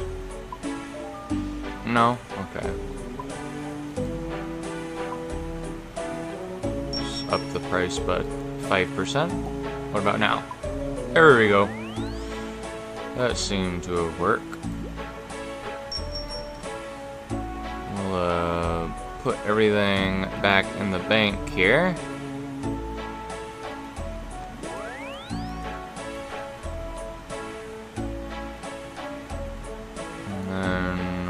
Shall teleport back to Birth Rope.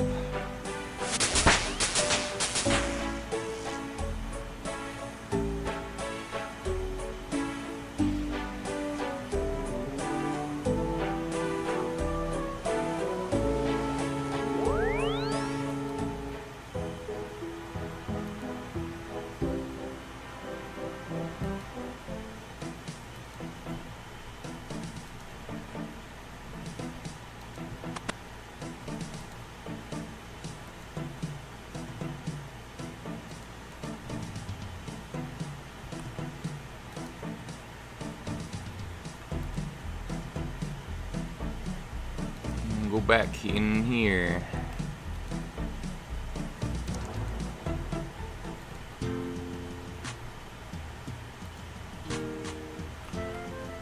Oh, my burnt shark note is still there.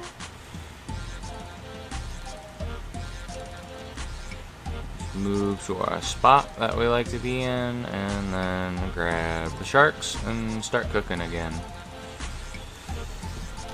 I'm getting really close to level 86 cooking. And we'll see what the XP requirement is for 87 cooking after that.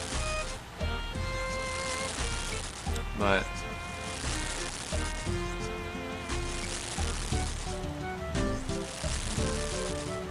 things are gonna be moving a lot faster. And also just be making a bit more money once we have the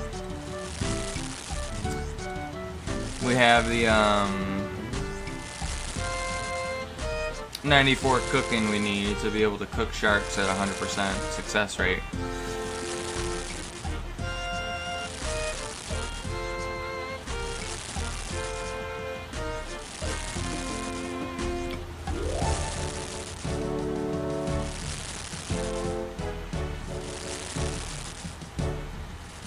I wonder if there's any, I mean, I feel like most quests we do that would reward cooking XP. The XP isn't really gonna help us out that much, because it's not gonna go help us get a level too quickly. But, I wonder what other quests there are, that I haven't done yet that give cooking XP.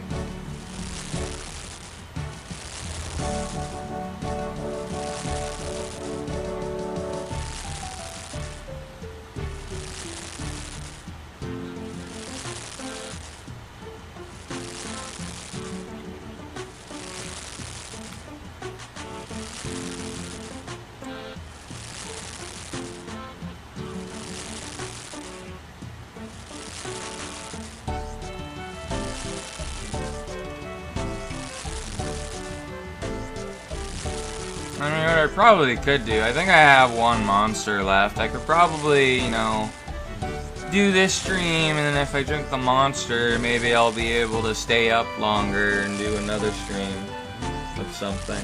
So I have the energy for it after we're drinking it. Then I'm gonna get more groceries tomorrow, so then we'll have more monsters that will help us stay up late and stream the video games every night.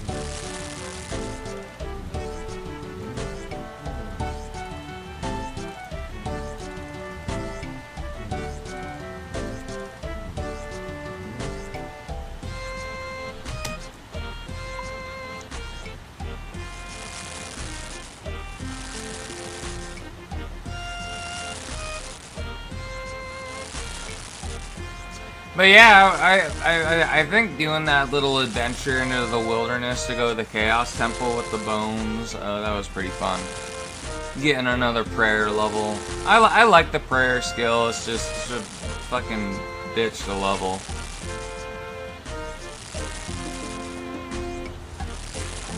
But it's a really useful skill.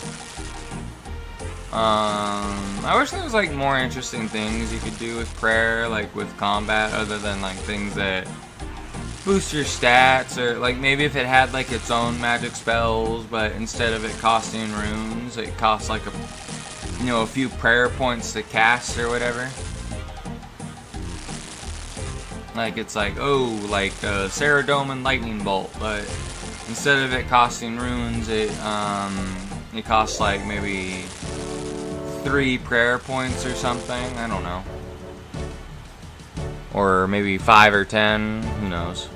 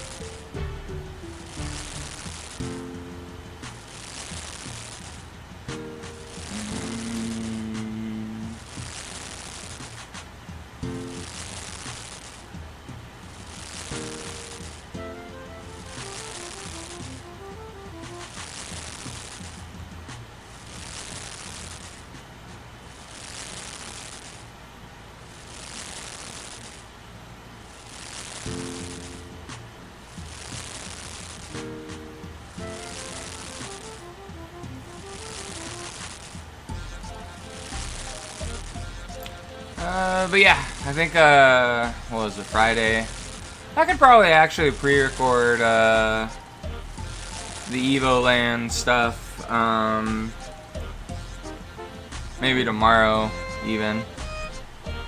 Because I don't really need to play the game for that long, like, I just need to, like, get a 30-minute video recorded and just have it on my hard drive until I need to use it.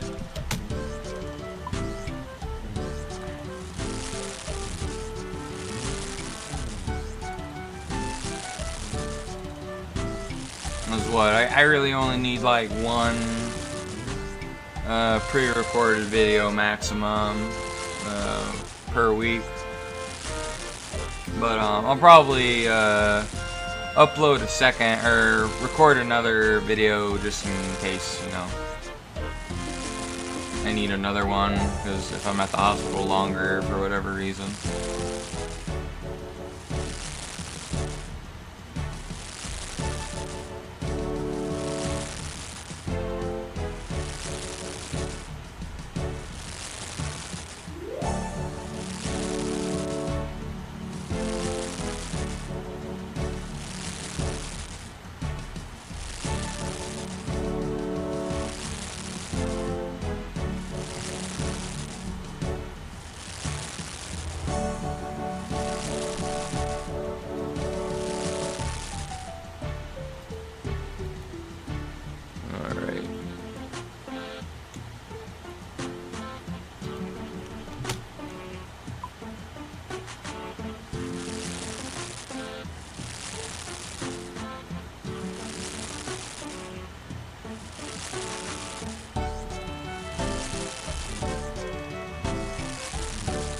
But yeah, I think Evo Land will be an easy game to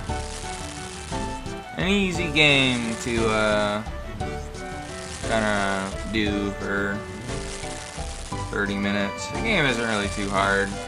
The game isn't that long either, so.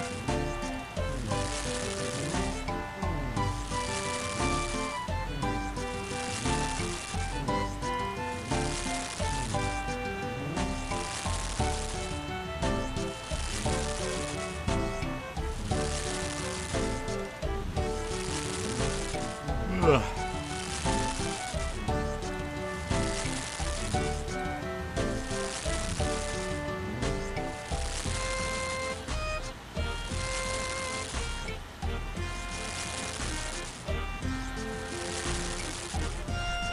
Okay.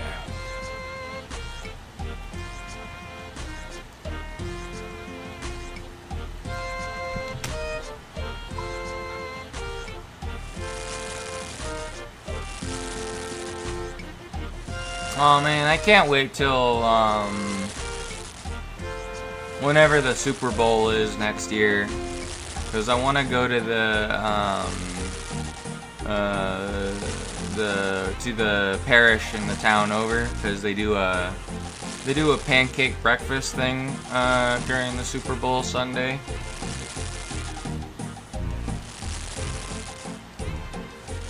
And I really want to go to it. Because I know when I was in Boy Scouts, our Boy Scout thing was located at that Catholic parish in the town over. And we'd always do the pancake breakfast thing, so we'd always make pancakes for everybody. But then I know one time, I think it was last year when I was in the hospital, or the year before, the priest that was at the hospital who gave me communion while I was sick, I was telling him about it, and he's like, "Oh yeah, well, you're welcome to come, next time we do it, and this time you wouldn't have to work. You can just enjoy the pancakes." So hopefully I can make it next year when it happens. Get some pretty tasty homemade pancakes with lots of butter and syrup.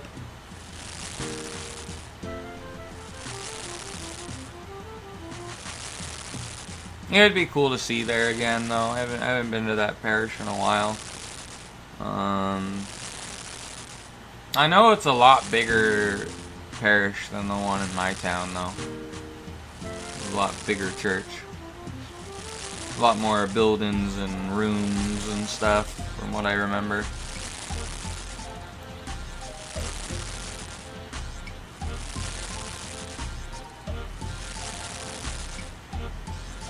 Yeah, it's because it's in a bigger town as well, probably, because the town I live in is pretty small.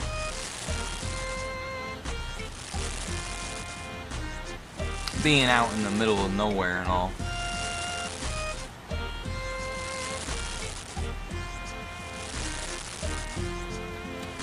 Oh man, I'm really looking forward to November 2 to see that movie with Steven. That's gonna be fun. Hopefully I'm not in the hospital during when we're supposed to go.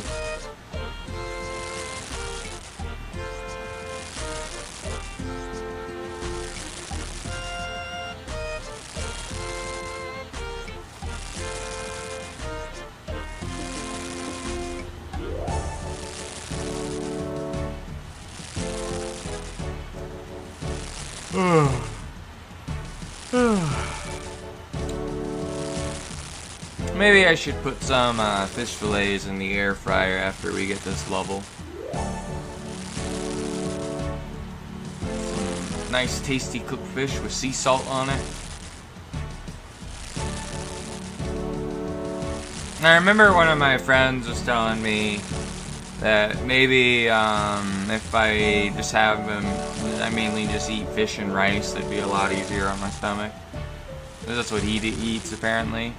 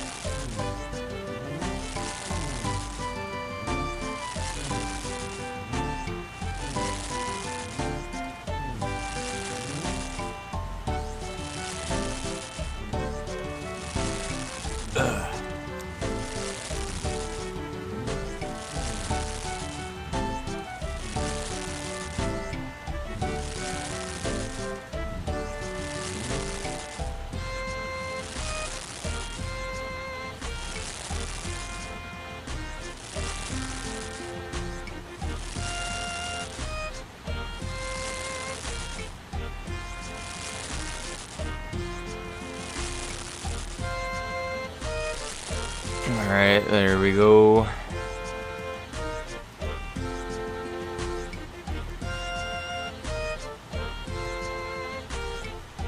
Get the level up this time.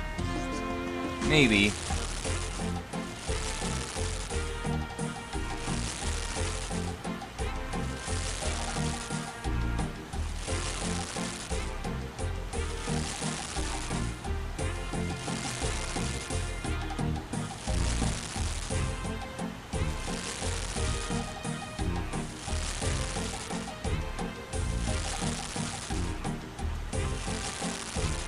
Very, very close.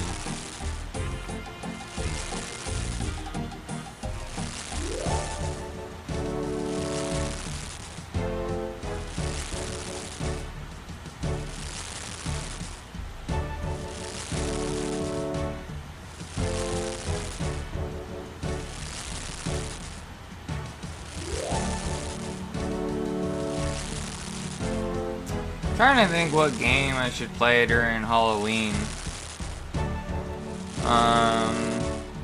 I just don't really have very many like scary games. I might just play Luigi's Mansion for a third time, perhaps. Might do that.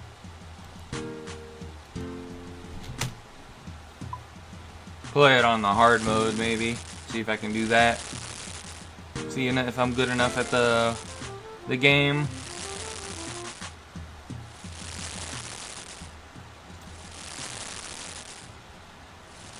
Because I remember on my second playthrough, I thought I was playing the harder difficulty, but it turned out I wasn't, so... Oh well. We can do it again this year, though. During the spooky day.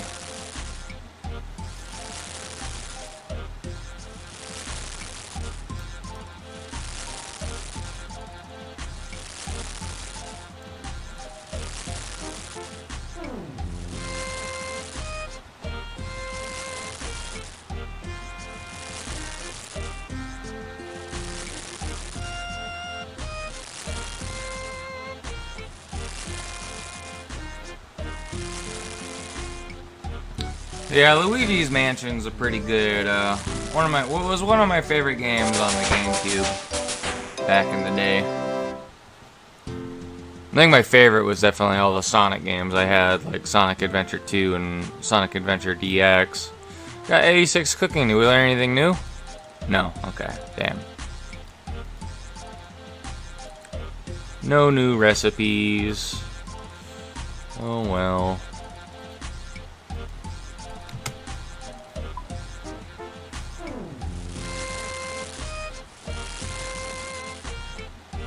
So one thing I wish on the, I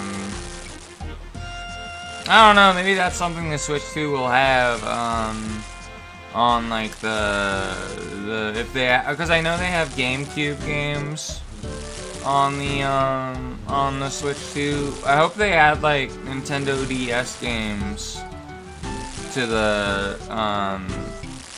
Switch, because there's a lot of good games on the Nintendo DS. Like, you had the remake of Super Mario 64, but in that one, you could play as, well, of course you could play as Mario. You could play as Yoshi, Luigi, and Wario as well. And then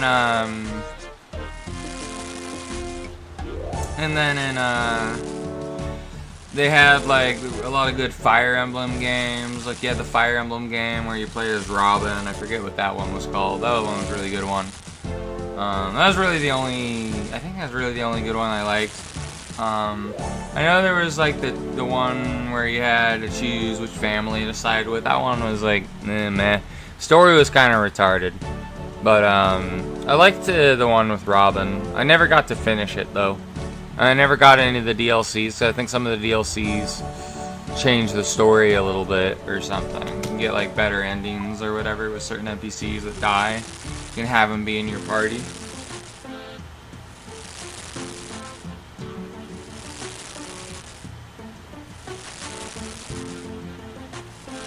And then they also had all the other Pokemon rescue team games on the DS as well. So like I remember my version of the old OG Pokemon Rescue Team. I think there's the red one, there's Red Rescue Team and Blue Rescue Team. I forget which color I had, but I had the one that was on the DS. So whatever color that was, because it was on the Game Boy Advance too, because Pokemon Rescue Team came out right when the DS was coming out. So you know that's why they would make the game for the older one, the older console, which at the time was the Game Boy Advance or the Game Boy SP, which was a better version of the Game Boy Advance. Played the same games, but the screen would actually light up. So like if it was dark, you could still play the game. Because with the Game Boy Advance, the screen didn't light up, so if it was nighttime, you're fucking shit out of luck. You couldn't play your Game Boy. But the Game Boy SP kind of allowed you to do that. But yeah, and then there's the DS. I remember the original Nintendo DS was kind of like a huge giant brick. But I don't know what I think there was a certain point where there was like another thing that looked like a DS that you needed to get for newer games, but it still played the older games as well. I remember because I got another DS and I picked the purple one, but it was a little bit, it wasn't like as ginormous as the OG one. It was like really big and it took up a lot of space. I don't know what fucking consoles came out after that though for the handhelds with Nintendo.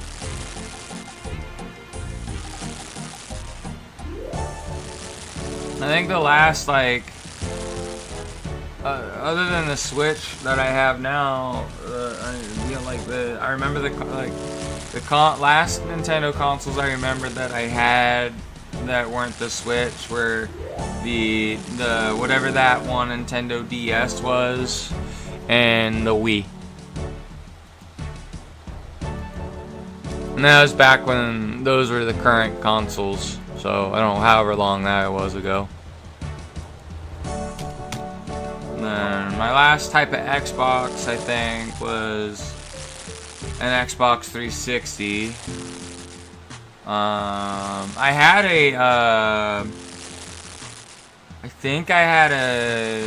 I don't know which console had Bloodborne. I forget if it was the PS4 or the PS5, but I had one of those. I still have one. It's just in my storage, in the spare room in my house. But I got that game specifically because that console because I wanted to play Bloodborne, and stuff for a bit.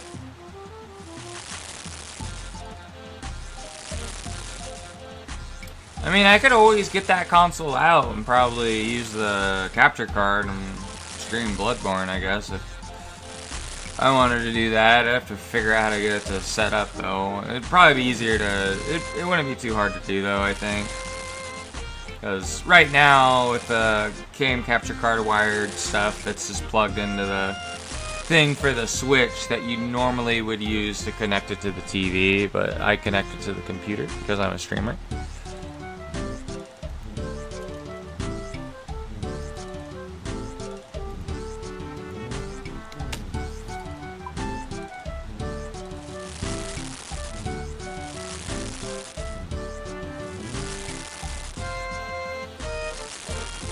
Oh yeah, I was gonna go make the fish fillets. I'll be right back. Let me just get them ready.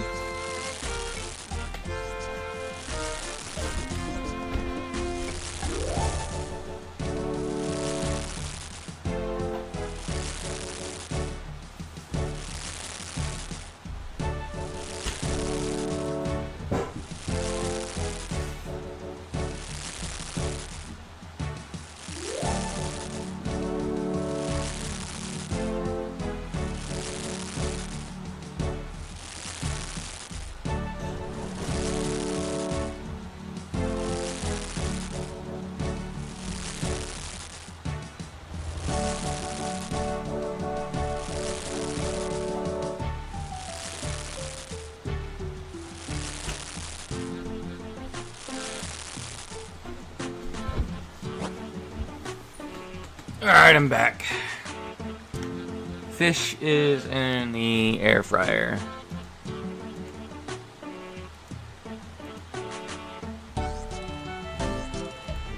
So it will be done in 12 minutes. And then I just have to get them out, put some sea salt on them, and let them cool.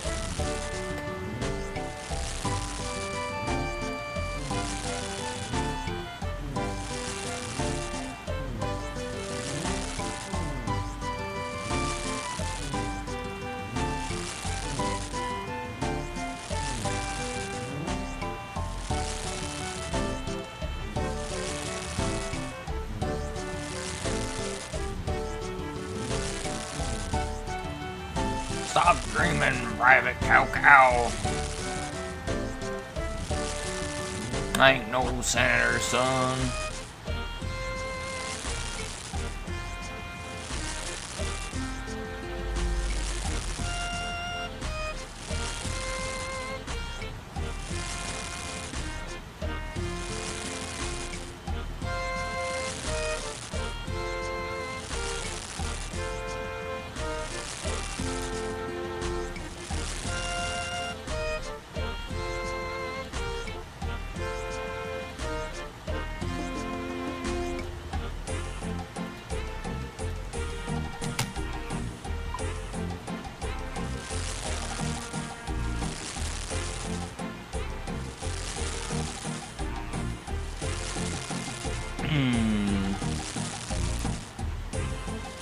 Oh yeah, let's see how much XP is needed for the level 87 cooking.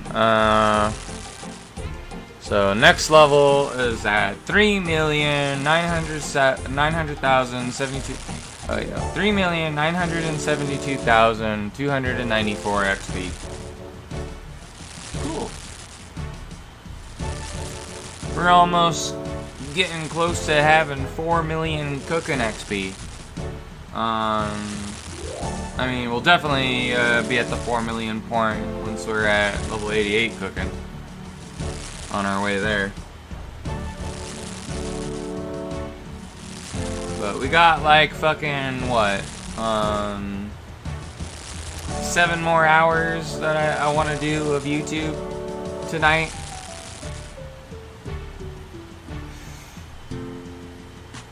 Playing RuneScape.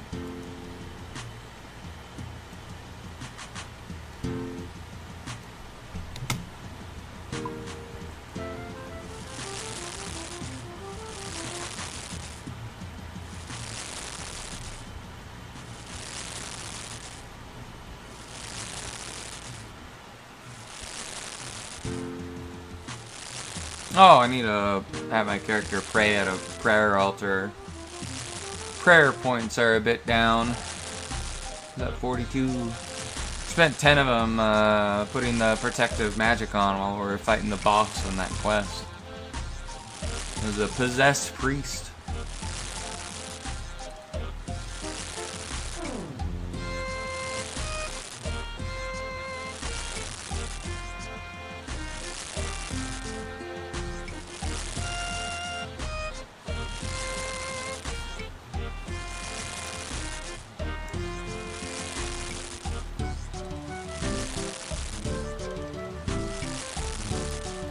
We did a little bit of combat stuff today. I mean, how much more? We got a lot of XP to go to get these to 71. I feel like leveling my combat is gonna take fucking forever.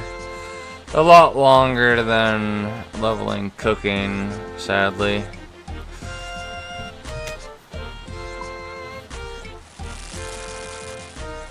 But I think it'll be worth it getting them up at some point. I don't know.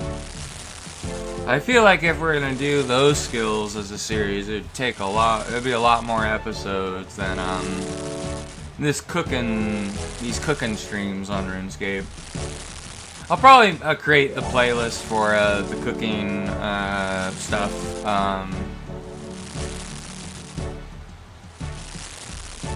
After this stream instead of whenever we're done.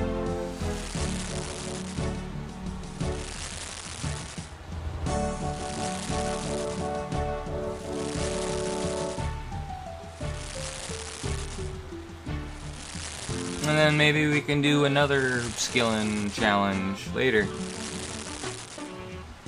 Do fishing, we can do construction, because I know that's probably going to be something for sailing that goes along with it, with building a boat. We can do rune crafting. We can do magic by just like enchanting stuff maybe, or teleporting around, you know? Although leveling magic by teleporting just costs money though, so we'll lose money if we do that. I think I want to do, if I do end up streaming skills, before we do like skills that cost money, I want to get my Bandos armor at the very least. Get some better equipment.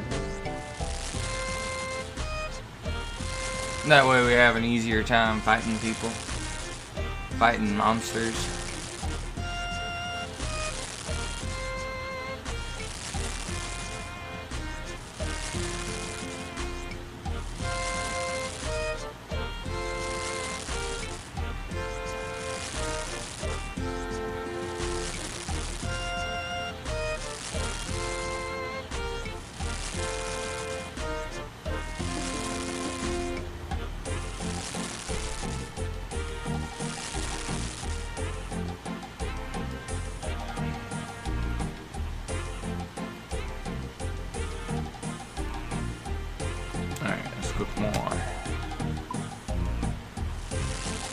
Oh yeah, I know. We could play that for Halloween, because it's a relatively cheap game.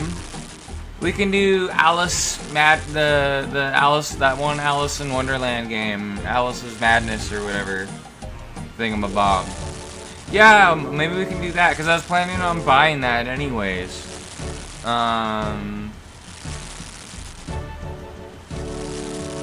Yeah, we could play that for Halloween. I mean, it's kind of a scary game. It's more about just mental illness, really, but I mean, it's kind of scary.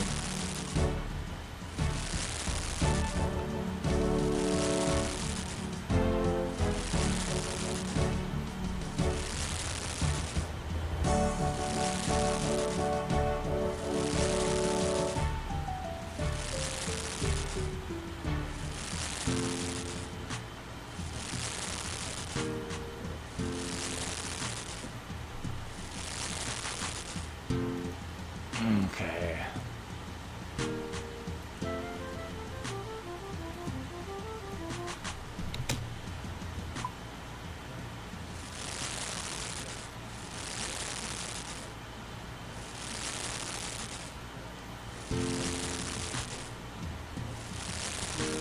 Well, that's one thing I wonder too. Like, I wonder if you're doing a quest in RuneScape. Like, I wonder, like, if you did, if you waited to do Chef's Assistant after you got level 99 cooking, I wonder if the dialogue would, like, change at all doing the quest. Probably not, but, it would be interesting. But I'll never know, because I already did that quest.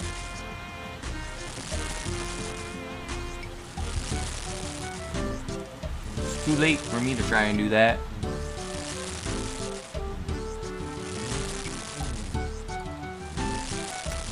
But yeah, I need to get my fishing up to 99, because then I want to try and get my friend to play this.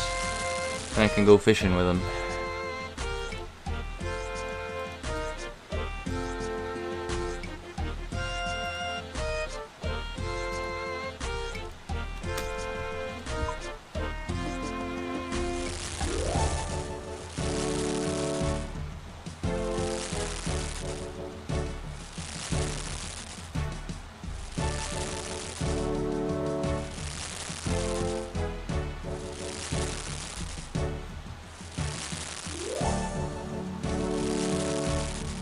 I'd imagine the fishing skill cape guy is at the fishing guild, if I had to guess.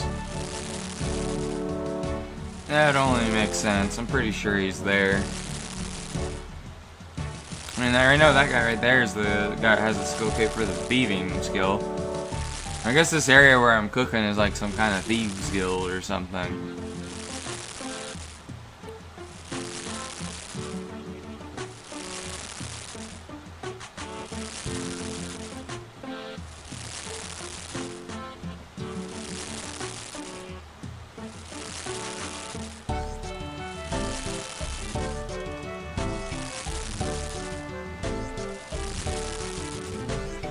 Alright. Got 1,300 sharks left.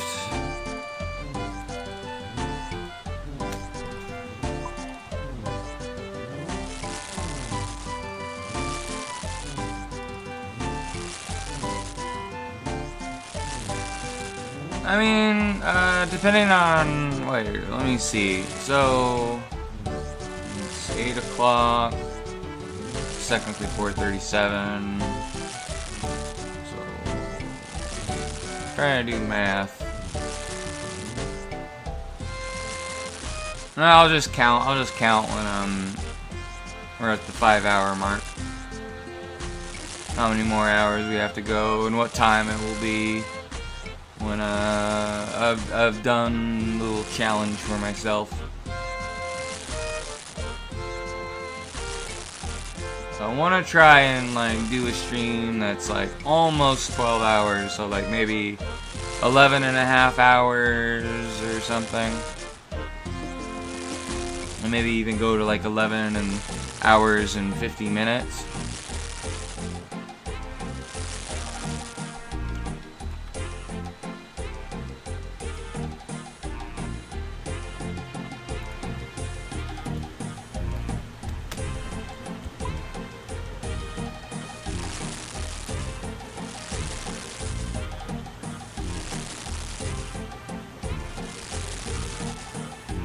But depending on what time it is after, maybe we can play a little bit of Mario Kart afterwards. Some more Mario Kart 64. And then I have a Mario Kart Double Dash I can stream as well. After we beat everything on Mario Kart.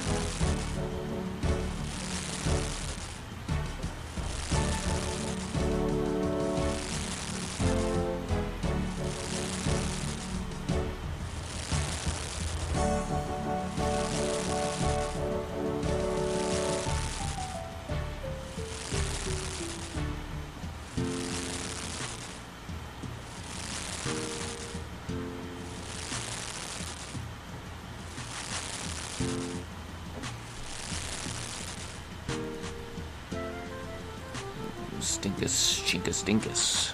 Alright, here we go.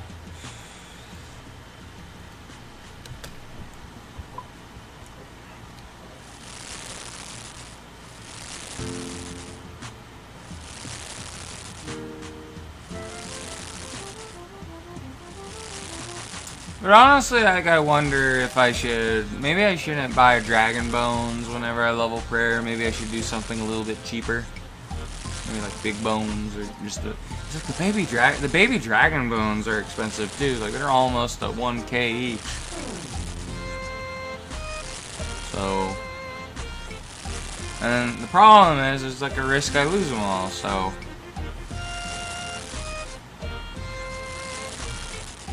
I think it'd just be better to do get my construction skill up at that point to, you know, build whatever I can build at the workshop area in the house and just build furniture over and over again.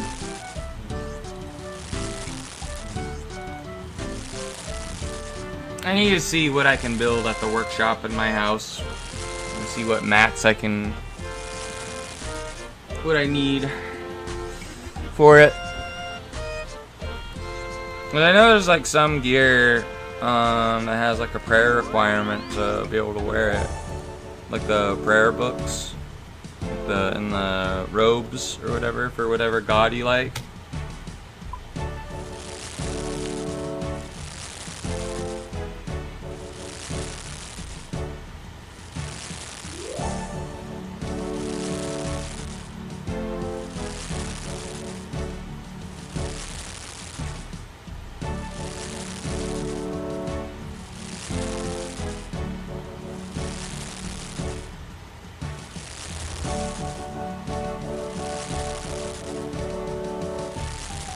I'm gonna check to see what's on Twitter right now while we're cooking this stuff.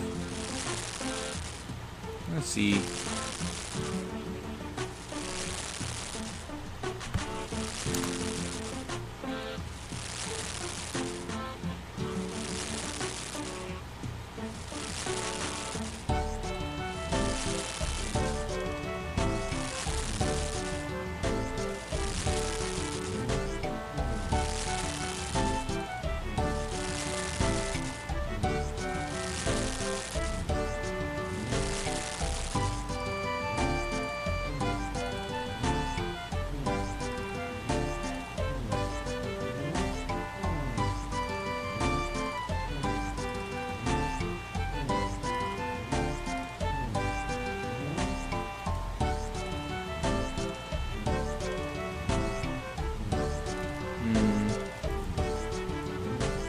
There's really nothing going on Twitter.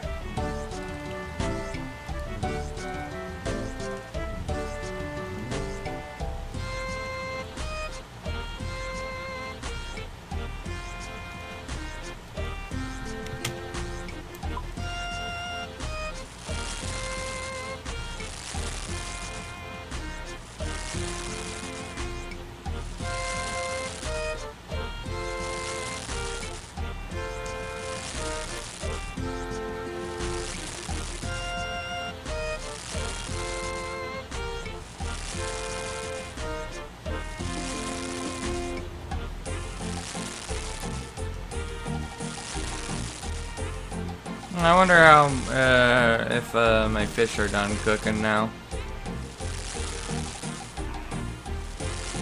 I mean, they'll pretty much stay warm for quite a while in the air fryer, though. Unless you open it up, then it cools a bit faster. But I'm pretty sure since the thing is closed, I can just cook all the shark, sell the shark, and then buy more, and then come back, and then I'll probably be ready to eat. That actually sounds really good right now too, like a pot roast or something.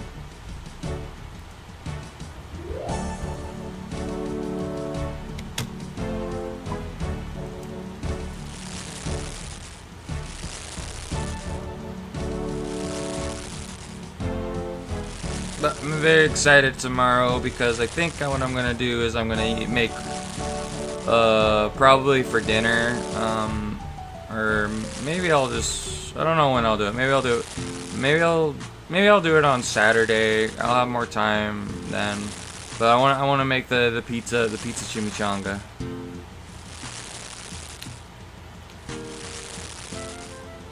I'm probably gonna try and cook the pepperonis in the microwave or something a little bit, and then try and then put them in the burrito. That way they're like properly cooked when the chimichanga's done.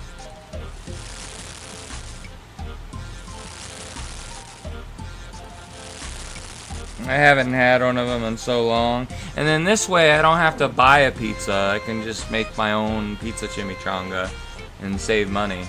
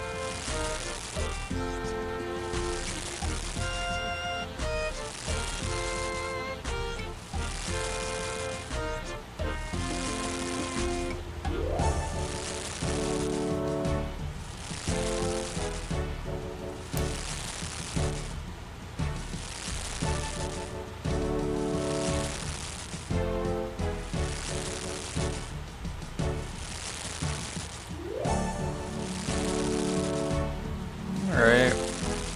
Looks like we're only going to be burning one shark this time around, unless we burn this last one. Oh, good. We've only burnt 78 sharks. Nice. I feel like every time we do this, we end up burning less and less.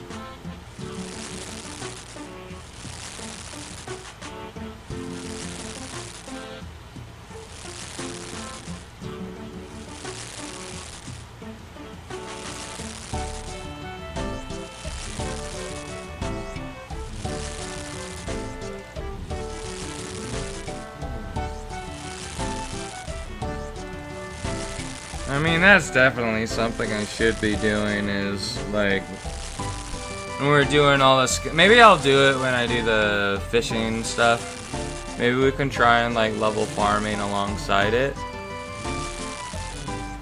You know, plant something, pay the dude to look after the crop, and then whenever they're done, pick them and then continue fishing. I'll probably make fishing a little bit more bearable because I can go off and run around and pick crops, you know, too.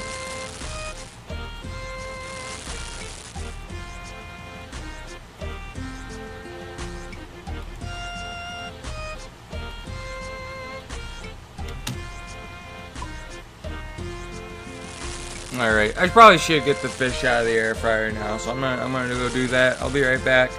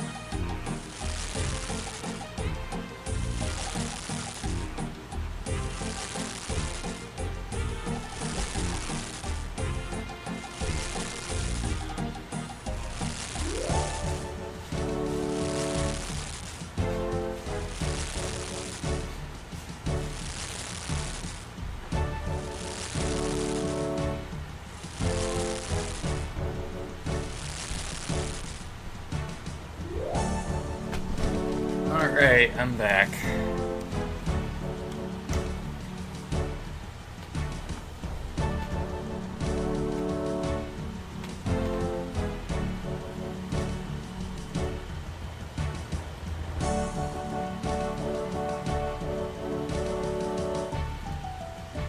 Just gotta let the fish cool off a little bit.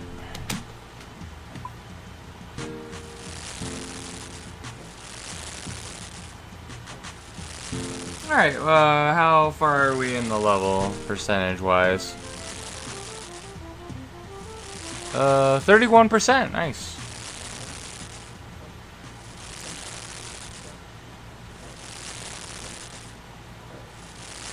I think after I get done cooking this inventory full of fish, I want to see what the highest level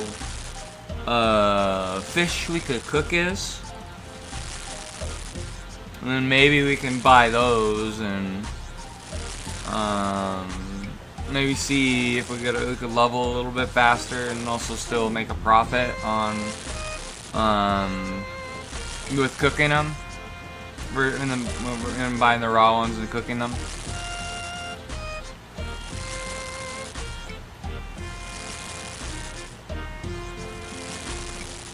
I mean, or we could just continue making these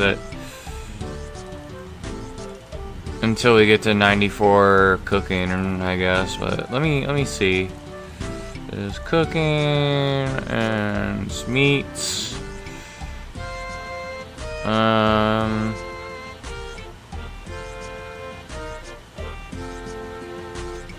So the highest level fish we could cook potentially is a manta ray. Okay. And then also Dark Crab would be the next thing we would get at level 90. Okay. I mean, I don't know how much manta rays cost. You can see. I think I'd prefer just to cook sharks until we get to 91. And then maybe test out how well manta ray is and if we can make a profit cooking it. I think we'll do that because at least we'll, be able to level up a little bit faster as well because it's a higher level item. I mean, we'll still be burning them even when we get to 94 cooking. I don't even know with 99 cooking and the cooking gauntlets and the skill cape. I wonder if you can even cook manta rays at a 100% rate ever. I have no idea. I actually wonder if you could increase the skill to 100 if you were to like drink one of the alcohol beverages in the game that boosts your skill up for whatever by a little bit for a certain amount of time.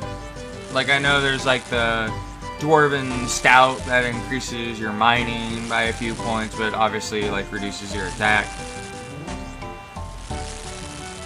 Because I think all the alcohol reduces your attack, because like that's like basically you being. I think the attack skill is meant to be like more like your precision and stuff. So, if you're drunk and everything's fuzzy, well, you have a hard time hitting people or something. I don't know. I think like normal alcohol boosts your strength by a little bit.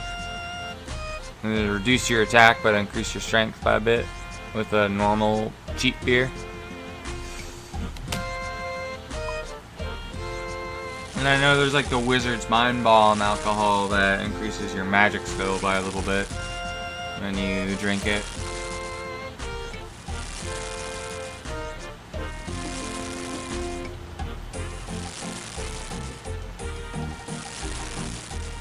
Yeah, that's one of the cool things about the different types of alcohol in RuneScape. And then I know too you can build a a thing in your kitchen in your player house where you can have like unlimited of a certain alcohol that you want,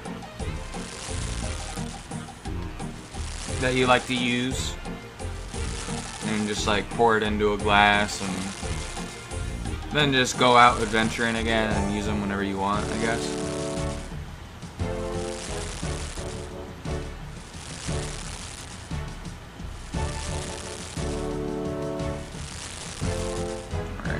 I don't remember if I put pepperonis on my list of things I wanted from the groceries.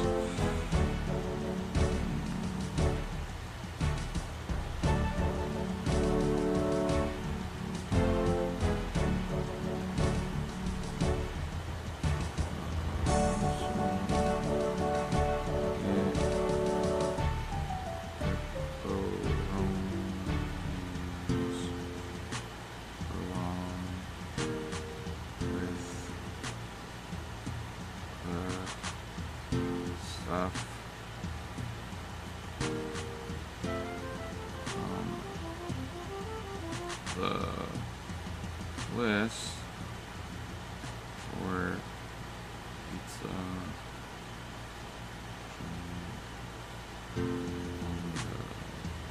There we go.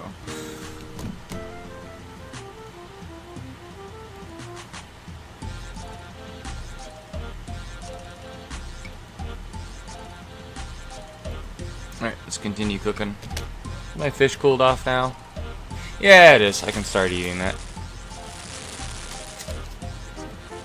I know, like, I get the same brand of, like, fish fillets, but, I don't know what, because there's, like, one, like, the bags look the same, but then the fish inside are a little bit different. I think there's one that the one I have right now is, like, a more crunchy one, which is, I think, is the worst, because I like the other one, because it's more, I think the other one is better, but whenever I get them, I don't know which one has the right one.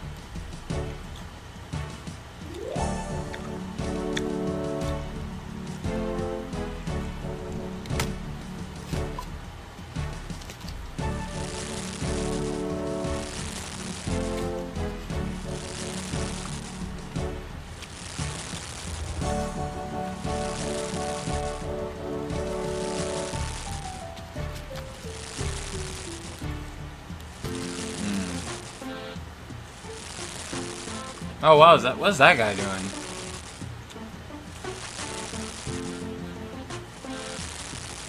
Is he like some kind of bot? What's his name? I don't know, maybe he's doing some kind of exploit or something, I don't know.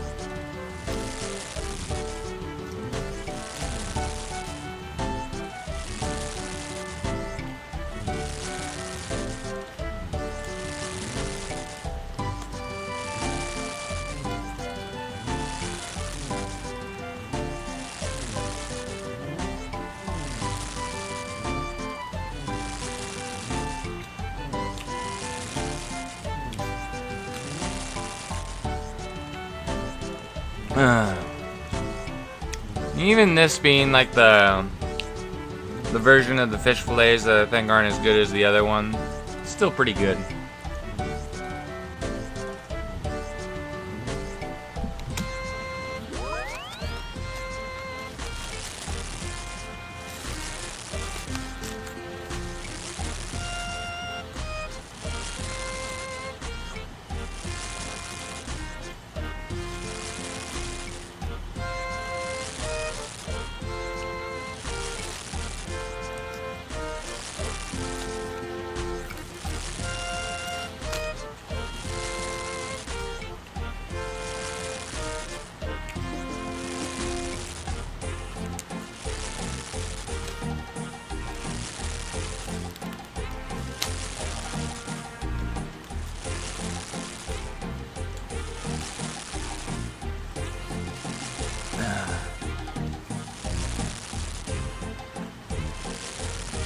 Well, you need about 200,000 more XP. Get this level up to, what was it? 87, I think? And we're at 86, right? Let me double check. Yeah, we're at 86. Okay, so the next level is 87. Then the manta ray is something I can cook at level 91. Pretty sure as hell I can't catch my own manta ray, sadly. I need to level up my fishing if I want to do that. I don't even know where you fish for manta ray.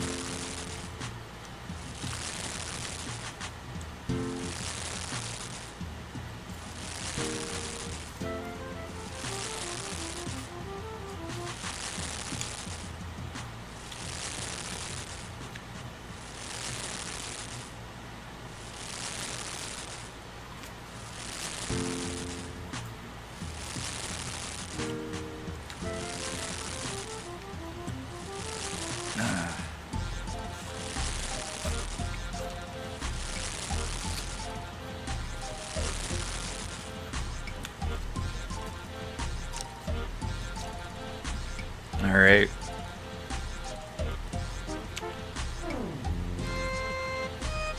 Let's continue. I don't know, maybe they can take another break and do another quest. Do rat catchers, do the other cat quest.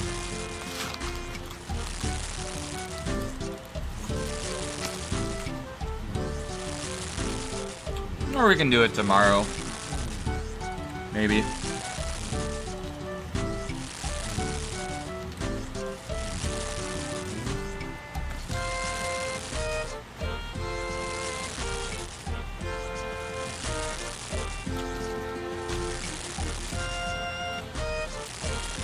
Oh, nice. That guy has a cool dragon scimitar.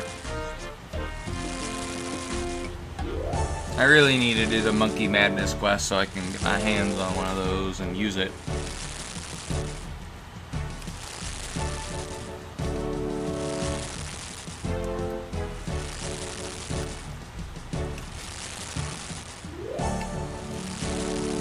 I think I'm pretty sure, like, the Dragon Scimitar is the best scimitar, right? Because, like, after the later levels, it's like, there isn't like, you know, level 70, you know, of like every weapon type or whatever. It's like only certain weapon types after level 70.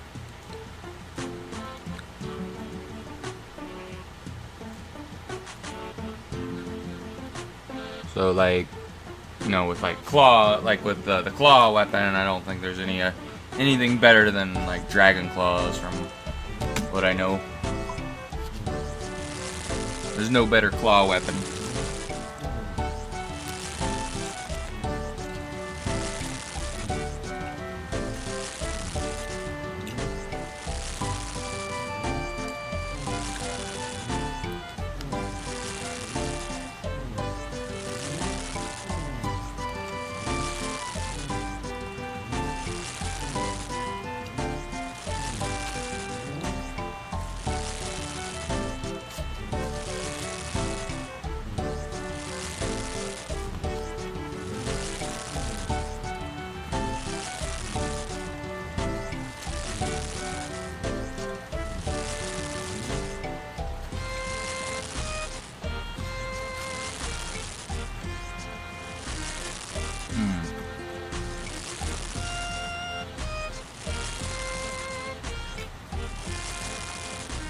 Well, I only got one more fish fillet left on my plate.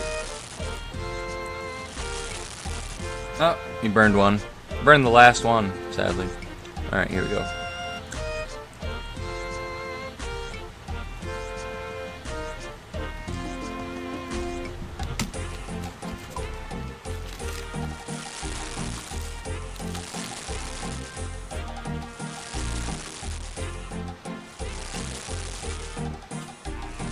Oh, someone messaged me on Discord.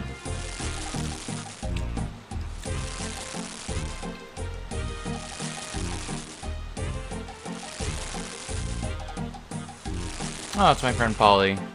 Alright, I'll read. He's typing something. I'll read it later. My little Polly.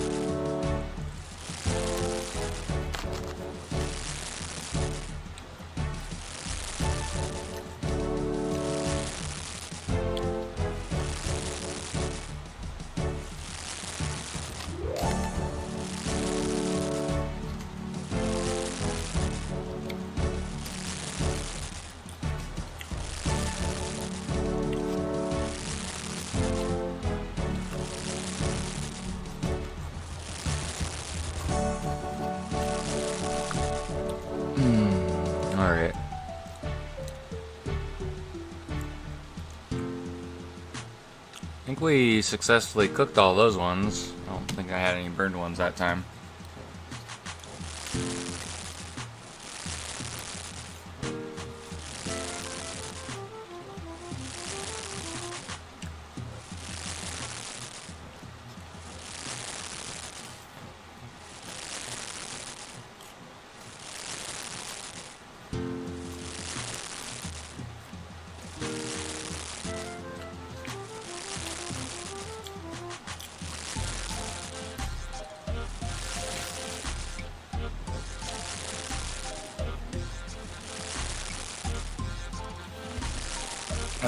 Alright.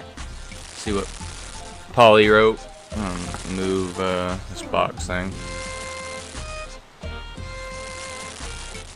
Oh no, he's still typing.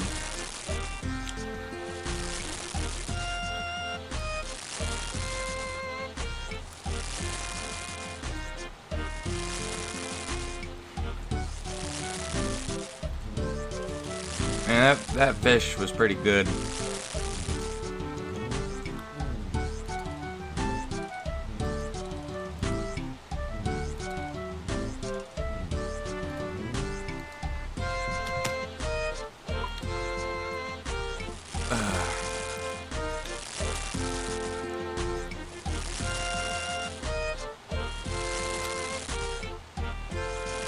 Okay, so we just kind of reached the 5-hour mark. So 6 hours from now will be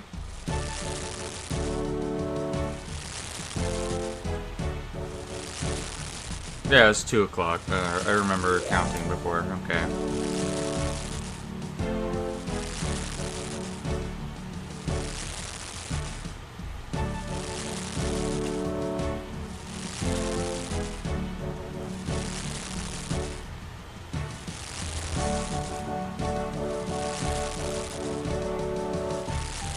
We'll see if we end up doing that. I am starting to get a little bit bored of just cooking. Might want to take a short break and just do something else for a little bit, and then maybe come back and stream again later or something. I still have the time to do so.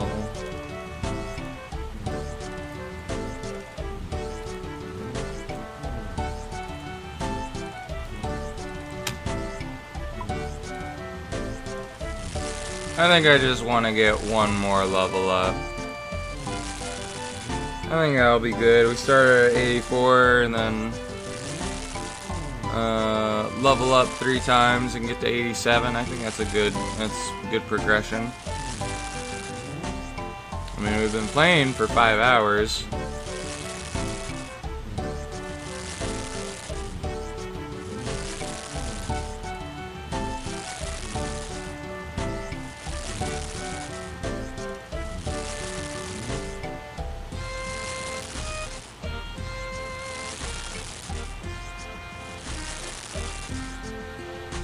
I feel like fucking... Well, we just got about 186,000 XP. I mean, it might not take too long. We'll see what happens first. If we level up or we run out of sharks to cook. Whatever happens first, I think then we'll take a break from RuneScape for a bit.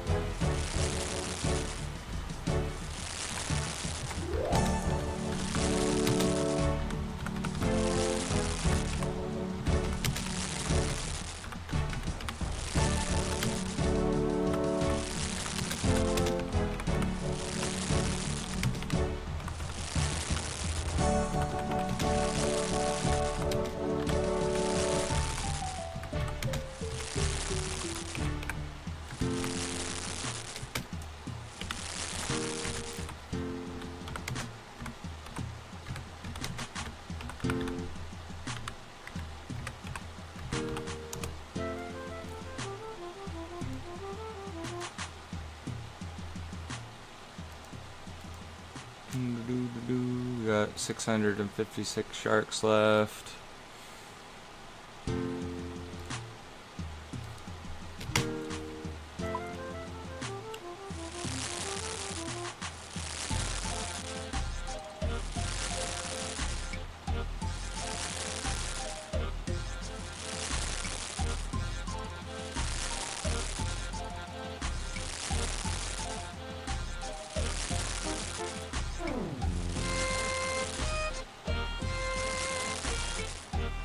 Got a message.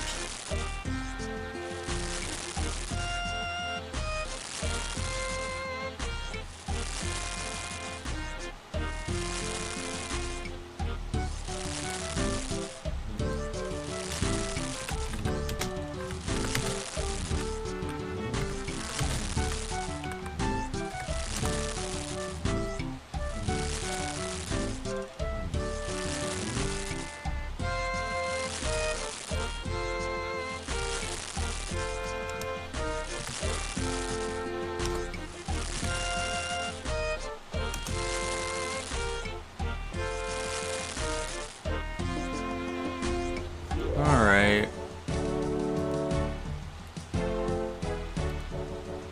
600 left in the bank.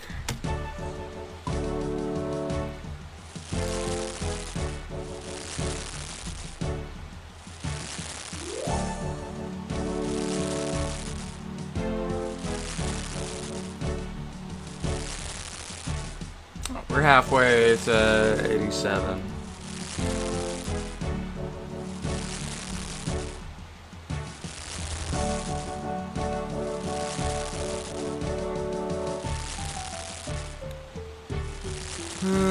Okay. Just gotta. We're probably gonna run out of shark before we level up, so we'll just get done with all of them, sell them, and then get off for the night, I think.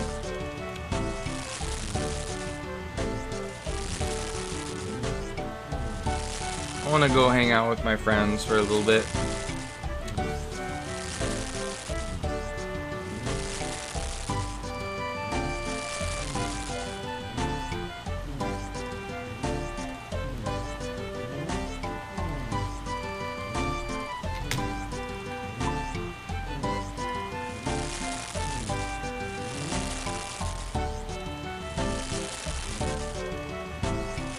I'm looking forward to having some more food tomorrow too. Some Italian salad. I love Italian salad, so good. I hate the Greek version of it though. I think the Greek version of the Italian salad tastes gross.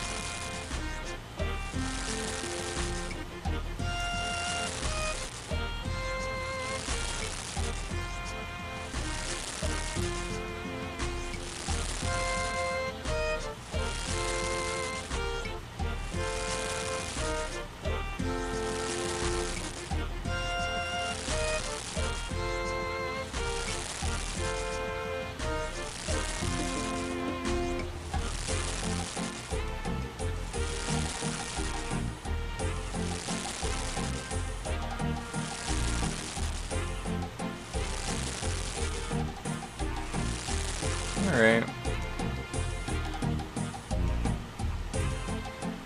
A little over 500 sharks left.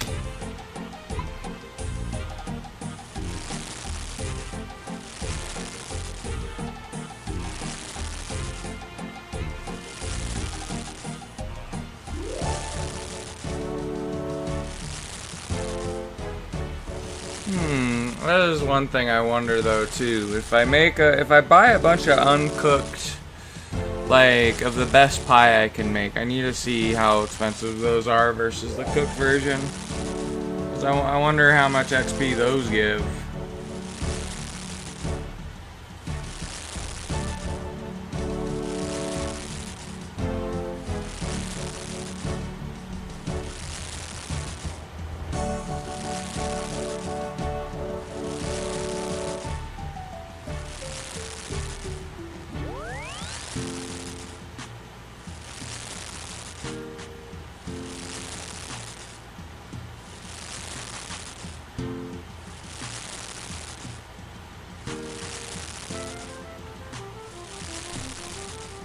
Alright.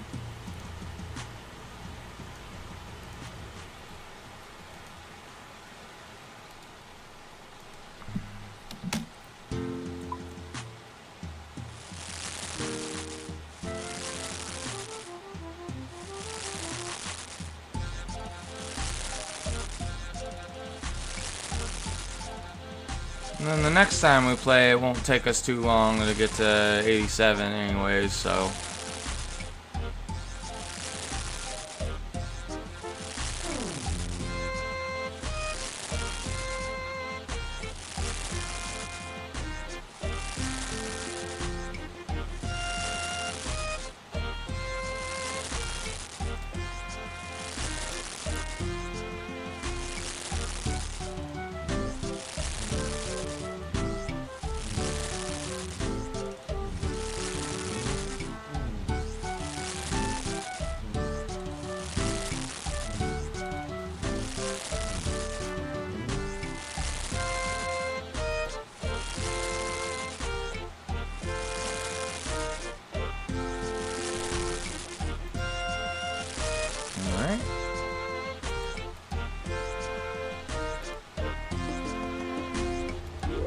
I think this will be the last batch I cook. I think I've been playing for too long. I don't think I have it in me to stream for RuneScape for 11 hours tonight. I probably did yesterday, but then the, internet died. So. But yeah, thank you everyone that came by today to watch me just level up my cooking skill, and then we ended up, getting a quest done as well. So that was fun. Yeah, good night, Kit30. I hope you have a good night as well. Thank you for tagging along.